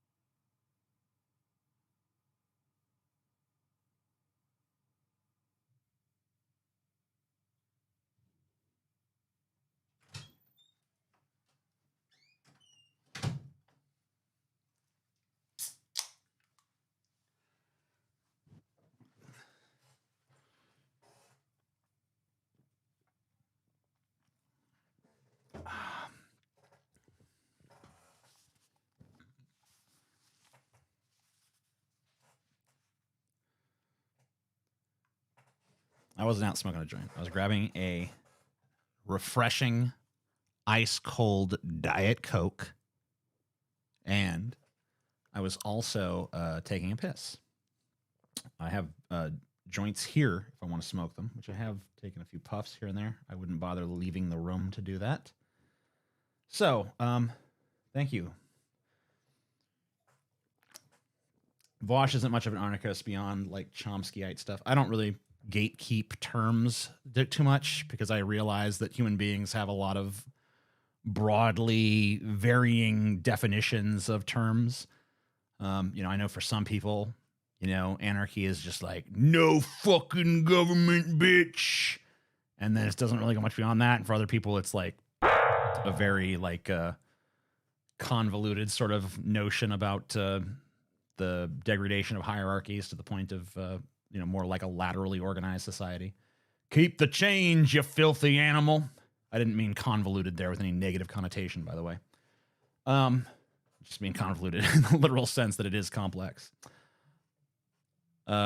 Zero Coke, Diet Coke. You mean Coke Zero? Anyway, I used to drink Coke Zero, but they changed the formula and it started giving me really bad stomach aches. So I don't drink that anymore. I now drink these Diet Cokes. Because whatever. Whose voice is more monotone, Walsh or Vaush's? Who is better at reading the dictionary? So I'm going to take politics out of the equation and just listen to voices here. All right, so I'm going to do side by side Vaush voice versus Walsh voice. Where'd the Matt Walsh video go? Here we go. Okay. So here's Matt Walsh's voice right here. Just put it right here. Let's see. Is slowly replacing trans as the most favored, most protected, most cherished group. Slowly protecting trans. There's a little bit of graveliness to his voice, so it's not totally, I think, monotone. What about Vaush? What's he got? And what have you. I haven't seen any evidence to indicate that hate speech laws meaningfully reduce. Yeah, I would say Matt Walsh's voice has more of a character to it than Vaush's, but I think Vaush has a more interesting style of speaking. He certainly conveys information more effectively. So I would say it kind of evens out in the wash as far as voices go. But as far as raw tenor of voice, I think Matt Walsh, he's got a little bit more of an interesting voice because there's a little bit more gravel in it. He's like this a little bit. He has a little bit more roughness to it. Maybe Vaush just needs to take up smoking a little bit. He just needs to smoke some cigarettes for a few years just to get that adult edge to the voice, Are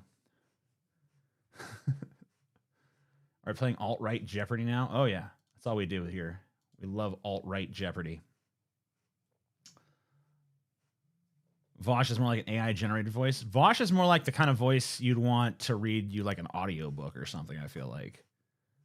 But Matt Walsh is more like the kind of voice you'd want to maybe be the voice of a character in that book.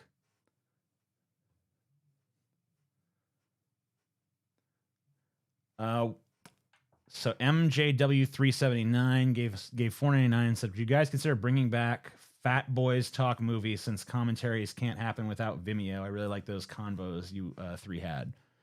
Yeah, I like the movie content. And, I want to do some more of that over at the Fighting Boys channel that I do with my brother Scotty. We've been talking about doing some more content for that. He's been kind of carrying the torch over there for a while. I don't think I've been on one of those videos for a minute, but I just got done moving and stuff. But I definitely want to resume my duties over there. So I want to fucking formulate more of a streaming schedule with him, so I can do some streams over there and also just do some recorded content about it. As far as the Fat Boys Talking movie stuff, I want to get movie related content back on our Patreon. But there are some hurdles to that. One of the thing is that we don't all necessarily all watch the same movies. We don't have the same exact taste in movies. And sometimes it's we watch movies for recreation, so turning that into part of our work, I think, in a way is kind of annoying. It's we want to watch what we want to watch because that's our recreation. We don't necessarily want that to also be yet another thing that's on the altar of content generation. So it's we all have to watch this movie because we got to talk about it, So I'd rather us pursue our actual taste and stuff. So I don't know. There's some things against it, but some things for it too, because it is fun to talk about and stuff. So I'm not sure. I don't think we're going to bring back that exact property, but I think you'll see some more entertainment-driven content on these channels. TJ, I'm gonna fight you. Cool. Speaking of audiobooks, as an aside, Paul would make a great narrator, I think. Yeah, Paul does have a nice voice for that. I think he would have to get a little better at reading stuff out loud, because he does stumble a bit when he's trying to do that. I think he's better when he can memorize a line, you know, which he can do pretty well. But obviously, memorizing a whole audiobook would be pretty difficult.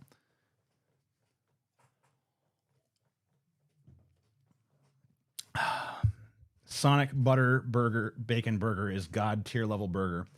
I don't think that any burger you can get at Sonic is God tier. Sorry to say. Anyway, let's take a look at this. So this is, I don't know, has Michael Knowles always been conservative, or was he one of these ones that used to be like liberal, but then he turned conservative? I'm trying to remember. I feel like he used to be more liberal or whatever the fuck, but maybe I'm speaking of hate speech, confusing him with someone else.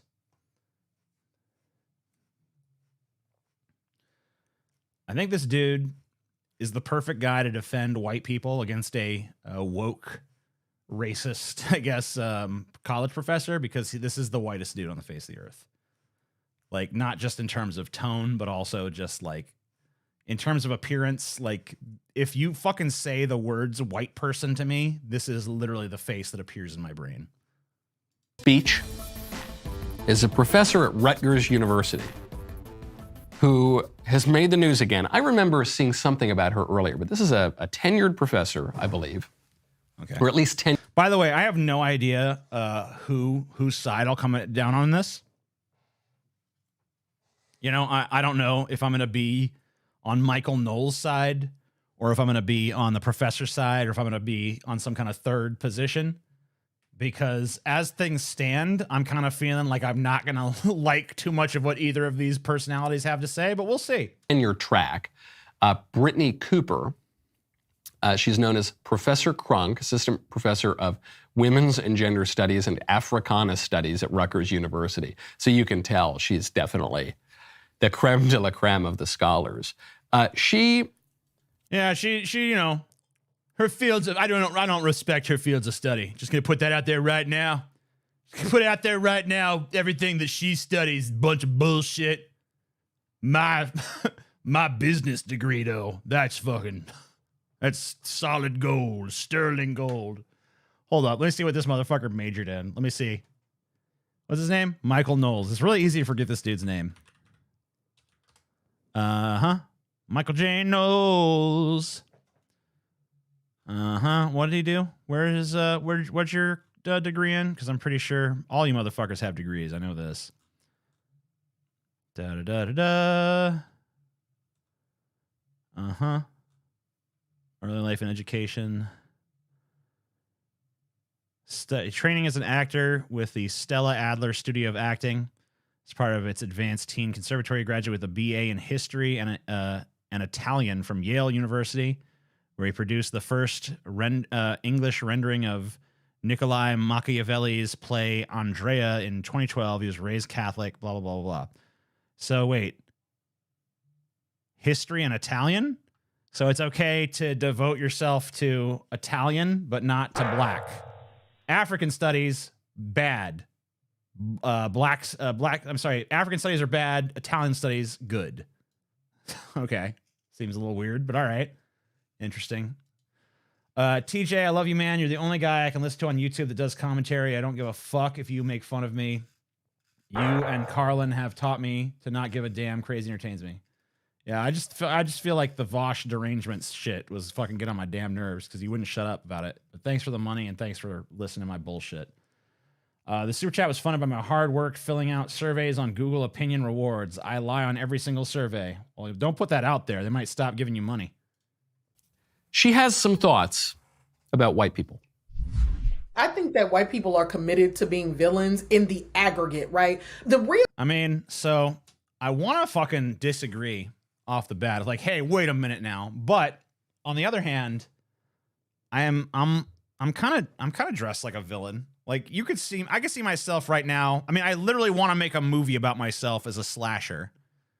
And I could see the way I'm dressed right now being like at least like a low budget villain in like a Christian movie or something, like fighting Bible Man. It's like, oh no, it's the atheist. He's wacky. Fuck you, Bible Man. I wouldn't say fucking Bible Man. I'd be like, you couldn't even say screw you. It'd be like, can you say F you in Bible Man? No. What do you even say? What is the G-rated version of fuck you? Is there a G-rated fuck you guys? So yeah, I don't know. I kind of am the villain, and I kind of like it. I kind of like being the villain. So I guess so far she's right. Real sort of issue here, and I've heard people sort of say it is one. I think that white people viscerally fear. It's not that white people don't know, right, what they have done. They know. They fear. What I do? What I do now? God damn it! What I fucking do? What I do? I didn't do nothing. I'm fine. I'm good. I'm just sitting here. Don't be fucking harassing me, motherfucker. I'm just sitting around. I ain't done shit. Okay? I ain't fucking done a goddamn thing. I'm just sitting here minding my business. That there is no other way to be human but the way in which they are human, which is to, so like you talk to white people. I never said that. I never fucking, you can be human in your own way. You do what you do, I do what I do. Everyone's good. That's my whole thing, is like, let's stop oppressing each other. You know? You do your thing, I do my thing. We can do our things together if they happen to coincide, whatever. You know, it's like, cool. That sounds good to me. I'm not here to impose my definition of human on you. I don't think you should be trying to impose your definition of human on me. We can each discover our own definition and explore it in our own ways as long as we don't do any harm to each other. How about that? That's where I'm at. And whenever you really want to have a reckoning about it, they say stuff like, it's just human nature. If y'all had all of this power, you would have done the same thing, right? And it's like, no, that's what white humans did. White human beings thought there's a world here and we own it. Yeah, I don't know. I kind of feel like the hypothetical racists you're talking about are right. Yeah, I don't think that there is any sort of, I don't think that there is anything specially wrong or evil about white people. I don't think there's anything specially virtuous and pure about black people. I'm pretty sure that if the shoe was on the other foot, yeah, black people would have done the same things white people did, and they'd be the villains of fucking history. However, there's no way to know that. So, like, we're literally just speculating about an unknowable fucking thing. Like, I hate when it comes down to, like, if this had happened, maybe this. And, like, okay, sometimes you can extrapolate that kind of stuff. Especially if it's, like, a more immediate of the moment kind of thing. Like, there's plenty of fucking situations we've been in where, like, the right has excused the behavior of one of their own, and we know that if the shoe was on the other foot, they'd be condemning, and we know that if the shoe was on the other foot, the left would be defending, and all this. And, like, we've all been in those situations where, like, man, if things were different, it'd be this way. And, sometimes you can predict that with, I think, a certain degree of comfortability in the prediction. But, like, trying to predict something like, wow, I bet you if the historical fucking, if there was a gigantic historical shift, would black people have behaved the same way white people did if in the same circumstance? Like, there's no fucking way you can know the answer to that question. Like, maybe they would have been fucking better. Maybe it would have been way more egalitarian and fair, and they wouldn't have tried to fucking dominate the world. Or maybe they'd have been worse. Who fucking knows? There's no way to know that shit. But, I mean, like, my gut instinct tells me that there's not enough difference between white people and black people to think that history would have unfolded in a drastically different way. I think to say that black people would have been better and more saintly if given the position of white people is kind of a racist position, because it says that there is this massive inherent chasm of difference between black people and white people, and I just don't buy that. Prior to them, black and brown people have been sailing across oceans, interacting with each other for centuries without total subjugation, domination, and colonialism, right? Not really accurate. There was plenty of fucking that going on. Like, let's be real. Come on, shut up. That's bullshit. Like, don't be mad at us just because we're better at it. Okay, yeah, you actually can be mad at us for that. But still, that's the main difference. We got better at it. And yeah, it was because of, just like some lucky dice rolls. Like we rolled some nat 20s here and there when you guys were fucking rolling ones.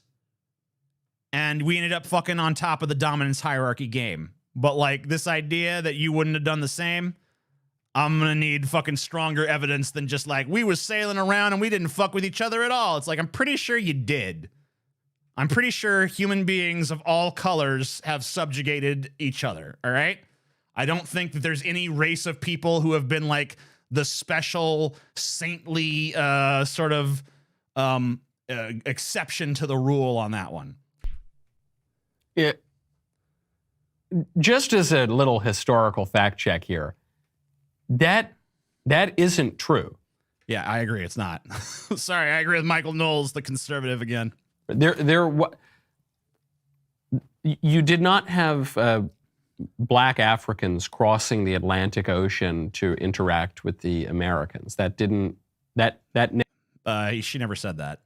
So I guess I don't agree with them because that's not what she said. She said they were sailing around interacting with each other.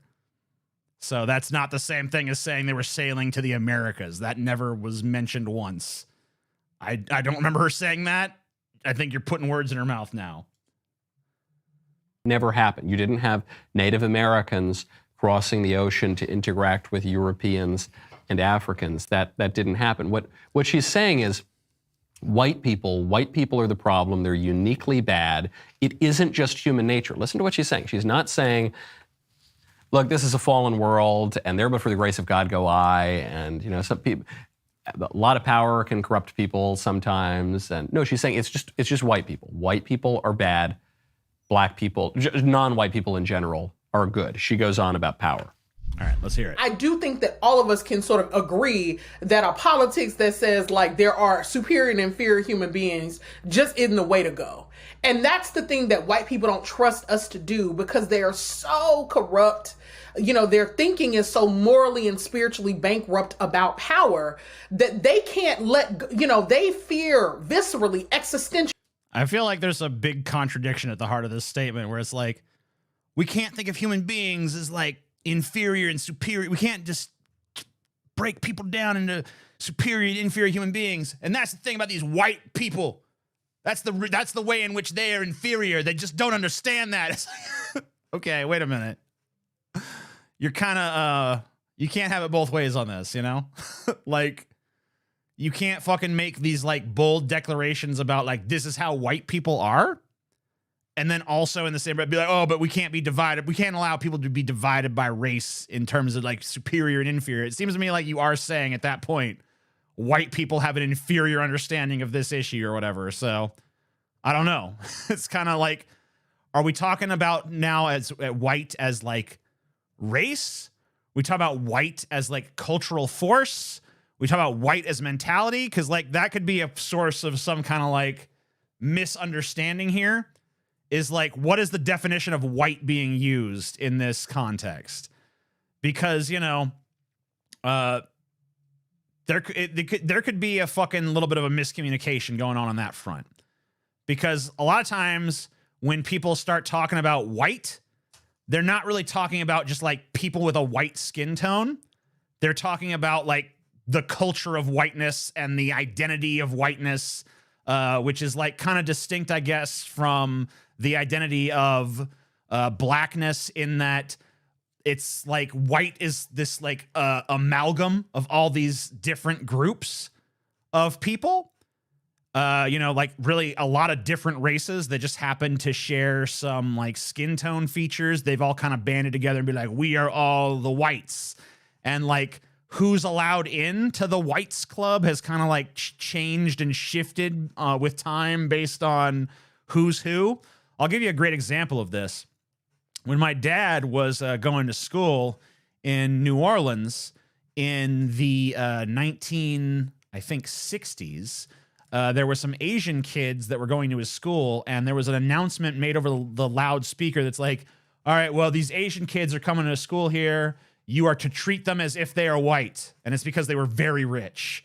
So they basically there were some Asian kids at my dad's school that got rich enough to be given a white pass So that's an interesting fucking kind of story about that sort of mentality and how, like, to some degree, white is like a club.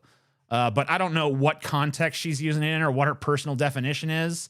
So I don't know. Maybe there's like some level of miscommunication happening because of that. Maybe if I watch this conversation more broadly, I would see more nuance to it. But with the cherry-picked clips he's playing, it seems pretty fucking hypocritical. Actually letting go of power because they cannot imagine that there's another way to be. It is either that you dominate or you are dominated. And isn't it sad that is spiritually who they are and that they can't imagine a sort of more expansive. Don't bring spirituality into shit. I have no interest in that garbage. But I'll tell you what, that's not a feature of whiteness. That's a feature of capitalism once again. Because like this sort of like cutthroat mentality of dominance and power, like, I mean, you definitely see this playing out in like some black dominated areas of American society. And it's not just the influence of whiteness. It's the influence of capitalism. It's the influence of money matters more than people. And I think we need to shift the paradigm to people matter more than money. And until we do that, none of these problems are going to be solved.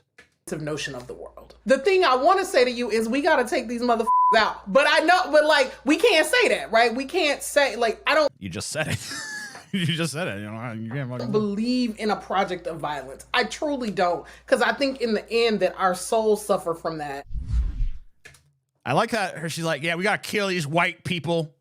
But I mean, I'm not for that because that might hurt our souls, and not because like, let's not murder people because they deserve to live too. Let's not murder people because we might feel bad about it later. It's like, okay, well, I mean, goddamn, at least you're fucking honest, I guess. But that's not a dominance ploy. I think this bitch is just a hypocrite. I don't know. She seems like she's a fucking hypocrite. Easy target for a guy like this who's looking to inflame racial tensions, by the way. Really just a useful idiot for Michael Knowles to fucking spread some butter on his bread with. But you did just say that. you just said you accused white people of viewing power dynamics as a relation of the dominant to the dominated. That's not the wrong part. The wrong part is making it exclusive to white people, because far too many human beings in general view the world that way, and really beyond just human beings. Like, this is something that's like built in biologically to our nature, but it's also something we have to overcome. And how people have to hold on, the white people believe you have to hold on to power. You're not willing to let it go. Because these white people believe if you let it go, you know, then the people you give the power to are just going to want to take you out.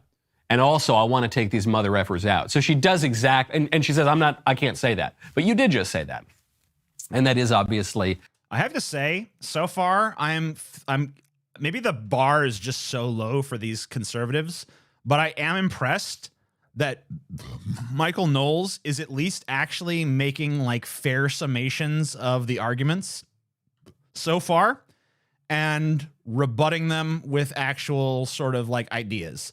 Because far too often I watch these conservatives and all they do is like sidestep everything and misrepresent things. Now, I don't know, maybe that's his usual bread and butter, and in this instance he just doesn't have to do that because he's up against such a fucking soft target.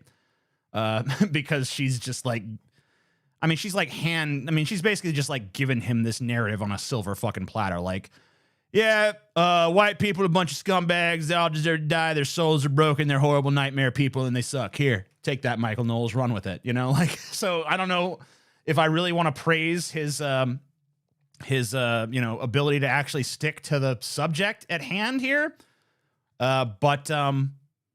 But yeah, I will, at least in this instance, even though he really had a pretty soft target to go against. What you believe. What this Professor Crunk, Brittany Cooper, is expressing is a view of power dynamics that says we need to take power from white people and then we need to punish the white people. I love these comments. Dude, I love this comment. I love when I get this one. Holy shit, you're still alive? Yes. I don't know what it is with you people that you think like when you stop paying attention to someone, it's not like Freddy Krueger at the end of Nightmare on Elm Street, where like, you know, she turns her back on him and he just evaporates like, oh no, without your belief in me, I disappear. I'm not that.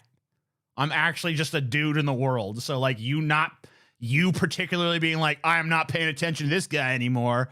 That doesn't make me like, I don't get Thanos or something. I don't fucking vanish from existence. Okay.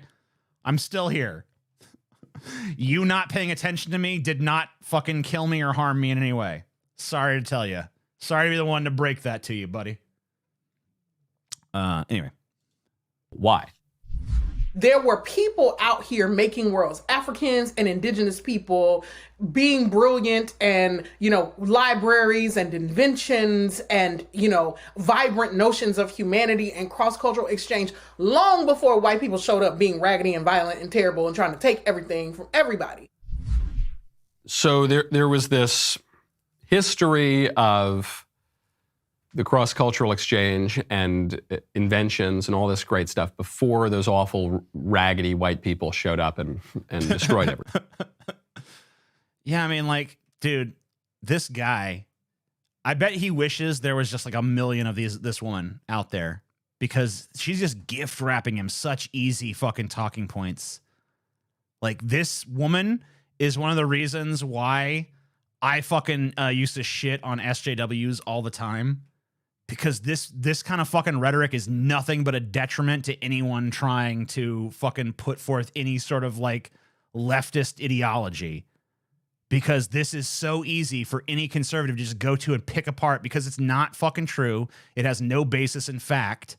And this is yet another great example of like where the censorship of misinformation comes into play, and how it's way more fair and egalitarian. Because when someone like this shows up and starts saying shit like, every other race on earth was living in a paradise of invention and prosperity, but then the whites showed up and destroyed it all.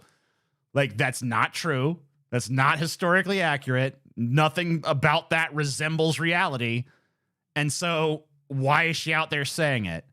Like, if you want to hate white people, fine.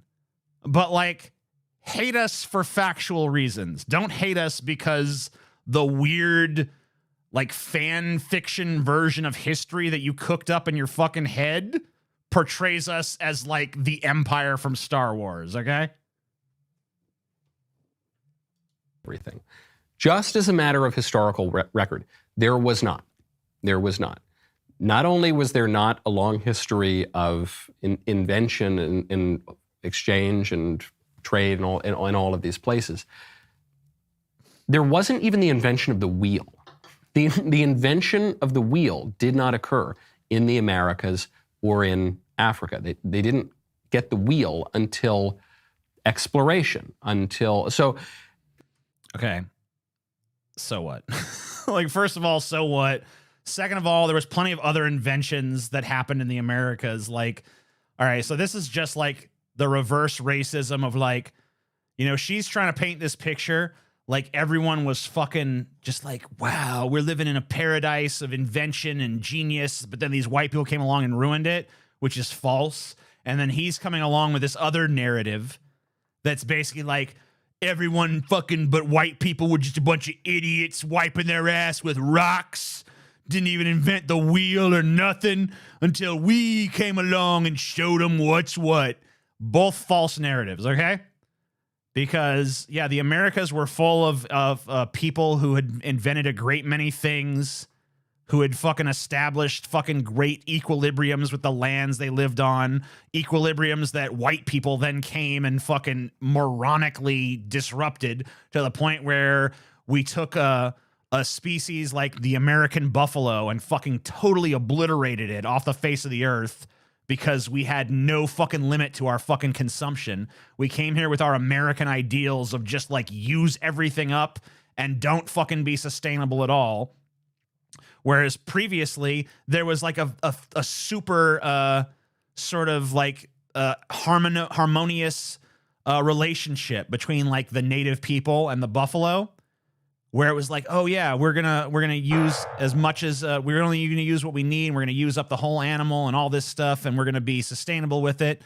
Now you know, we could speculate about maybe if like their culture had advanced to a certain point, maybe they would have become just as like greedy and short-sighted as we are.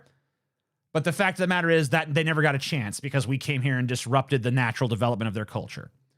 And I'm not saying that we like should apologize for that or whatever the fuck, because, you know, as far as I'm concerned, the world's a round fucking ball and there's no natural borders in it and no piece of land belongs to any one person. And I don't believe in cultural hegemony or any of those things. I believe that people should be able to freely traverse the globe and exist however they wish, as long as they don't harm others.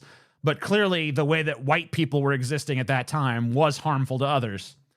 And the idea that that this was like the Native Americans were like this hopelessly primitive people that, you know, would have just been doomed to eternal savagery if not for us. Pretty old-fashioned idea and just flat out wrong. The Aztecs didn't have the wheel or beast of burden, and they built pyramids and cities in the middle of a lake by hand. Right. There's amazing fucking feats of engineering and technology that happened in the Americas before the arrival of whites, of Europeans. That's a myth. Native Americans had wheels on toys. So there you go. Different fucking ideas about this, but like whatever the case may be, whether they had the wheel or not, they had fucking impressive technology. They were able to achieve feats of engineering, and they had all of the useful tools they needed to live their fucking lives and live a great many varied lives and a great many varied sort of like cultural settings and stuff. And some were nomadic and some settled down in one place, and like their degrees of technology and the style of technology they had was based upon like their tribal affiliation and their geographic location and their lifestyle and all these other fucking things. And the idea that they were just like, oh man, they were hopeless until we came here and just disrupted their culture is really fucking stupid and backwards. Just as stupid and backwards as what she's peddling, by the way. You might say, as often the sort of liberals will say, the anti-colonialism, anti-Western liberals will say, they'll say, well, all these societies... Are you pro-colonialism? Like, I get it. I don't think we should look back on our past and be like, oh my God, we have to do contrition for what our ancestors did and all this. Like, I don't believe that. But like, can't we say as modern human beings in the here and now, hey, colonialism is bad. Like, I'm not saying we have to fucking wring our hands in eternal guilt that our ancestors did fucked up shit. But like, we should be able to acknowledge in the present that's wrong. You know, like we shouldn't continue to defend it just because they did it. We're living in this wonderful utopia before the damn white man got there and ruined everything. And it was all basically just Avatar and the Disney version of Pocahontas. So if you're going to make that claim, then you actually would want to say, yeah, there weren't a lot of inventions. There wasn't a ton of technology. You would make the liberal claim that it's actually all of that invention and consumption and capitalism that destroys societies. You would say, no, keep your stupid inventions, Europeans. We were doing just fine without you. There's nothing wrong with inventions. No one is anti-invention. I mean, I guess some people are, but very few people are anti-invention. A lot of people are anti-capitalism. And guess what? The two things, despite the frequent sort of attempts to tether them together, not all that causally linked to one another. Turns out that that human beings being inventive and human beings being greedy, both attributes of humanity, but not interconnected ones.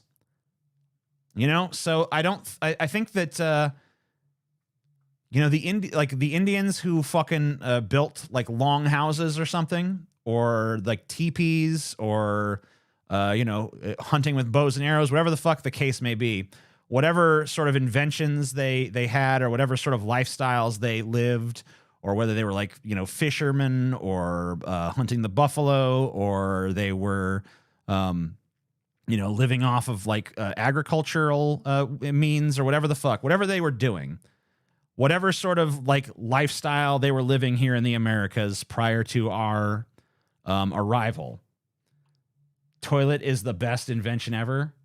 I mean, technically, the toilet's been around in some form for a long time, but most toilets prior to modern history were just like holes in the ground. But anyway, whatever fucking any sort of like Native American was doing here prior to like the white person's arrival was the innovations that led to that were all spread without sort of like this capitalistic motive. It turns out that like having a better sort of like arrow design to kill a buffalo with is, something that propagates based on usefulness. Hey, I got a new farming technique that's going to yield more corn, more maize. That it turns out that spreads because of its usefulness to society, not because someone's going to get rich off of it. Not because someone's be like, oh man, check it out. I'm going to make so much money on this new maize technique. Like it's not, you don't need that. Okay. I get that it is an effective fucking tool to motivate people. I can't deny that there is some efficacy to it, but it's not a necessity.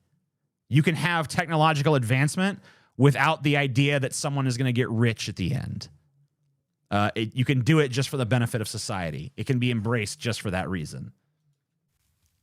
That would be one version of the argument. Or the other version of the argument they could make is, no, we had this thriving, wonderful society with all of these inventions and all of this technological progress, and then you terrible white people came in and screwed it all up. But then if you make that argument, then you can't attack modern capitalism and modern technology and modern industry as very often.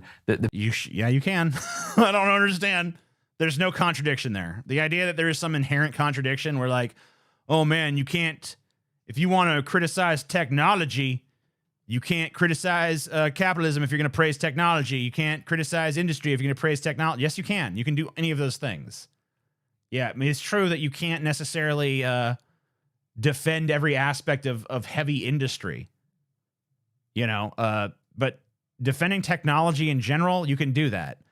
But it's always like a give and take. It's actually a much more rational position to sit there and be like, okay, this technology does make our lives easier. However, it also creates X amount of pollution, which damages the environment and ultimately makes our lives worse. So how do we weigh those two things out? And like actually approaching that rationally and being like, is this technology overall good for society or overall bad for society? Versus just going, will it make a book? It sure will. Make it. Just don't, who gives a fuck what other detrimental effects it has? As long as we make money, it's good. That's where capitalism fucking fails. Being able to actually rationally weigh out as a society, hey, is this thing ultimately a good thing or ultimately a bad thing, is actually a lot more rational of a position. So divorcing invention from capitalistic incentive is probably an inherently more rational position than tying them together irrevocably and then letting one piggyback on the other. But of course, you know that. You know what you're doing. You know that you're basically like sneaking capitalism in under the guise of innovation, acting like the two are some kind of like two sides of the same coin when you know they're not. Why don't they ever mention China? China invented farming with rows of crops and straight lines, paper and gunpowder. Right, of course. I mean, Chinese civilization was extremely advanced, very much before, like while Europeans were still in a very sad state in terms of our technological development. China was like way more advanced. In fact, the Middle East was far more advanced. Like there's like accounts of people from the Middle East visiting Europe during the Middle Ages and just like talking about how barbaric we are and how our medical practices are absurd and all these things. So the idea that European civilization was just miles ahead of every other culture on the face of the earth, flatly not true. The idea that everything was a paradise until we came along, also not true. Turns out that it's a little bit more complicated than just like X race equal bad or X race equal good. The people who make these kind of arguments do. And here, Professor Cooper is trying to make both simultaneously, and it doesn't work. It does not hold up. So what is the neither does yours, though. The problem is that, you know, your narrative, like when all you had to do was come on here and say that what she was saying is flawed, you were doing pretty well. But now that you're trying to present your counter narrative, it's pretty much just as deeply flawed, just in the other direction. So yeah, I don't know. Both of you guys are pretty unimpressive at this point. Shot of all of this. I mean, she's not making very good arguments. What is the end game here? White folks are not infinite and eternal, right? They ain't gonna go on for infinity and infinity. And that's super important to remember, that white colonialism and imperialism has a beginning.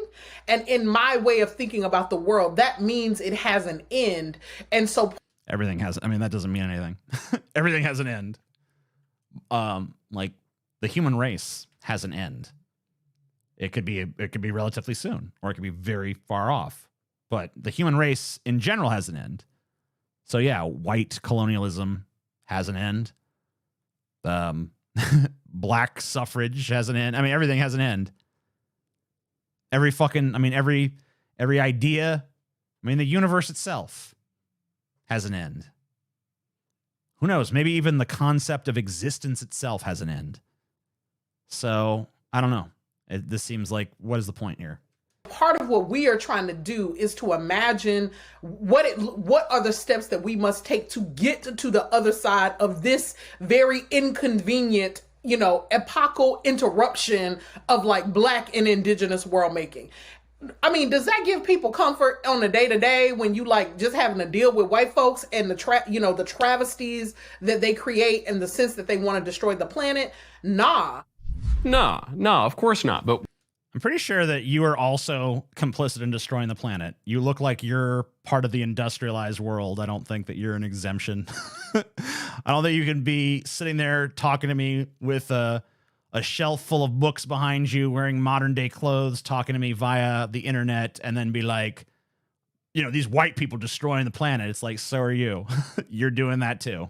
You're part of that. You can't just exempt yourself. But the end game is the end of white people. And that's what we all need to hope for and wait for and pray for, is that the white people will just disappear. I don't really give a shit. Yeah, I don't care if the white people disappear. I don't care if the Black people disappear. I don't care if every race of people is done away with, as long as the human race continues on in some form. Doesn't even have to necessarily be as the human race. But as long as our story continues, I think I'm pretty much comforted by that. And even, of course, that will come to its end someday.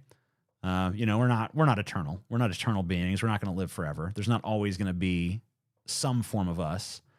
But I like to see our story continue on. I'd like to see us traverse new heights. I'd like to see us ascend to higher planes of being and explore new facets of our reality. But, I got paid today, have some money. Thanks, Lips14 or Lipsy. I don't know how you pronounce your name, but you're nice. You're a sweet person. I don't know. I don't really care about preserving a particular skin tone or a shade of person. I think that really doesn't matter much to me. Genocide is what this woman is calling for. Why is this clip going around right now? Because it's really easy for you guys to make fodder out of. Because it's really easy to fucking point at some random college professor that no one's ever heard of and be like, look, see what they believe? They're bad. We good. Be afraid. That's why it's making the rounds, I'm pretty sure. Clip is not from 2 days ago. This clip is from last year, I believe. Why is it making the rounds now? It's more important that it's making the rounds now than that it made the rounds a year ago. Because really? It's been out there before. And this woman, if she were a different race, making comments about people of another race, would be not only fired from her job, of course she would be banned from everywhere. Kanye West kind of, I don't know. I feel like in the day and age of Donald Trump saying all Mexicans are rapists and that most Mexicans are rapists, but some are good people. and then saying he grabs women by the pussy without waiting, and then saying he wants to ban Muslims from entering the country, and then winning the White House and becoming president and stuff. And then, you know, you got Kanye West out there saying he loves Hitler, but he's still putting out songs and getting media attention. Like, I feel like, no, that's not true. Like, maybe there was a time when that was true, but if there was a time like that, it's past. I don't feel like you get all that canceled anymore for this kind of stuff. There's definitely people who will try, but no, I don't think so. I'm also pretty sure that, you know, if someone was to come out and have like a different narrative, like if someone was to come out with a narrative of like, hey, Native Americans were a bunch of idiots who couldn't even invent the wheel until us whites came along. I'm pretty sure if someone came along with a racist narrative like that, they wouldn't get canceled for it. Oh, wait, I'm looking at an idiot like that. So yeah, I don't know. I feel like you're a dumb fuck, and you're lying, and you found someone who's as dumb of a fuck as you to clown on, but then as soon as you open your mouth with your own ideas, you're just as clownable. So does it really matter in the ultimate grand scheme of things? Probably not. She would be kicked off of all social media. She would probably be kicked out of her neighborhood. She would probably be debanked, okay? She would be removed from society, and she is not. Well, what I know is that I got banned from Twitter for saying the word gringo, even though I'm white. So the only time I've ever, the thing that actually got me banned off of Twitter, other than making fun of Elon Musk on my new Twitter account, but the thing that got me banned from Twitter before that was saying gringo. So I'm pretty sure there's protections out there for white people on social media, including Twitter and stuff. Is socialism bad for art, at least in terms of movies, video games, and anything that requires significant amounts of coordination to make? That's from Reptile 0009 for $4.99. I would say that it depends on the social arrangement. So, like, if you watch George Lucas said, I think around the time he put out Star Wars, that he felt like he would actually have had more freedom as a Soviet filmmaker, because I think his reasoning was like, under the Soviet system, you know, the only thing he couldn't do is really criticize the government. But other than that, he could pretty much do anything he wanted. Whereas in the American system, there's all sorts of things you're not allowed to do because it threatens capital. So, I don't know if that really reasoning holds up for me. But I think that there's always going to be a give and take in any sort of environment. Now, like, if you have a socialist configuration of society, you're probably going to have a hard time justifying spending hundreds of millions of dollars to make some fucking, dumb fuck superhero movie or something for the 12 millionth time. It's going to be kind of hard to justify that expenditure. But I do think that you're probably going to see a lot more films that are, interesting and from varying perspectives and are not just the same rehash shit over and over again, because I think that you would, to some extent, decouple cinema from making money, which kind of decouples it from everything having to be, pleasing to a general audience, which means that there's going to be a lot more art made that personally resonates with people, but maybe has to find a niche. So I think there would be a lot more like niche content. It would probably be more low budget, and it would probably be stuff that would be more for like, this is going to resonate with this audience or that audience, and it wouldn't be so much everything is like this broad thing that's supposed to appeal to everybody. I think that would still exist, but I think it would be less common. So yeah, I guess, but it depends on the exact configuration of the society you're talking about.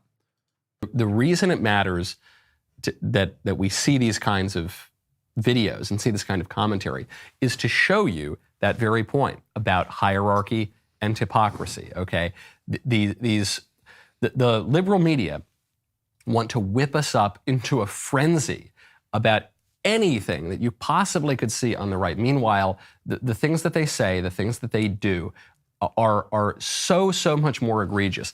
And it's why I can't get worked up. It's why I simply, to get right back to the first story of the show, I cannot get worked up about the things Trump does. Trump is a freaking choir boy compared to the libs. The stuff that Trump says, the tweets, the mean tweets, the things about people's faces, the tax issue that he had, so he's got this minor tax fine. It's nothing compared to these people. The fact... Wow, that's so not fucking true. I mean, Trump has said stuff that is very fucking equivalent to what that chick said. Like, Trump literally wanted to ban Muslims from entering our country on the basis of their religion, which is super anti-First Amendment. He fucking said that the Mexican people, or just Hispanic people in general that were coming here, were not coming to seek out, like, economic, they weren't coming here for economic reasons. They were coming here to rape and murder. Like, he basically fucking led a fucking march against Chinese people. He constantly false equivocated both sides of protests where it was literally like Nazis versus people who were like, we don't like Nazis. And he'd be like, there's fine people on both sides. So, like, yeah, Trump is way the fuck worse than that bitch. And even if Trump's rhetoric wasn't as bad, which it fucking is, there's the fact that he was president of the United States and she's some college professor that no one's ever heard of until you brought her the fuck up.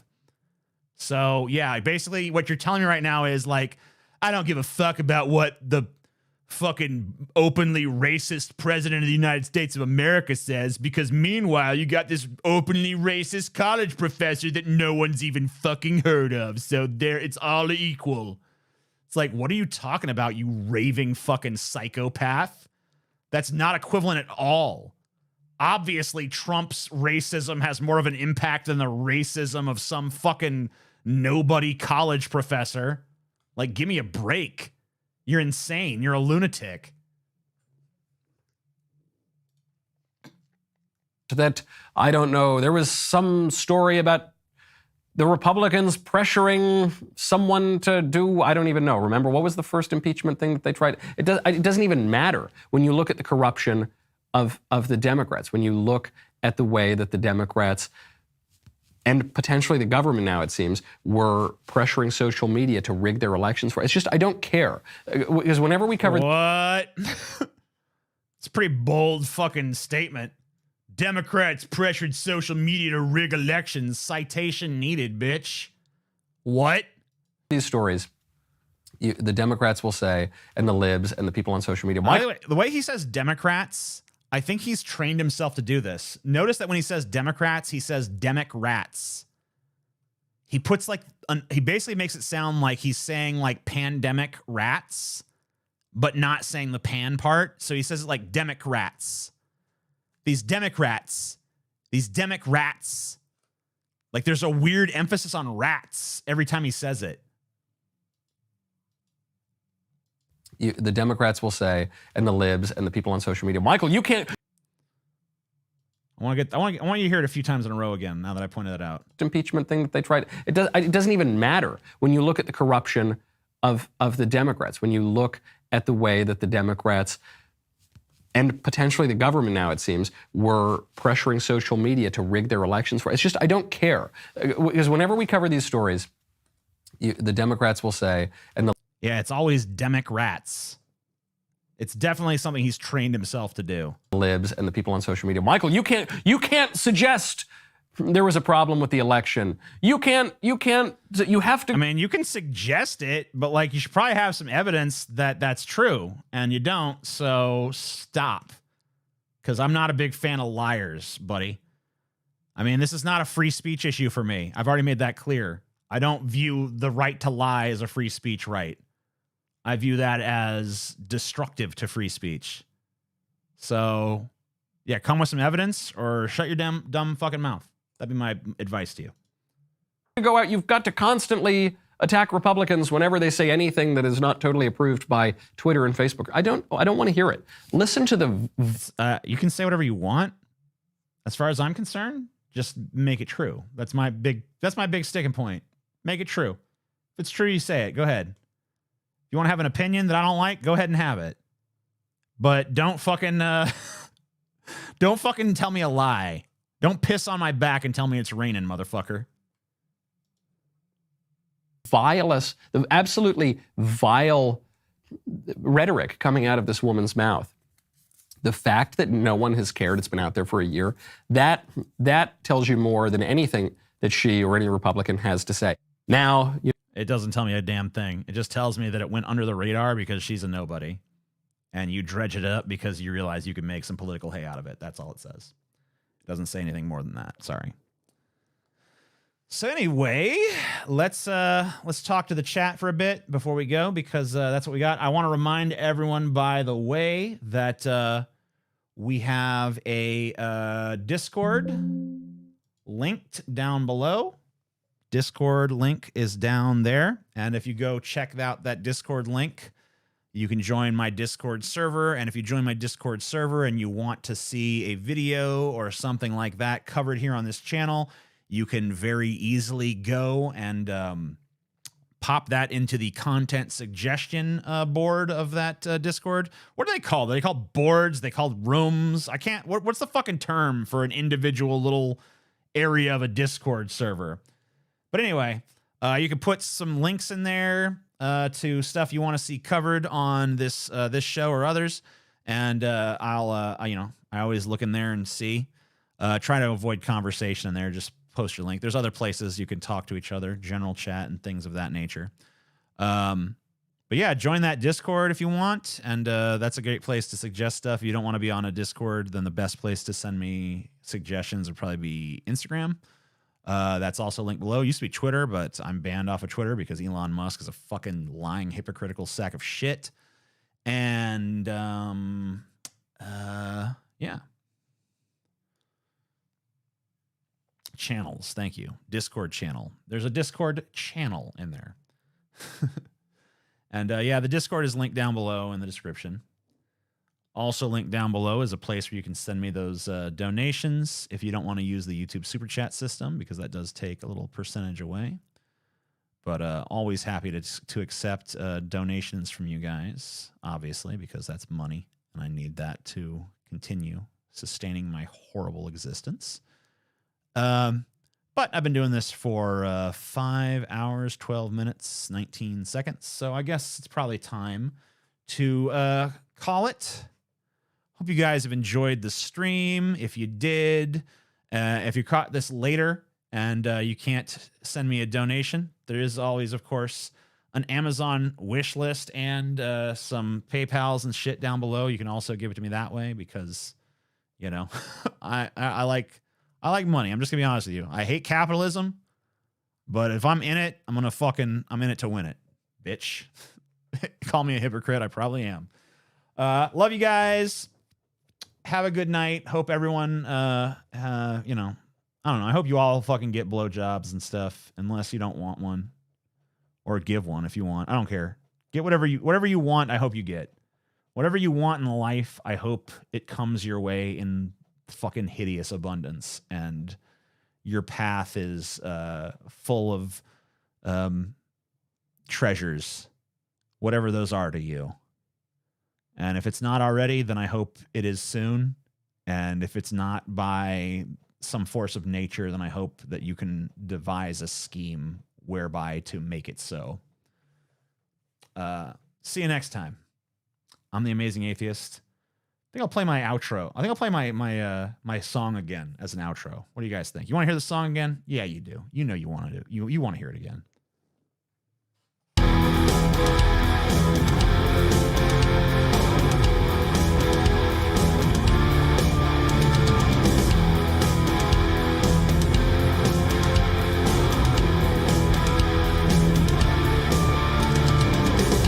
I believe it, you will see it, the writing on the wall. It's for reason, not for malice, that we watch them fall. The amazing atheist. The amazing atheist. Have you seen it? The stupidity of the ones around you. Can you feel it? The need to rise up from the pit of destitute. amazing atheist. The amazing atheist.